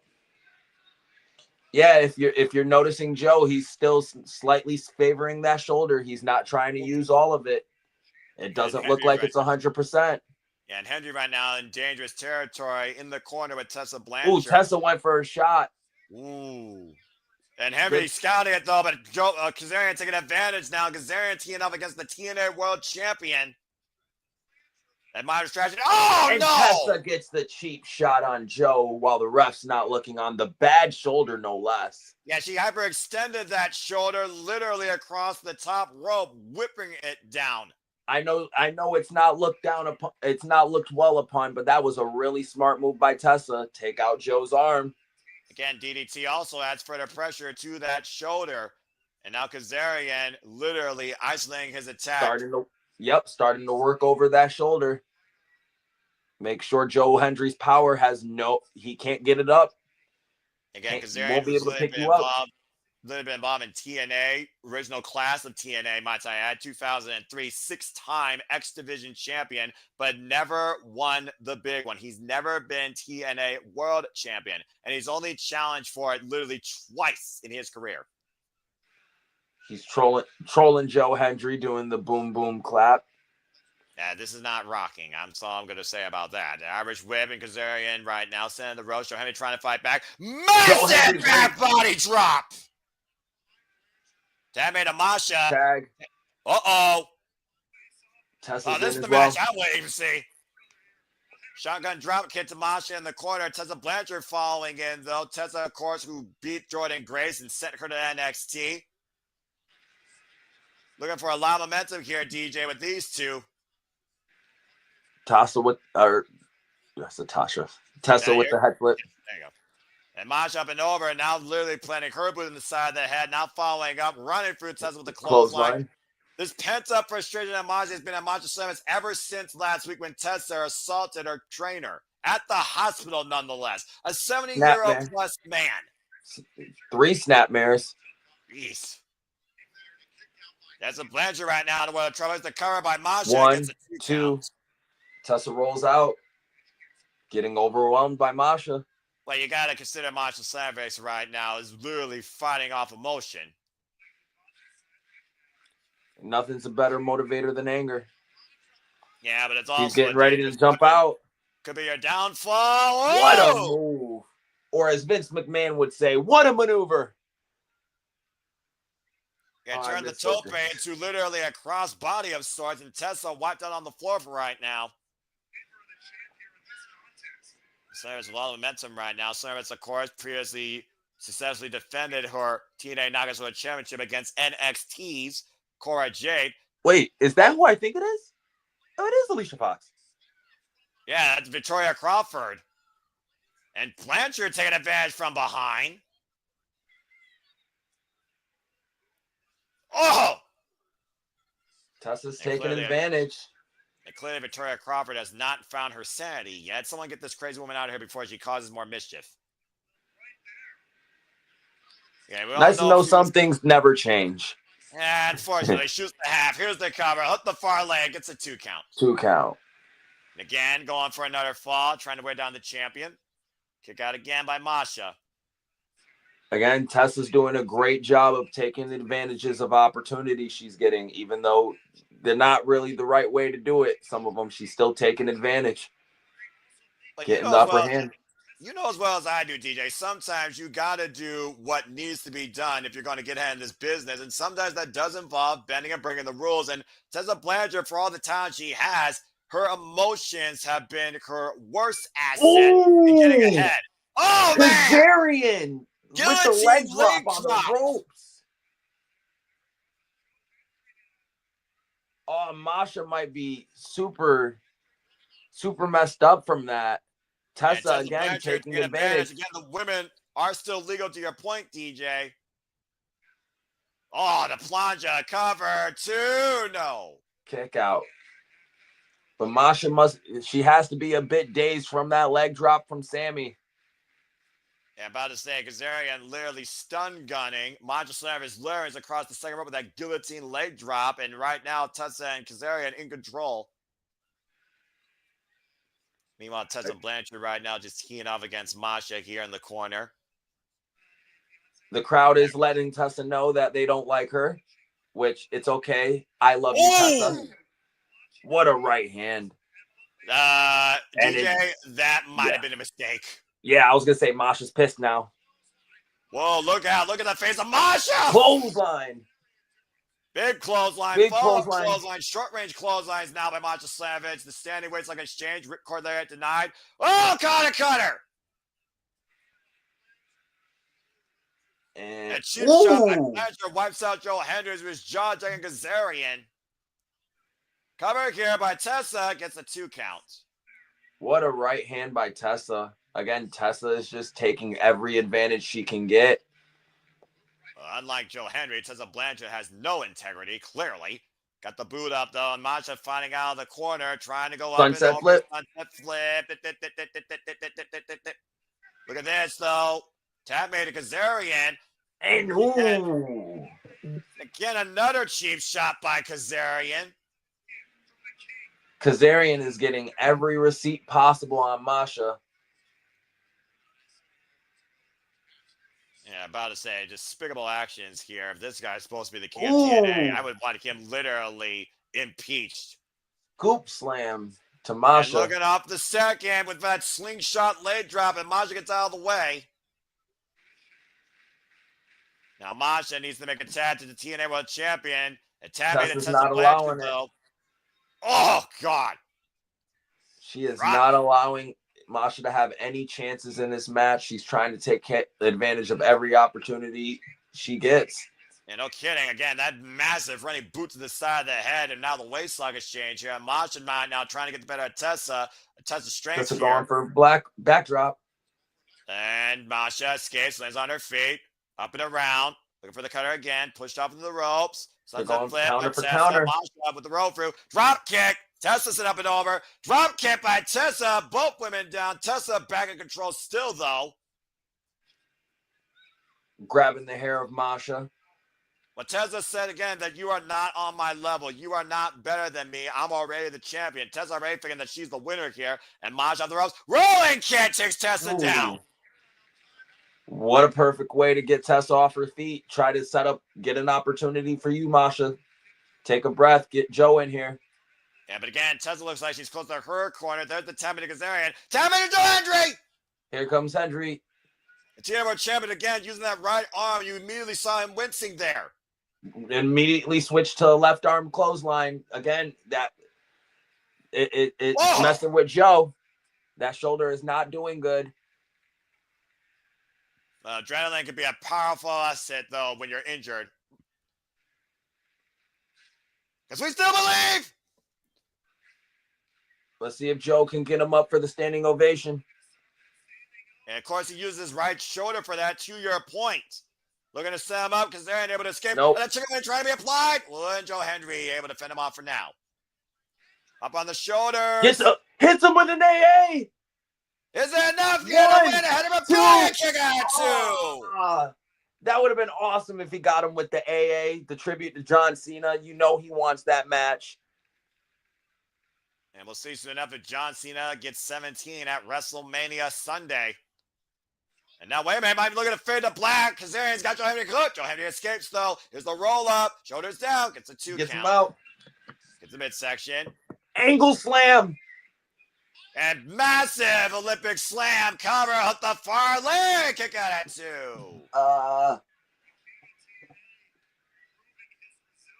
Again, Joe wanted to go for the standing ovation initially, but that right shoulder is hitting him, so he has to use almost every other thing in his repertoire because he doesn't know if he can get him up for the standing ovation. To your point, I don't think I've seen Joe Henry win matches any other way but the standing ovation. And a massive kick by Kazarian to that in the arm. shoulder. Backstabber. And dropped in the chicken wing. Let's see if he gets Joe to tap. About to say, though, body grapevine down middle of the ring. I'm not sure if he's got it fully applied, though the hands aren't locked. Joe Henry with the roll through. Jonas down! Oh. Great counter. Oh! Combination offense. Kazarian now into the cover. Gets a 2 count. And about to say. The audience believes, DJ believes, I believe, but Kazarian does not believe. We believe. Come on, Joe. Again, though, the pain, though, has to be just literally at an all-time high in that shoulder for Joe Hendry.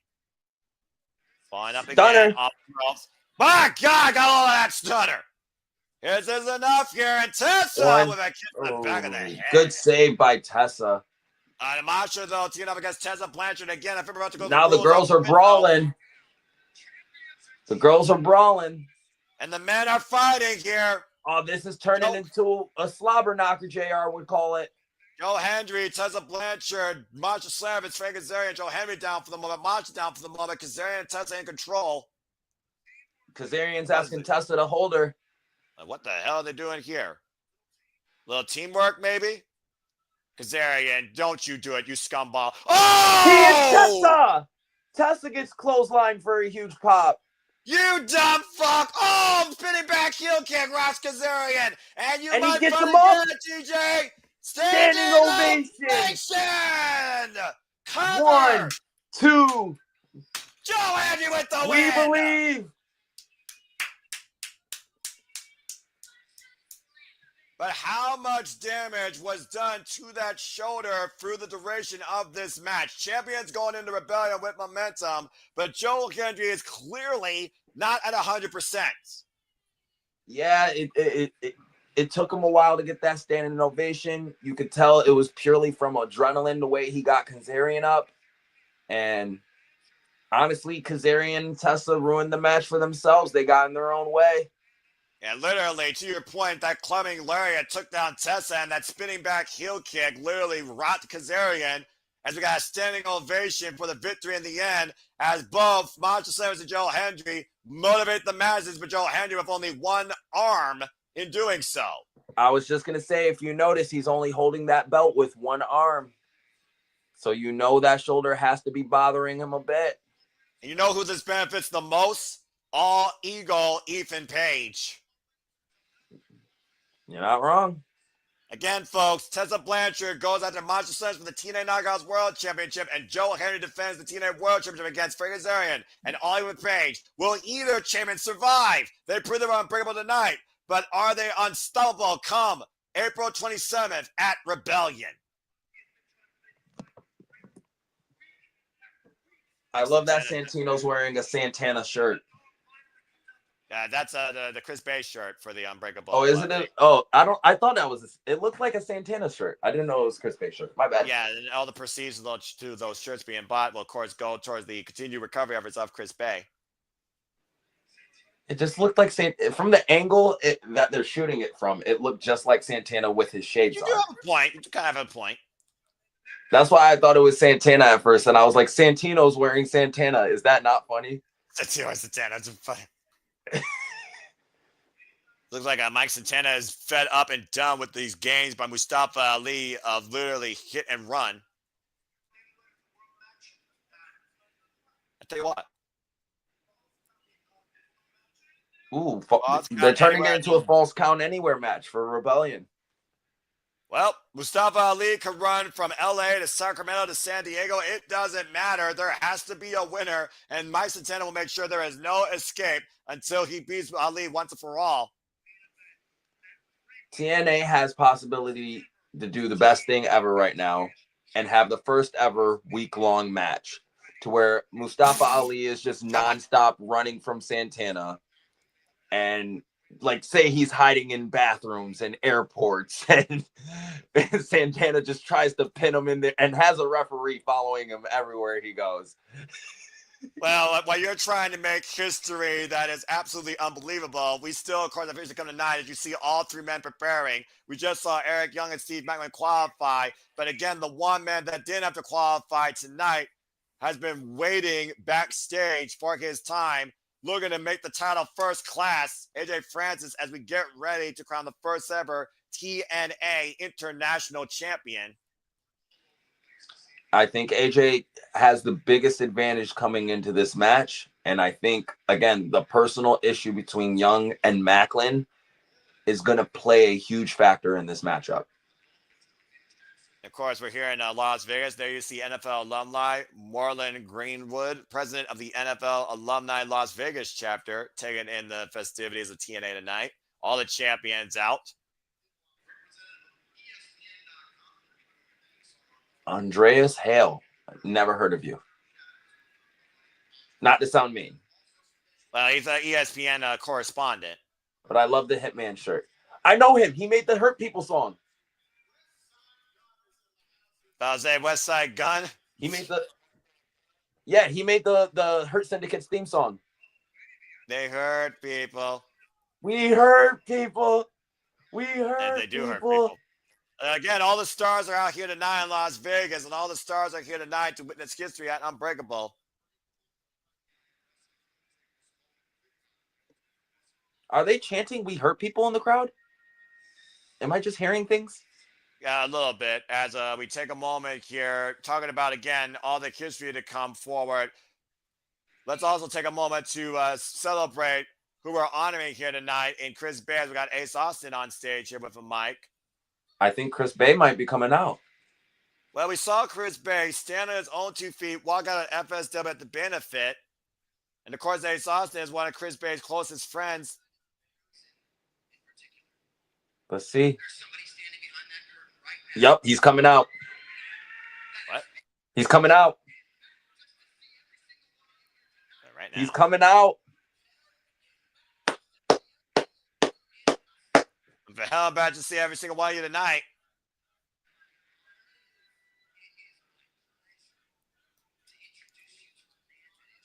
I mean, if someone's going to bring Chris Bay out here back to TNA for the first time since that injury, it damn well should be freaking Ace his Austin. partner.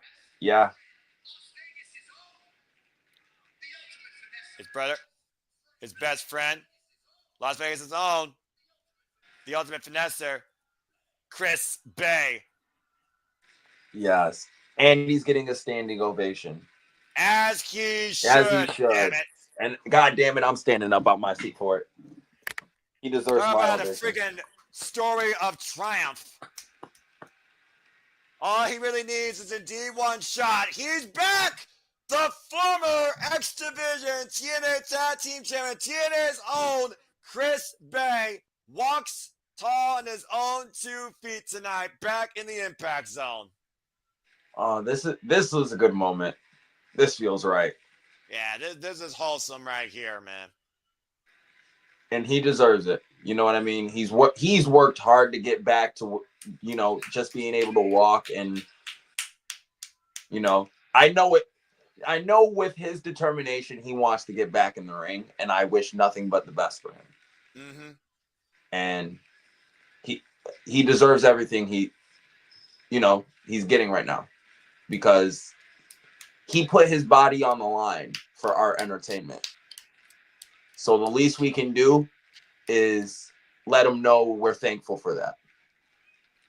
So from me and everyone else from the Simply Reliable Studios, I would like to actually say thank you, Chris Bay. Well, let's see if Chris Bay has any words he wants to share tonight with the TNA faithful that followed him on this journey of recovery. in his hometown of Las Vegas. If someone truly defines the word unbreakable, it's this man right here on our screens. See, the TNA crowd agrees with me. They're saying thank you, Bay.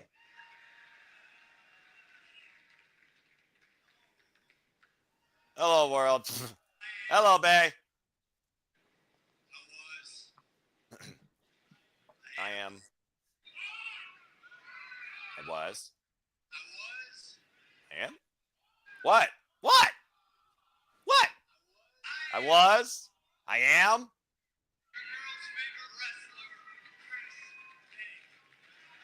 I am the finesser. Las Vegas' favorite wrestler, Chris Bay. Might want to watch how loud your feet is in case of copyright strike. And it feels so good to be back in TNA. Damn right! Former X Division champion.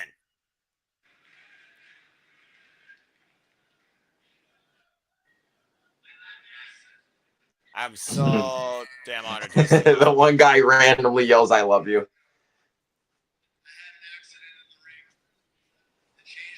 172 days ago, I had an accident in the ring that changed the course of my entire life forever. Because right in the middle of that ring, I broke my neck and I paralyzed myself. Yeah, dear God, you did.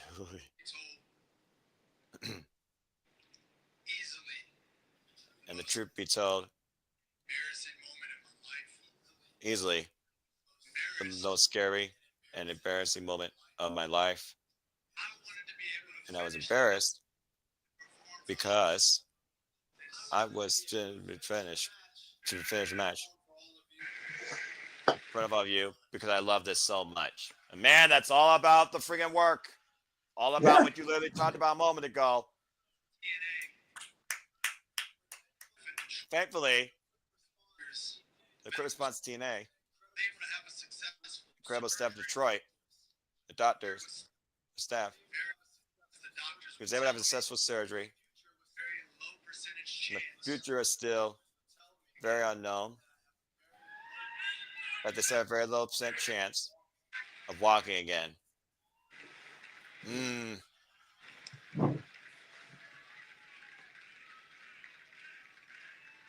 You're walking tall tonight. Walking, standing, hopefully jogging soon. I remember the story of Brittany Brooks. Of course, we saw her in action at the benefit. And worked tirelessly in that medical facility. Shout out to Maddie and Jackie. I know you guys had work cut out with me. It wasn't easy. Shout out to Maddie and Jackie. I know. You got your work cut out for me. So easy. I love the John Cena shirt in the crowd. Well, yeah, about to say, this man right here. This man right here. It's Austin Chance running out. Never stopped believing and supporting in me. This man right here never left my side. He never stopped believing and supporting me. He did things that I'm going through. You need a real brother to do these things. And this guy right here was there for me. Respect. That's a brotherhood right there. You know he had to change one diaper or something. Or help him to the bathroom. Oh, no doubt about that, dude. No doubt about that at all. Chris Trevor, though, there it is. Honestly. First day. Day one. Outside saying. Since day one. Outside saying. This will be the greatest story ever told. In my heart, in my mind, I thought I was never going to walk again and see here again. I thought that at first, and I reminded myself of who I was. And to listen to feel the energy of all of you. And because of the people behind me, people who are sitting inside the guardrail, I beat the odds. Because Every single person in that TNA locker room back there. My entire family that's back there that watch me wrestling. Because of them, I beat the odds.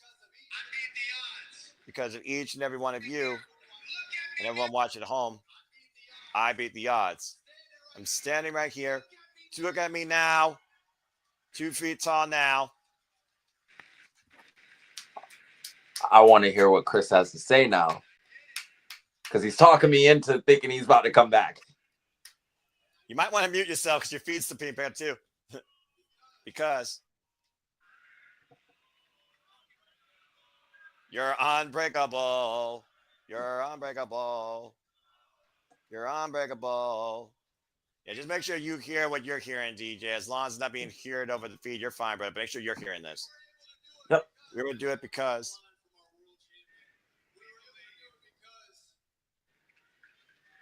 like our world champion, we believe. We believe.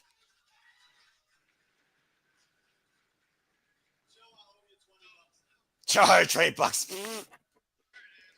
He's good for it. He caught it. Hey, we believe. Yeah, did someone put that on the shirt? Oh, this motherfucker just accidentally made his new t-shirt and didn't even know it. Exactly. I mean, do you believe? I know I do.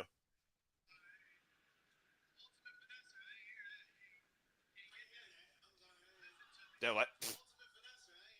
Ultimate finesse, I ain't hearing that. Listen to me.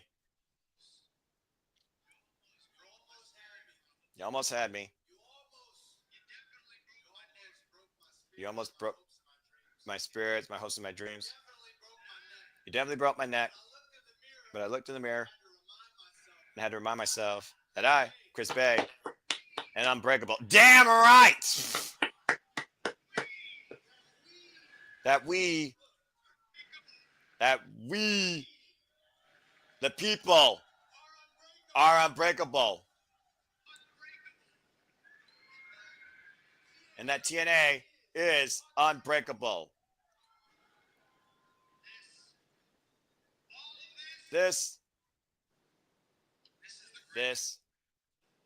All of this is the greatest story ever told. Thank you.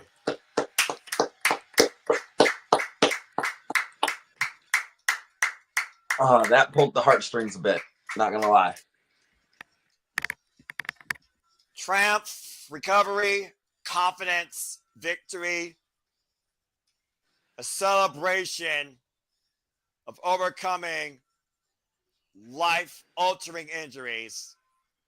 That is the definition of unbreakable, and that right there is the Ultimate Finesse himself, Chris Bay. Like you said, DJ, we may not know if he's going to be back in the ring again, but one thing's for sure, he is still walking tall on his own 2 feet. And even if he doesn't wrestle again, there's still a lot he can still contribute to the business. No doubt. And yeah. Honestly, like I said, the hardest part for him would have been, at this point, breaking into the business. He's already in the business. So it's not like he has to wrestle. He could be a manager. He could be a trainer. He could be a producer. He could help, try to teach the younger generation into, working as safe as possible, even though what happened to him was purely an accident. Yeah, right? Well, that wasn't an accident right there. That was just pure, raw emotion. And again, Chris Bay, thank you. Oh, wow. Well, again, it's been a wild night, and Chris Bay is in nothing but high positive mood tonight, as I know we are. First off, let me say, everyone, please give DJ your thank you as well. DJ, it's been an absolute wonderful time calling Unbreakable with you. I hope this is not thank you. I hope you're enjoying yourself. You're really finding your own. You need to work more on being an analyst versus the play-by-play guy, but I still love your energy. And again, a story like that, you don't need to even talk about what that means when it comes to what this story being told really is all about. To think that someone may never return again proving you wrong tonight in Las Vegas. That's Chris Bay. Okay, Well, it's about to be the Sami Callihan match next. Yeah, from something purely beautiful to something that's going to be 110% barbaric. To your point, it's time to get violent, DJ. It's Vance Warner versus Sami Callihan. Lord help those two crazy psychopaths in barbed wire massacre. And they were both out here just trying to take each other's eye out apparently last week. And they're telling us viewer discretion is advised. So you know it's going to be a slobber knocker. And literally to your point, there is literally a freaking disclaimer. Viewer discretion is advised. And for those that don't know, barbed wire is not supposed to come in contact with human hands. But let's go ahead and bring up to speed on this story. Vance Warner and Steph DeLander came back. 23 is just a number, with the TNA Digital Media Championship held hostage. And Vance Warner set his sights on the Death Machine, Sami Callihan. These two try to bludgeon each other back at Sacrifice with staple guns, paper cuts, powder, steel chairs, and it took a psychotic knee to the side of the head after being blind for Vance to beat Sami that night. But they weren't done there. In a face-to-face sit-down by Santana Marella, Vance Warner got the better of Sami again, thanks to Steph DeLander throwing hot coffee directly in Sami's eye.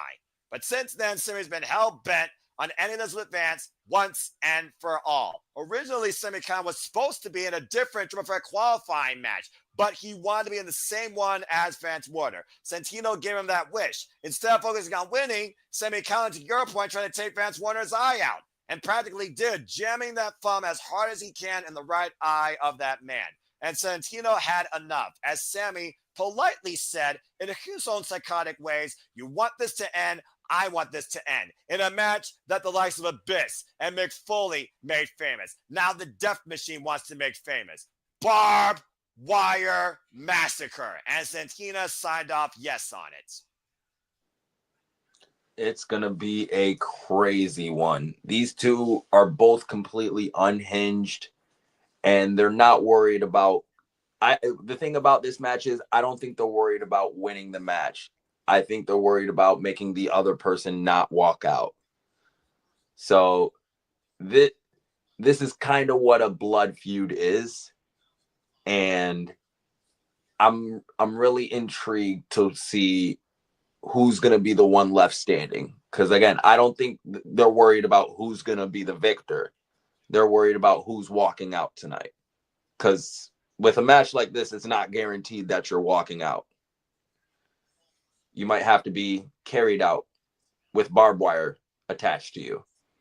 And to your point, DJ, the only way this match will end is via pinfall submission inside the ring. Otherwise, anything goes. Again, folks, this match was first introduced by the TNA Hall of Famer. You know him as Joseph Parks, producer in WWE. I am talking about Abyss. It took over a decade plus later for this match to return, and Sami Callihan was the one that brought it back. He's been in this battlefield with the likes of Eddie Edwards, Moose, and Steve Maclin. Now, 2 years later, we have it back here with two legitimate psychopaths. What happens when a Death Machine meets a Southern psychopath, a former GCW heavyweight champion versus a former TNA world champion? Tonight at Unbreakable, you're about to find out as Vance Warner and Sami Callihan welcome each other into hell with barbed wire as the assistant. Oh boy. Ready for this to get started. Here comes Mance. Good luck, actually, dude. While we're waiting for these entrances, I'm just going to grab me a quick drink real quick so I'm nice and hydrated for this match. Yeah, you're probably going to need it and probably want to make sure you're not going to have to do a spit take. Exactly.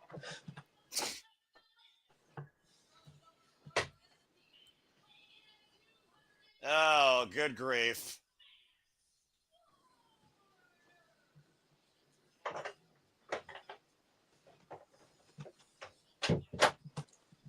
Alrighty, I am back with my water.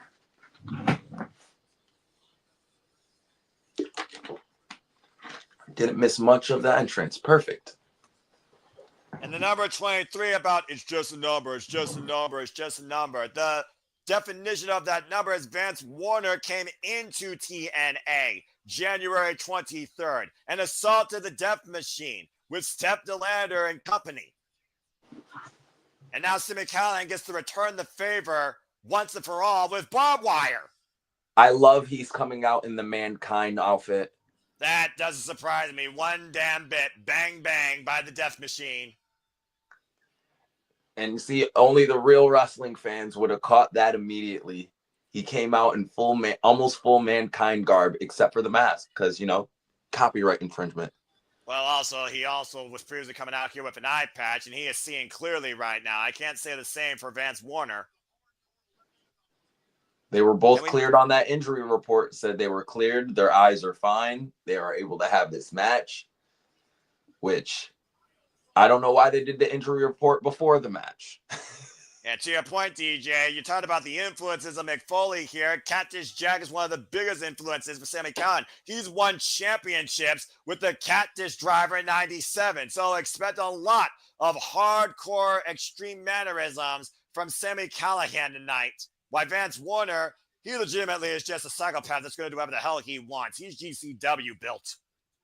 Mm-hmm. That's what I agree with. Well, bell rings, we are underway. Even the referee is not safe here, as only one side of the ring does not have barbed wire. As Sami Callihan says, barbed wire massacre belongs to him now, following that hardcore legacy of Mick Foley and Abyss. All right, they're getting forehead to forehead. Well, I mean, in this world, the only thing that literally holds you back is your imagination of violence. The straight right hand by Vance. Both these men right now just slugging it out in the early going here. And for those that don't know, Vance Warner, like I said, GCW champion, shared his fair share of hardcore wars and like stuff. Oh, Nick Gage! DVD for the door! Immediately out the gate, they're starting off using the barbed wire. Sammy's trying to use everything to his advantage. And we're not even a full minute in, and it's already getting extremely hellacious, and I like it. Yeah, take a look at the replay here. To your point, that running DVD for the barbed wire door. It's a violent ballet. It's a barbaric barbed wire Sammy's looking ballet. at that garbage can. Ooh, whoa. And speaking of barbed wire, there's Barbie. Barbed wire baseball bat for those that don't know. An homage to Cactus Jack and McFoley by Sami Callihan. Oh my gosh. Oh my God. And we are literally to your point less than 2 minutes in, and his left arm is carved. Is gushing. He got him good on that arm. Oh, and again, over the back. Again, this is barbed wire, ladies and gentlemen. This does not look or feel good. It is not meant to be touched by the human body. It's meant to keep the human body away from it. You see this stuff usually at the top of fences. And there's a black bag. And wait a minute, now it's a bigger black bag by Sami. What the hell is this man looking for now? It's a controller wrapped in barbed wire. I've never seen that before. I've seen that before in his match with Eddie Edwards in Barbed Wire Massacre, like I said, a few years ago. I guess Sami Callihan was a fan of Nintendo, but he wanted it to be more violent. Oh, no, Sami, don't. Ah! And just raking away the forehead of Vance Warner with that barbed wire controller. Yes, you heard me right. And it's not any controller, it's a 64 controller. This match is not brought to you by No Mercy, but it might as well be. Oh, no. What now? Oh, no. Oh, my God. Oh, over the mouth! Oh, wow. Vance Warner is taking a beating with the barbed wire right now. He's literally cutting through his lips by doing that. Vance Warner has cuts on his forehead, his jaw, his arm. He is getting cut up right now by Sami Callihan. And that's saying it lightly and politely. And Steph DeLand, you gotta wonder if she's gonna show any concern here at ringside. Again, we've seen Vance Warner and Sami Callihan literally go through violent wars and shed countless buckets of blood. And Sami Callihan starts to bite I was gonna say starting to bite the head, get on that wound. The savage nature of Sami Callihan coming out here in spades tonight. The draw, the Death Machine, the former TNA World Champion, who's been in Monsters Ball, Barbed Wire Massacres, Tech Berets, every possible violent match you can think of here in TNA. Full Metal Mayhem. Sammy wipes the blood on him. About to say, he's wearing a white shirt, so you know what that symbolizes, what that's going to mean. And and Sammy pins into the himself door. into the barbed wire door. It stuck to the chest of Sammy, and that's the cover. 1, 2, ooh. And again, That was a creative way to get a pin, though. Well, he's got to get his shirt off the mat, and with each time doing that, he's cutting himself on that barbed wire. Now, Stephanie sending a chair in the ring to Vance. I was going to say she's sending chairs, helping her husband. And I'm about to say, this match takes literal years off of your career. There's still so much barbed wire they haven't played with yet. And what the hell is Vance looking for here? That's what he's doing. Chair to the door while Sammy's still under the door. The door is stuck on Sammy's front. He and cannot that get it barbed off. Wire reverberating off that chair side across the body of Sammy, to your point, as Sammy was pinned. Sammy finally was able to get the door off of him, but it's done its damage. And talk about literally cutting into the flesh. Look at these two crazy fucking psychopaths here. Vance Warner hoisting up Sammy, and they're a barbed wire door in play now, middle of the ring, or broken bit of it. Not even 10 minutes into this match, and these guys are both bloody messes. They are trying to inflict as much harm as possible on each other. Yeah, to your point, Sammy got pushed into that wall of barbed wire wrapped ring ropes. And now Vance might be looking for a catfish driver. And Sammy pushes Vance into the barbed wire ropes. And they're both trading back and forth into the barbed wire ropes. Again, this is a very scary structure. Very scary structure. About to say, to your point, it's very dangerous to get tied up in those ropes. Get pinned in. I think Vance is pinned in a little bit, actually. What the hell is that? I'm going to call it a barbed wire, a barbed wire tumbleweed. Oh, God, no. Oh, my gosh. Back to the already cut arm, and now across the other arm. Rolling barbed wire. And now he's back on the head with the tumbleweed. Golly. Sammy is being ruthless in terms of what he's doing. Sammy is having a play date, and I think he's about to go bowling. What the hell is this? You have to protect the McNuggets. The strike in Vance Warner's nether region with the barbed wire bowling ball. That's one way to get a vasectomy. And the cow came a suplex on that barbed wire ball. You know what? I like barbed wired ball better. It's more word alliteration. It might be more accurate because that's not a bowling ball wrapped in barbed wire. That is a hollow ball of barbed wire that just got crushed under Vance Warner's back after shredding his nether region.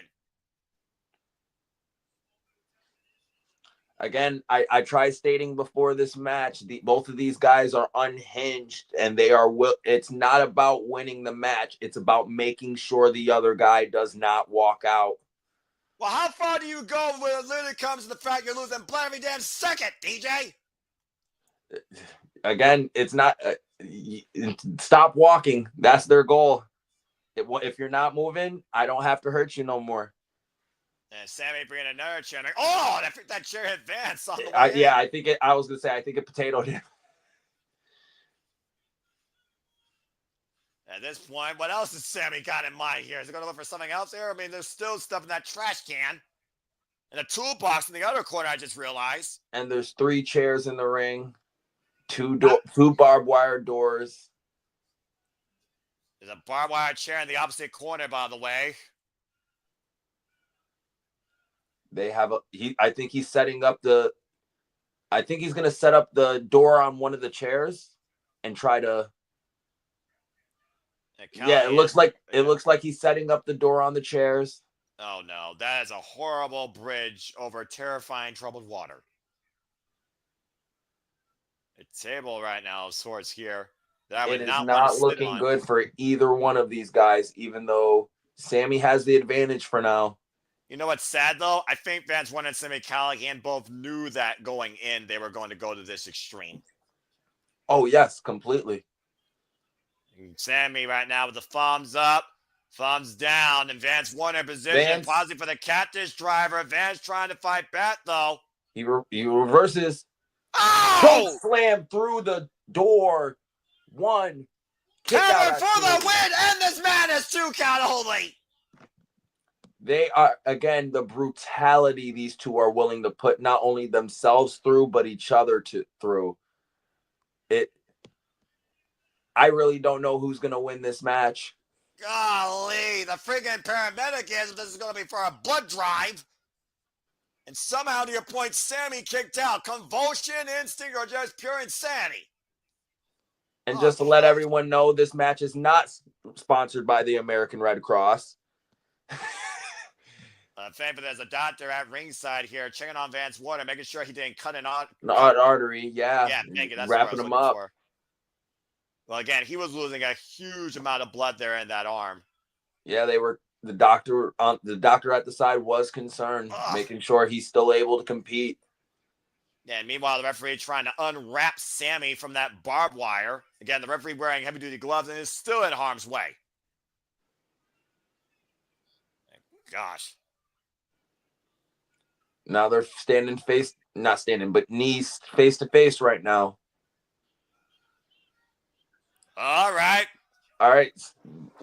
Vance started with it. Oh, no. God, no. Oh, God. I think he's trying to drive his face into that barbed wire. They're both trying to drive each other's face into the barbed wire. More particularly the eyes, DJ. Stunner. No! But that hurt Sammy more than it did Vance. Sammy And to was your the one who point- took most of the barbed wire. Yeah, literally Sammy landing back on that barbed wire door.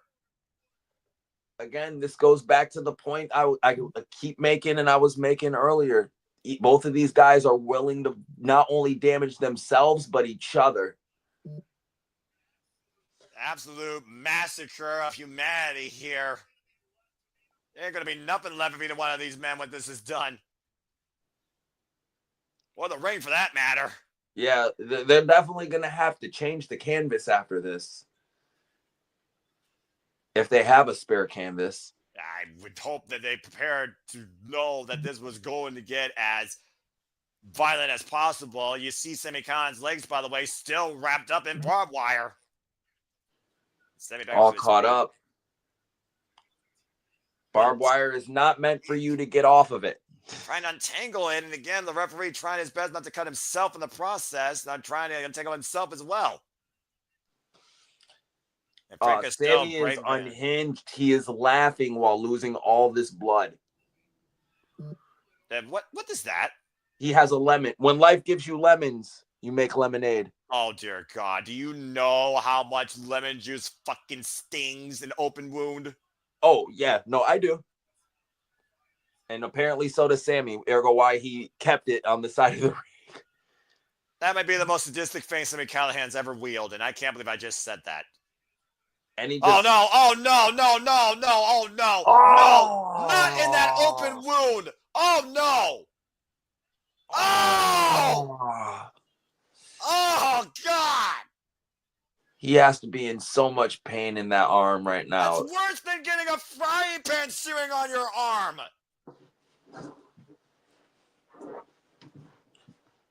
What else is Sammy getting? Boy. What is he getting? Bag of fun. Oh, it's salt. Oh, God. It's salt. You thought lemon juice was bad? Salt's worse. Yeah, because salt actually sticks. Oh, this is not good for Vance Warner. I knew Sammy was fine because I followed Sammy's TNA career, but I had never seen him use salt before in this way. Salt the wound? You people are sick. Oh, no. What is he doing now? He says I'm going to do it later to get the toolbox in play. What's in the toolbox? Of course. Why not? Yeah, that's tool time with Sami Callihan. Fuck. Oh, shit. Oh, Well, I what guess the- barbed wire wasn't enough. We're going to use different still, DJ. How you feel about a staple gun? Listen, I don't know what sounds worse, a staple gun to the nuts or a barbed wire ball to the balls. I don't think, again, like I said, there's going to be anything left of anything covered in barbed wire. Oh, once these no. men are Whoa, done. no. Oh, no. Oh, no. No, Sammy, no, come on, man. Don't you do that. Oh, my God. Stop it. Fucking hell, stop it. He just stood with his fucking tongue to that door. I have no What? words. What the fuck? Thank you, Noah, for saying the words. You're Thank you welcome. for saying the words. You're welcome. Whoa, he's Oh, stapled. God. His tongue is stapled to the door. Oh, my God. The blood come off the door. Oh, it's Sammy Ritz on a chair. What the fuck? What Oh, the fucking fuck? damn it. I've never seen Sammy push this far.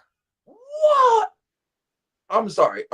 I got to take a second to really sit here and say, what the fuck?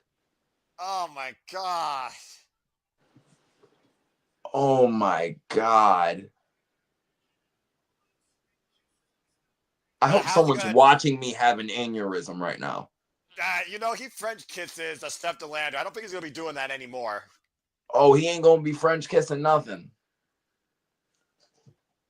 Holy fuck. Now he's backing out the salt. Oh, God. This is absolute insanity, DJ. Welcome to your first ever call, by the way, on commentary. I didn't think you were going to get this extreme. Holy shit. Ooh. And again, literally defiant and semi-Callahan. Oh! You got to protect the McNuggets. How many times have I said this in the stream? Protect the goddamn Four McNuggets. times. And Vance Warner behind the hand of Sammy. Now Vance Warner with the salt. Ooh. Oh, and jumping on top of Sammy Callahan. Across the open rooms of Sammy, lest we forget.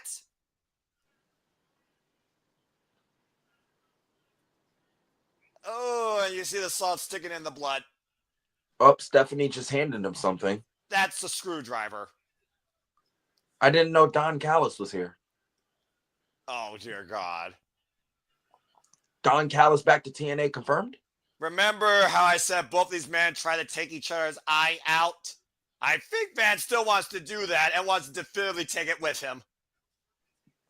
Oh my God. Please don't. Don't. Just leave the eye alone. Wait, Callahan, he just grabbed... Oh, shit. Okay, when did this turn into prison rules? We're just going to both have shanks and shivs. That's a spike. That's a spike that Sammy has in his mouth. This is beyond insane. We remember Sammy once used this spike years ago with Penta when they went one-on-one. And now look at this between Warner and Sammy spiking each other's foreheads barely. Oh, God! God damn. Yo, what the fuck? This is TNA at its most violent, folks.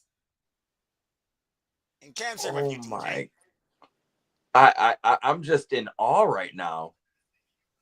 Did you expect it to be this masculinely violent when you came on here for this call, when you knew this match was on the card?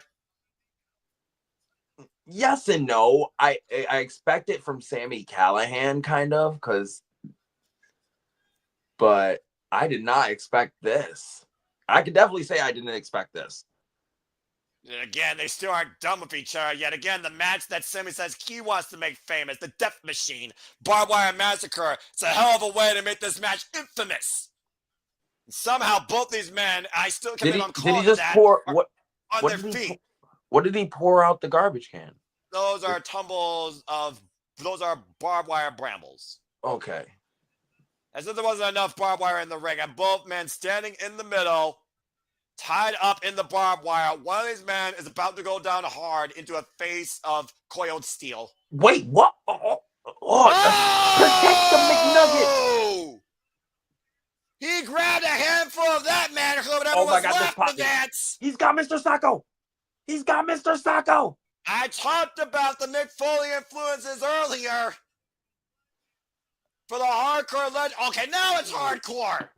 All right, yeah, come on. Oh, God. Barbed wire, Mr. Sacco in the mouth of Vance Warner.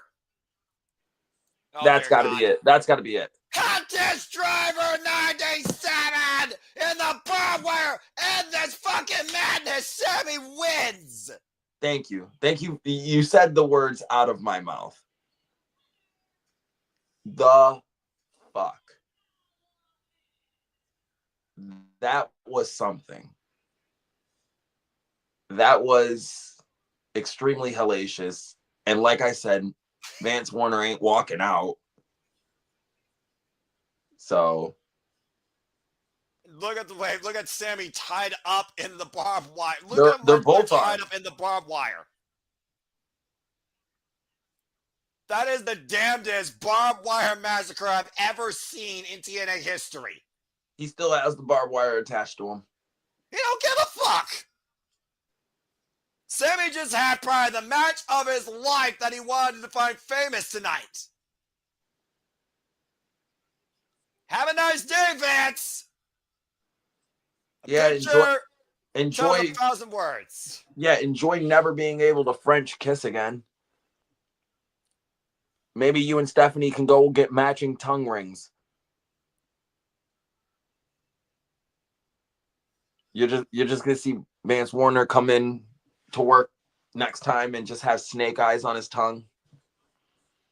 Well, viewer discretion was extremely advised here. Let's go back to some of the highlights here, DJ, if we can. I'm so glad Aaron was asleep for this.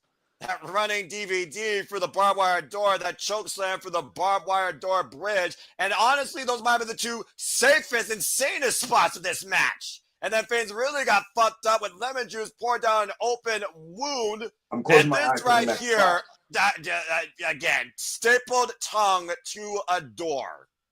Oh, I fucking couldn't. And then And smacked the ripped door Lash off. off with a chair.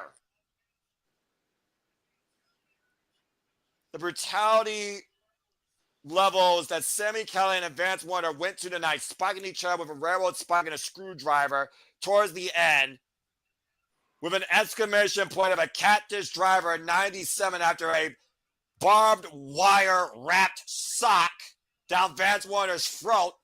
End this date of hell for Sami Callihan and Vance Warner, with Sami with the win, if you can call it that. Barbed wire massacre lived up to the bill. It was a massacre of Vance Warner tonight. I'll call it a pin because I don't think there was a winner in this match. How do you win something that fucked up?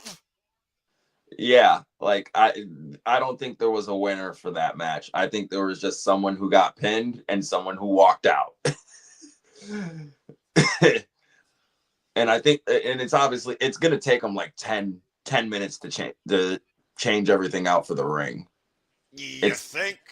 It's got to be at least a minimum of 10 minutes. There's no way they're going to speed clean that thing.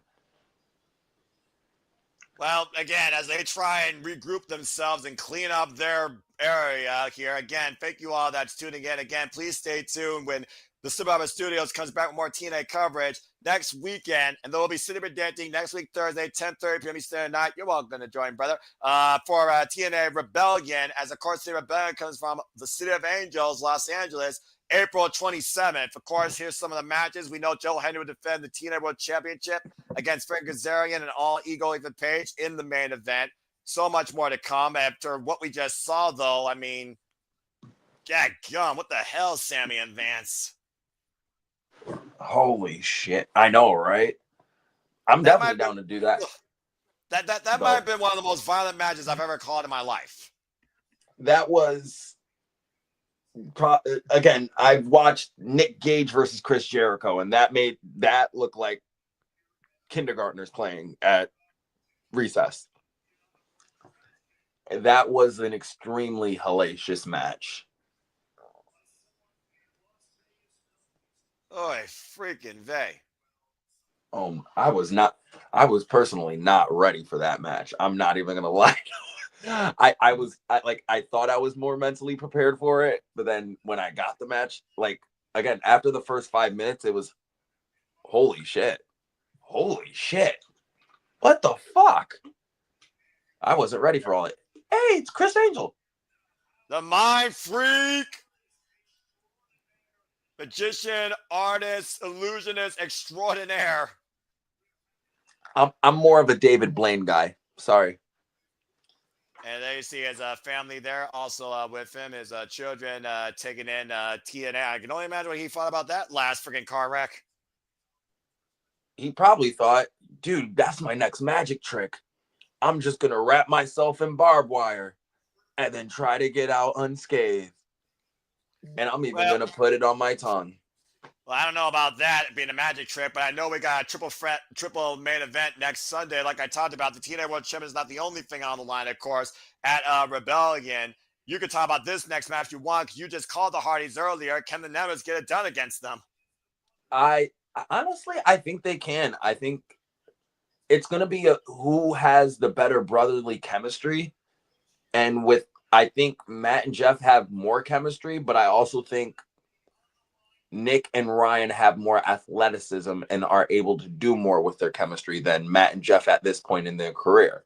Yeah, that's a fair point where literally age might outweigh youth might outweigh experience. We also know we got TNA Championship on the line at Ultimate X. We talked about earlier Mustafa leaving Mike Santana. Falls count anywhere in the world, apparently, according to Mike Santana's word. And of course, Tessa Blanchard will challenge Monster Slamovitz for the TNA Knockouts World Championship. We also have a fatal four-way action for the TNA Knockouts World Tag Team Championships. NXT on the scene as Azure by Ellis will defend against Lash and Jakara Jackson, Spitfire, and Gigi Dolan and Tatum Paxley. Good grief. So for the tag team titles, I think Gigi and Tatum have a very, very strong chance in winning it. I can see them being the new Knockouts Women's Champion. I think they're one of the better tag teams in that match. So I think they can shock us all and be the first NXT talent to win a TNA championship. And we also know we got the What with Elijah Open Challenge. And of course, the TNA International Championship will be on the line also this following Sunday. As we go down to GML in the entranceway, and Attila, good to see you. And that's accurate. Man, I wish Elijah would just bring his brother Ezekiel along with him. And his other brother, Elias.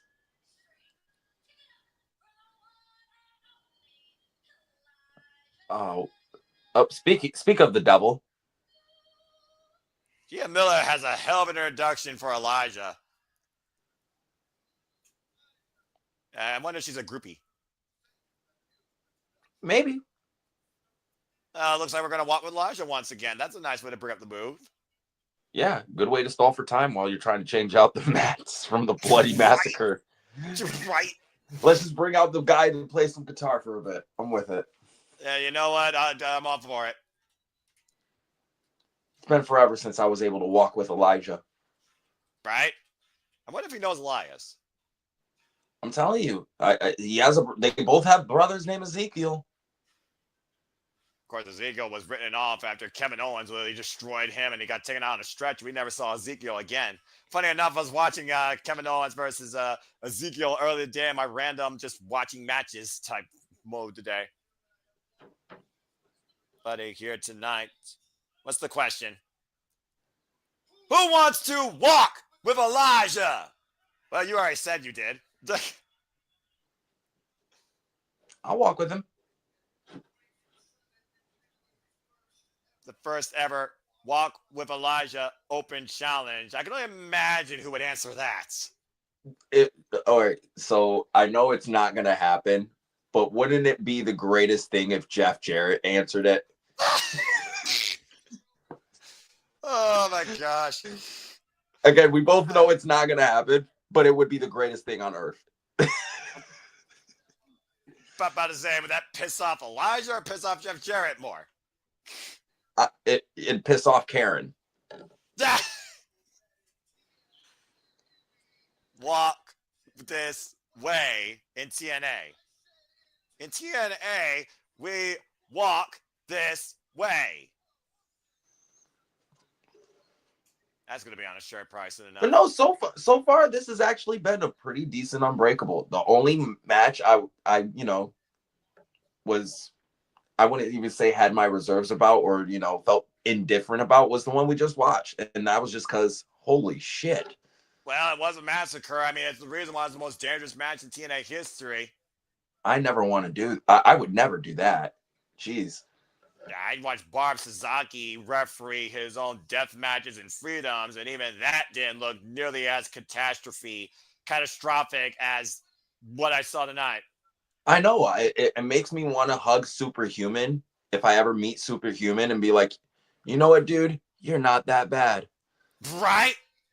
Like, they made Superhuman look good. Like, and that's really hard to do for the juggalos and juggalettes, okay? Oh, God. And we walk this way, and to your point, looks like the canvas is in place. Nice, shiny new canvas. It really doesn't take a long to change the canvas because all you really do, because I watched the local people do it here, change canvases at our local promotion and stuff. They literally have it in like a roll already for their backup canvas. So all they do is they just roll in and tether it down. We've seen people literally cut away the canvas and then show the padding underneath, but the canvas is just literally the thinnest, lightest part of the ring. It's nothing more but a sheet. Yeah, pretty much. And that's all it is. And usually wrestling promotions always have like either a backup or two backups. Always. Walk this way.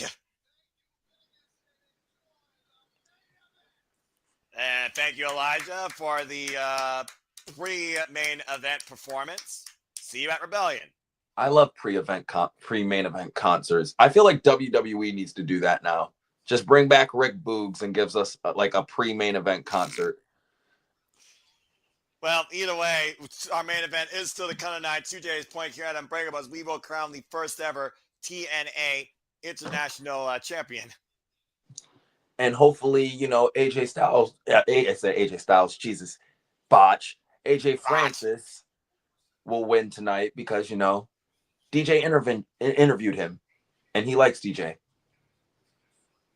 Well, let's go ahead and talk about AJ Francis, how he got to this tournament. Of course, last week it was AJ Francis, Vance Warner, and Sami Callihan with one eye. Sami Callihan was hell-bent on only one thing, taking Vance Warner's eye. And while AJ flopped over the top rope, driving his knee through Vance, he was able to hit pay dirt. He was able to take out Sami and was able to pin the Death Machine to advance here tonight to become the first ever TNA International Champion. Of course, you and I just called the other two triple threat qualifiers.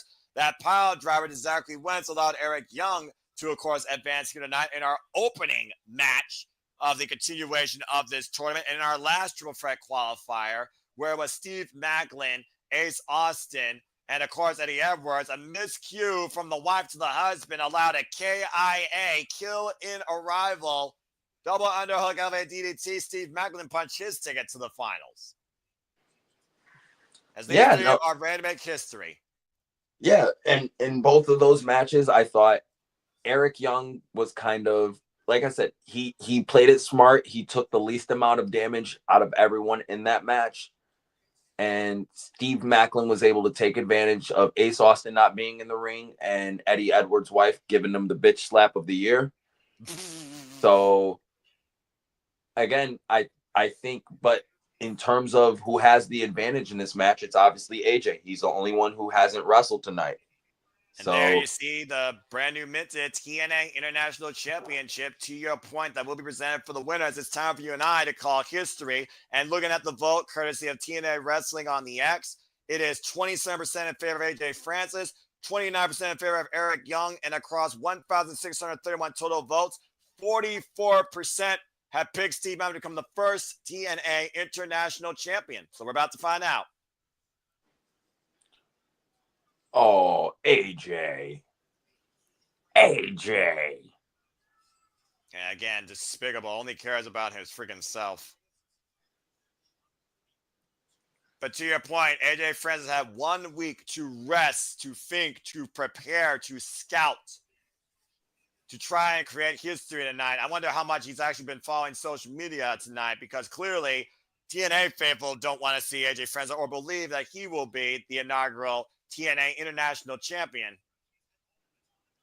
Yeah, it's but the thing is, it's not about what you like, it's about what happens. And I think AJ is gonna take advantage of these guys, the fact that they're tired and hurt, and he's gonna be probably the smartest one in this match, where he lets them do most of the work and he stays out the way.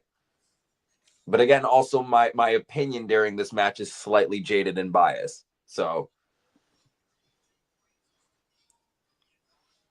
well, we'll see what happens soon enough. And to your point, why they did get some time to rest, Steve Maclin and Eric Young, they did go through the ringer tonight. Time to make history, folks. On a night where we just saw a man's tongue get stapled to a door, and we saw truly a massacre, where we saw Tessa Blanchard and Kazarian unable to beat Joe Hendry and Masha Slamovich, where we saw the Hardys and Mike Santana get the better of the Nemeths and Mustafa Ali. It all comes down to this. It's time to crown the first ever TNA International Champion, and it will be either Bulletproof Steve Maclin, Eric Young, World Class Maniac, or First Class AJ Francis. One fall to a finish, triple threat action, no disqualification. Here we freaking go. We saw, of course, how Steve Maclin was trying to encourage Eric Young to bring the Eric Young that he respects tonight, because as the bell rings, when it's one-on-one with you, I have all the respect in the world for you. You don't need the Northern Armory, but it's about the title at the end of the day. all right, let's see. Eric Young, I think, is kind of the underdog in this match, slightly. But that's Eric just Young, me. though, yeah, I'm about to say, what makes you say that? Again, AJ has the advantage. I believe the first match was slightly longer than the second one.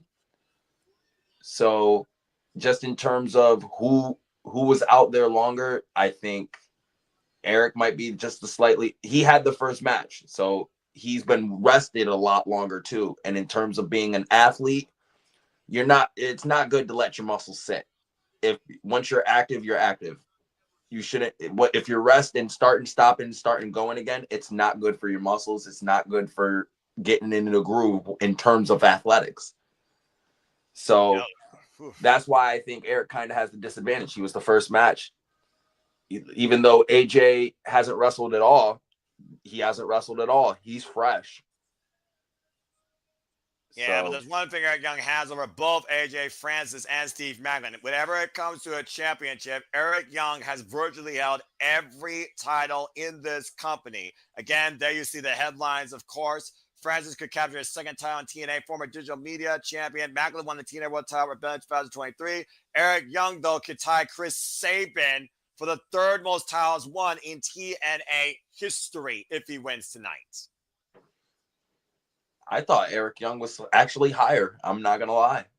Now, Chris Sabin, with the fact that he won the X Division Championship 10 times, he's not going to be touched. Let's go down to Mackenzie Mitchell for introductions. This is our main event.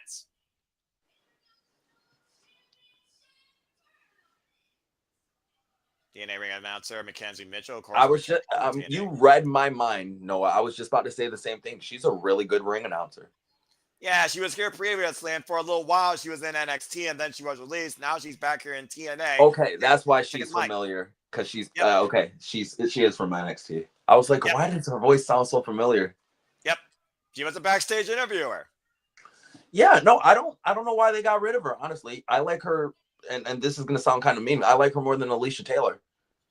Because I feel like Alisha Taylor tries a little too much to be like Samantha. Yeah, I agree. And I think that's part of the problem. I mean, you can't match what Samantha brought. And to your point as well, I think Jay Chung did a tremendous job. So from Daniel Spencer to Jay Chung to Mackenzie Mitchell. And, of course, Jeremy Borash will never be touched. Now producer in WWE. As right now, we're just getting introduction, folks. So, folks, let your thoughts be known right now who you have as the first ever TNA International Champion. Bell rings, All DJ, right. we are Bells underway. rings. Our main event, Unbreakable. Who will be the first? Only one could be the first.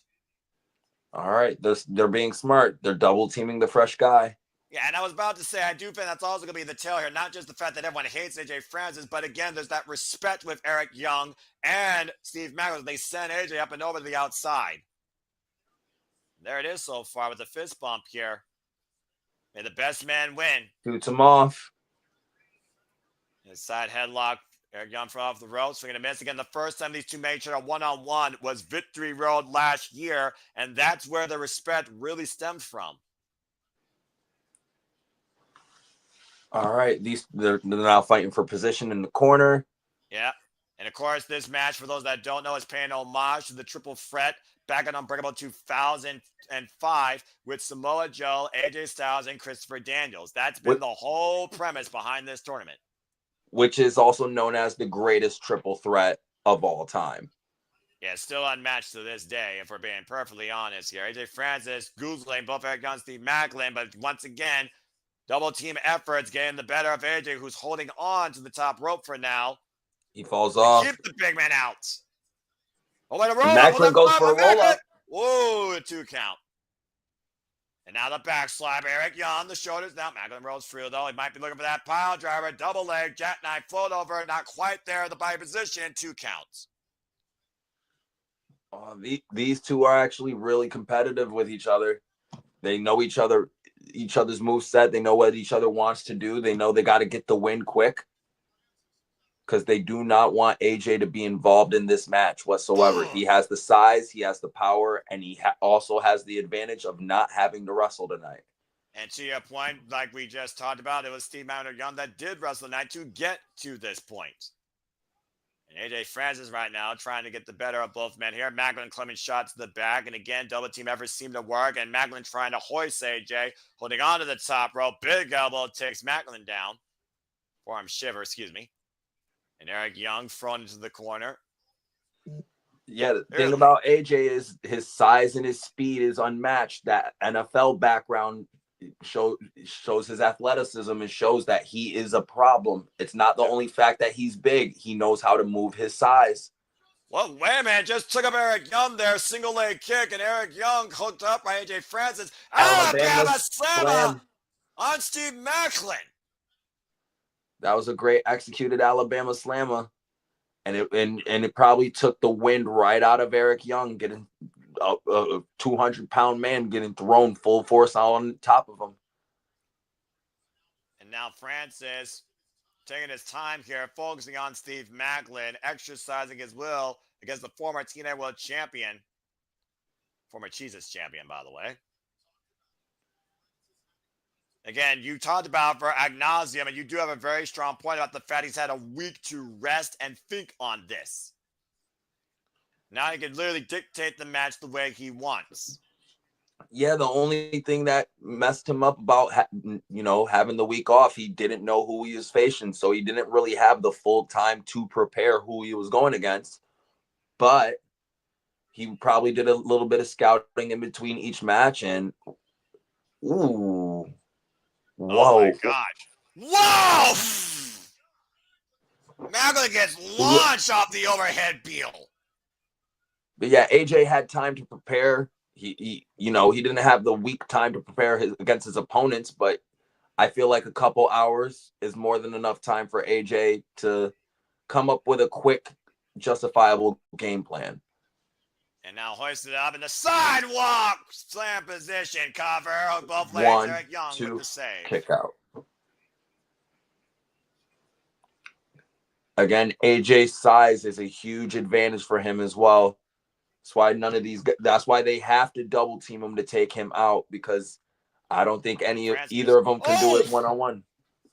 And again, literally hits the knee and goes up and over the top rope, flops and lands on his feet, wipes out Maclin in the process. Now might be looking to do the same thing to Eric Young. And he does. Oh! He does that so smooth, though. He makes that transition look so smooth for a guy his size.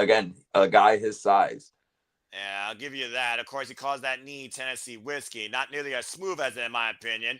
And now Maclin for the scud. AJ Francis catching him, though, intercepting the torpedo and throwing Maclin across the ringside area. Good grief. Maclin staying what's he close gonna to do the with ring Eric Young? steps. Thankfully, his head did not hit the steel ring steps. AJ in control. I think he was looking for a choke slam there from the down position. I'm not sure what he was going to do there. Eric's And fighting out of it. Uh-oh. No, got him hooked on the show. Oh, God! Apron power bomb. Is that the second time that's happened to Eric Young tonight, I think? Yeah, second time to Eric Young, third time tonight in general. Jeez. And take a look at the replay here. Once again, Eric Young's spine. Oy vey. We'll call that a lumbar check. And shout out to Senator Alexander. Steel meets wood, and the body always loses every time. Really readjusting the laces on his shoes.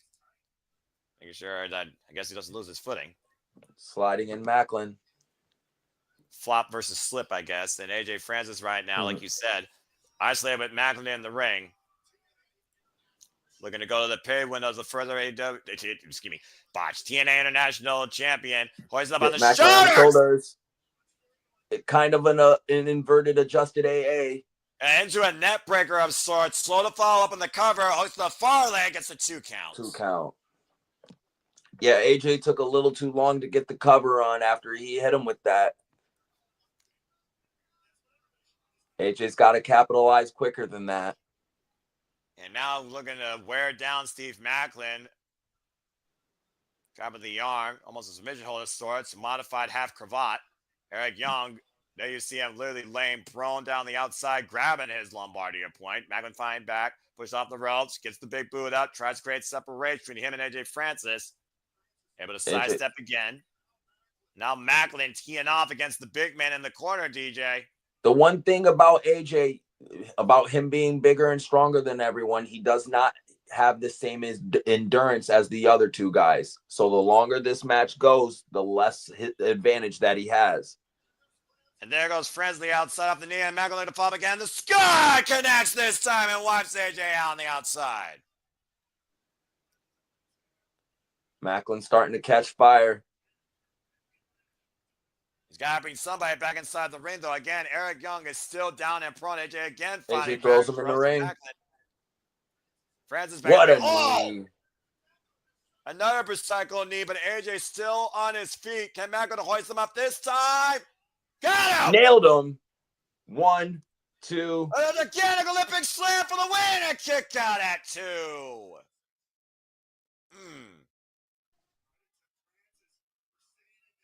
I'll give AJ Francis credit, though, DJ, to your point, staying in this match so far, especially to that. If you have the bigger you are, the harder you land. And Maclin. Yeah, but again, the longer this match goes, the less of an advantage it is for AJ, because he does not have the same endurance as the other two. Swing and a miss, pop up. AJ hits. 1, 330 2, pounder, smashing Maclin for a 2.5. Jeez. Again, but AJ still has the size advantage. You cannot ignore that. Yeah, wait, what's AJ doing? What the hell is AJ? He's trying Francis to climb. Here? Uh-oh. Let's go to the top rope. Are you kidding me? Eric Young gets him. Yeah, I'm about to say, is AJ Francis looking for a splash or a moonsault? Now Eric Young trying to hook AJ, and this is a dangerous spot for both these men. Francis trying to fight off Eric Young. Uh-oh, Maclin comes up to help. Might get a double team. Are they going for a superplex? superplex? Can they get the big man over? Oh, boy. Yeah, they got him. Oh, man! What a superplex. Maclin, Eric Young, AJ Francis crashing to the canvas. All 3 men down. That was the perfect way to try to get AJ out of this match. He is the it factor for this match on who wins. You take him out, it becomes a one-on-one contest, and there's no, I want to say no difference, but there's a small difference between Eric Young and Maclin. So again, the winner of this match becomes the first ever TNA International Champion and will defend that title at Rebellion. Oh, Maclin, again, just rocked by Eric Young as AJ Francis right now lays in a vulnerable state in the middle of the ring. But they're Eric going Young back and forth. across the corner. I'm sure it's getting the better of this exchange. Oh, they're just going at it. Good grief! They're just going at it. And Oh, AJ and comes in. AJ. Here comes AJ Francis interrupting that collision. And Maclin up on the shoulders. No way. Eric Young, what No the way. hell? AJ's got them both up You gotta be kidding me! for a double AA by AJ. Oh my gosh! He's staggering for the pin. He's taking He's too coming long. both men at the same time to win One, the title. two. Kick out at 2. He took a little too long to capitalize off it. It took a lot out of him to throw them both off of him. Well, that's close to literally 400 pounds on AJ Francis' shoulders. Incredible show of strength by AJ Francis. I'll give credit where credit's due. But What is still AJ gonna unable do? to win.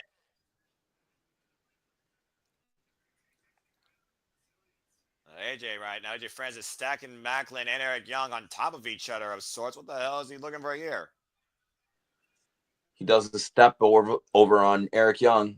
And almost slips on his own feet in the prop. Wait, Eric Young may be going for the pin on Maclin, though. And AJ, up to What the is second AJ win. doing on the turnbuckle? I think he's just basking in the glory. No way. No way. Francis on the second row. Oh, wait. He does a moonsault. Gosh! Misses. But it's still kind of phenomenal. A guy AJ's size can do a moonsault from the second rope. Well, he may need to be banned from freaking flipping over the top rope, but that was a picture-perfect moonsault, crash and burn on the canvas. And now Eric Young Young's going for the pile driver. I don't know if they get him hoisted up, though. And again, big forearm shiver by AJ Francis. Clubbing shot by Maclin from behind. Once again, all three of these men just teeing off against each other on wobbly legs. They're trying to go after AJ. What does it take to keep AJ Francis down? That's Steve Maclin and Eric Young's question to figure out. He dodges one. Oh, man! Spear. Okay, AJ's taking over. That's how Francis advanced to get to this match in the first place, DJ. Let's see. AJ's going for something. He's going for that same move again to win the championship. And he misses. Big boot there in the corner, missed to your point. And now AJ Francis might be coming. He's caught up. Uh-oh. This is Maclin's critical getting here. hyped. Steve Maclin's got him. Tag him, bag him, caught in the crosshairs. And might be looking for another carry. AJ Francis fine bet, though. Uh-oh. Chokeslam. It's looking like, oh, nope. Oh! Reverses it into a DDT. He's Now staggered. But AJ Francis staggers back to his feet. Now rebound off the ropes. Hooked again. And Eric Maclin. He gets it. One. Cover. Two. Maclin did it. Okay. Maclin is the first ever TNA International Champion. I'm not mad at it. I'm not mad at all. That's wrong. I'm not mad at it. That was a hell of a match. Incredible use of AJ Francis' own momentum against him. Rebound off the ropes into the KIA. Eric Young unable to break up the pinfall. Santana presenting Maclin with the championship. Steve Maclin has made history tonight here in TNA and proved that he is unbreakable. Congratulations. Congratulations to Maclin for becoming the first ever TNA International Champion. A well-earned, well-fought victory for the entire night tonight. Forever, Steve Maclin will be etched in the books as the first TNA International Champion. And if you didn't notice, Eric Young stared for a bit before he walked off. So be ready for something. I think that might be his first title defense. And you can only wonder what's going for the head of Steve Maclin, but all that matters right now, Steve Maclin, you are the man tonight, and you prove that you are unbreakable, as DJ proved he is unbreakable as his first night of commentary. And we leave you all tonight for TNA. So until next time, for DJ, who's joined the fray, I'm Noah Foster. Thank you all for tuning in so much to our coverage of TNA Unbreakable. This was a tremendous night of action. And DJ, it was an absolute pleasure. Oh, thanks for having me on, Noah, and I'm definitely down to do this again another time. Yeah, no kidding. Why don't you go ahead and tell people where they can find you and connect with you and what's ahead for you real quick before we bid them a follow me on Twitter /X at cornyfan8876. Fan is spelled with 2 N's. And I host Rock and Ropes every Friday, Sunday. But this week, since it's WrestleMania, me and my co-host Ropes will be hosting WrestleMania watch along parties all weekend for WrestleMania. So if you're not watching with these guys here, don't be afraid to join us on X. Everyone's included. And I hope everyone has a good night. And let's get ready for Mania weekend.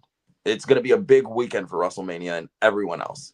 And then for everything wrestling, as the wrestling coverage continues here, shout out again to the rest of the team that's covering Prestige. And of course, Walter and James that are preparing to cover Bloodsport. Again, DJ, thank you so much. You rocked it tonight. And again, folks, follow Rock and Ropes. And I'll definitely see you around either on Sleepy Ditching or on for watch alongs. Again, get some good rest. Again, folks, we are still just getting started. There's still so much more to come on the schedule. We'll see you tomorrow after we're done tonight with Bloodsport and Prestige. For Stardom, American Dream into Neon City, joining us Spring Break SmackDown in the Hall of Fame before we literally get into WrestleMania weekend. If you haven't already, not only follow DJ, but please subscribe to Rage of Wrestling and subscribe to Batty for Wrestling. And thank you all for tuning in to our coverage of TNA Impact here on this feed of Sibaba Studio. So for now, again, for DJ, thank you all so much. Let's grab a comment, tell a friend. And until next time that I'm on your screen or DJ Season in the Spaces are here on this feed, we're going to let you all get some sleep. So make a positive impact in life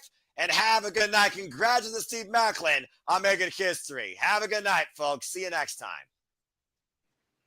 Woo-wee, that was freaking incredible. I love this stuff. Oh, that was great.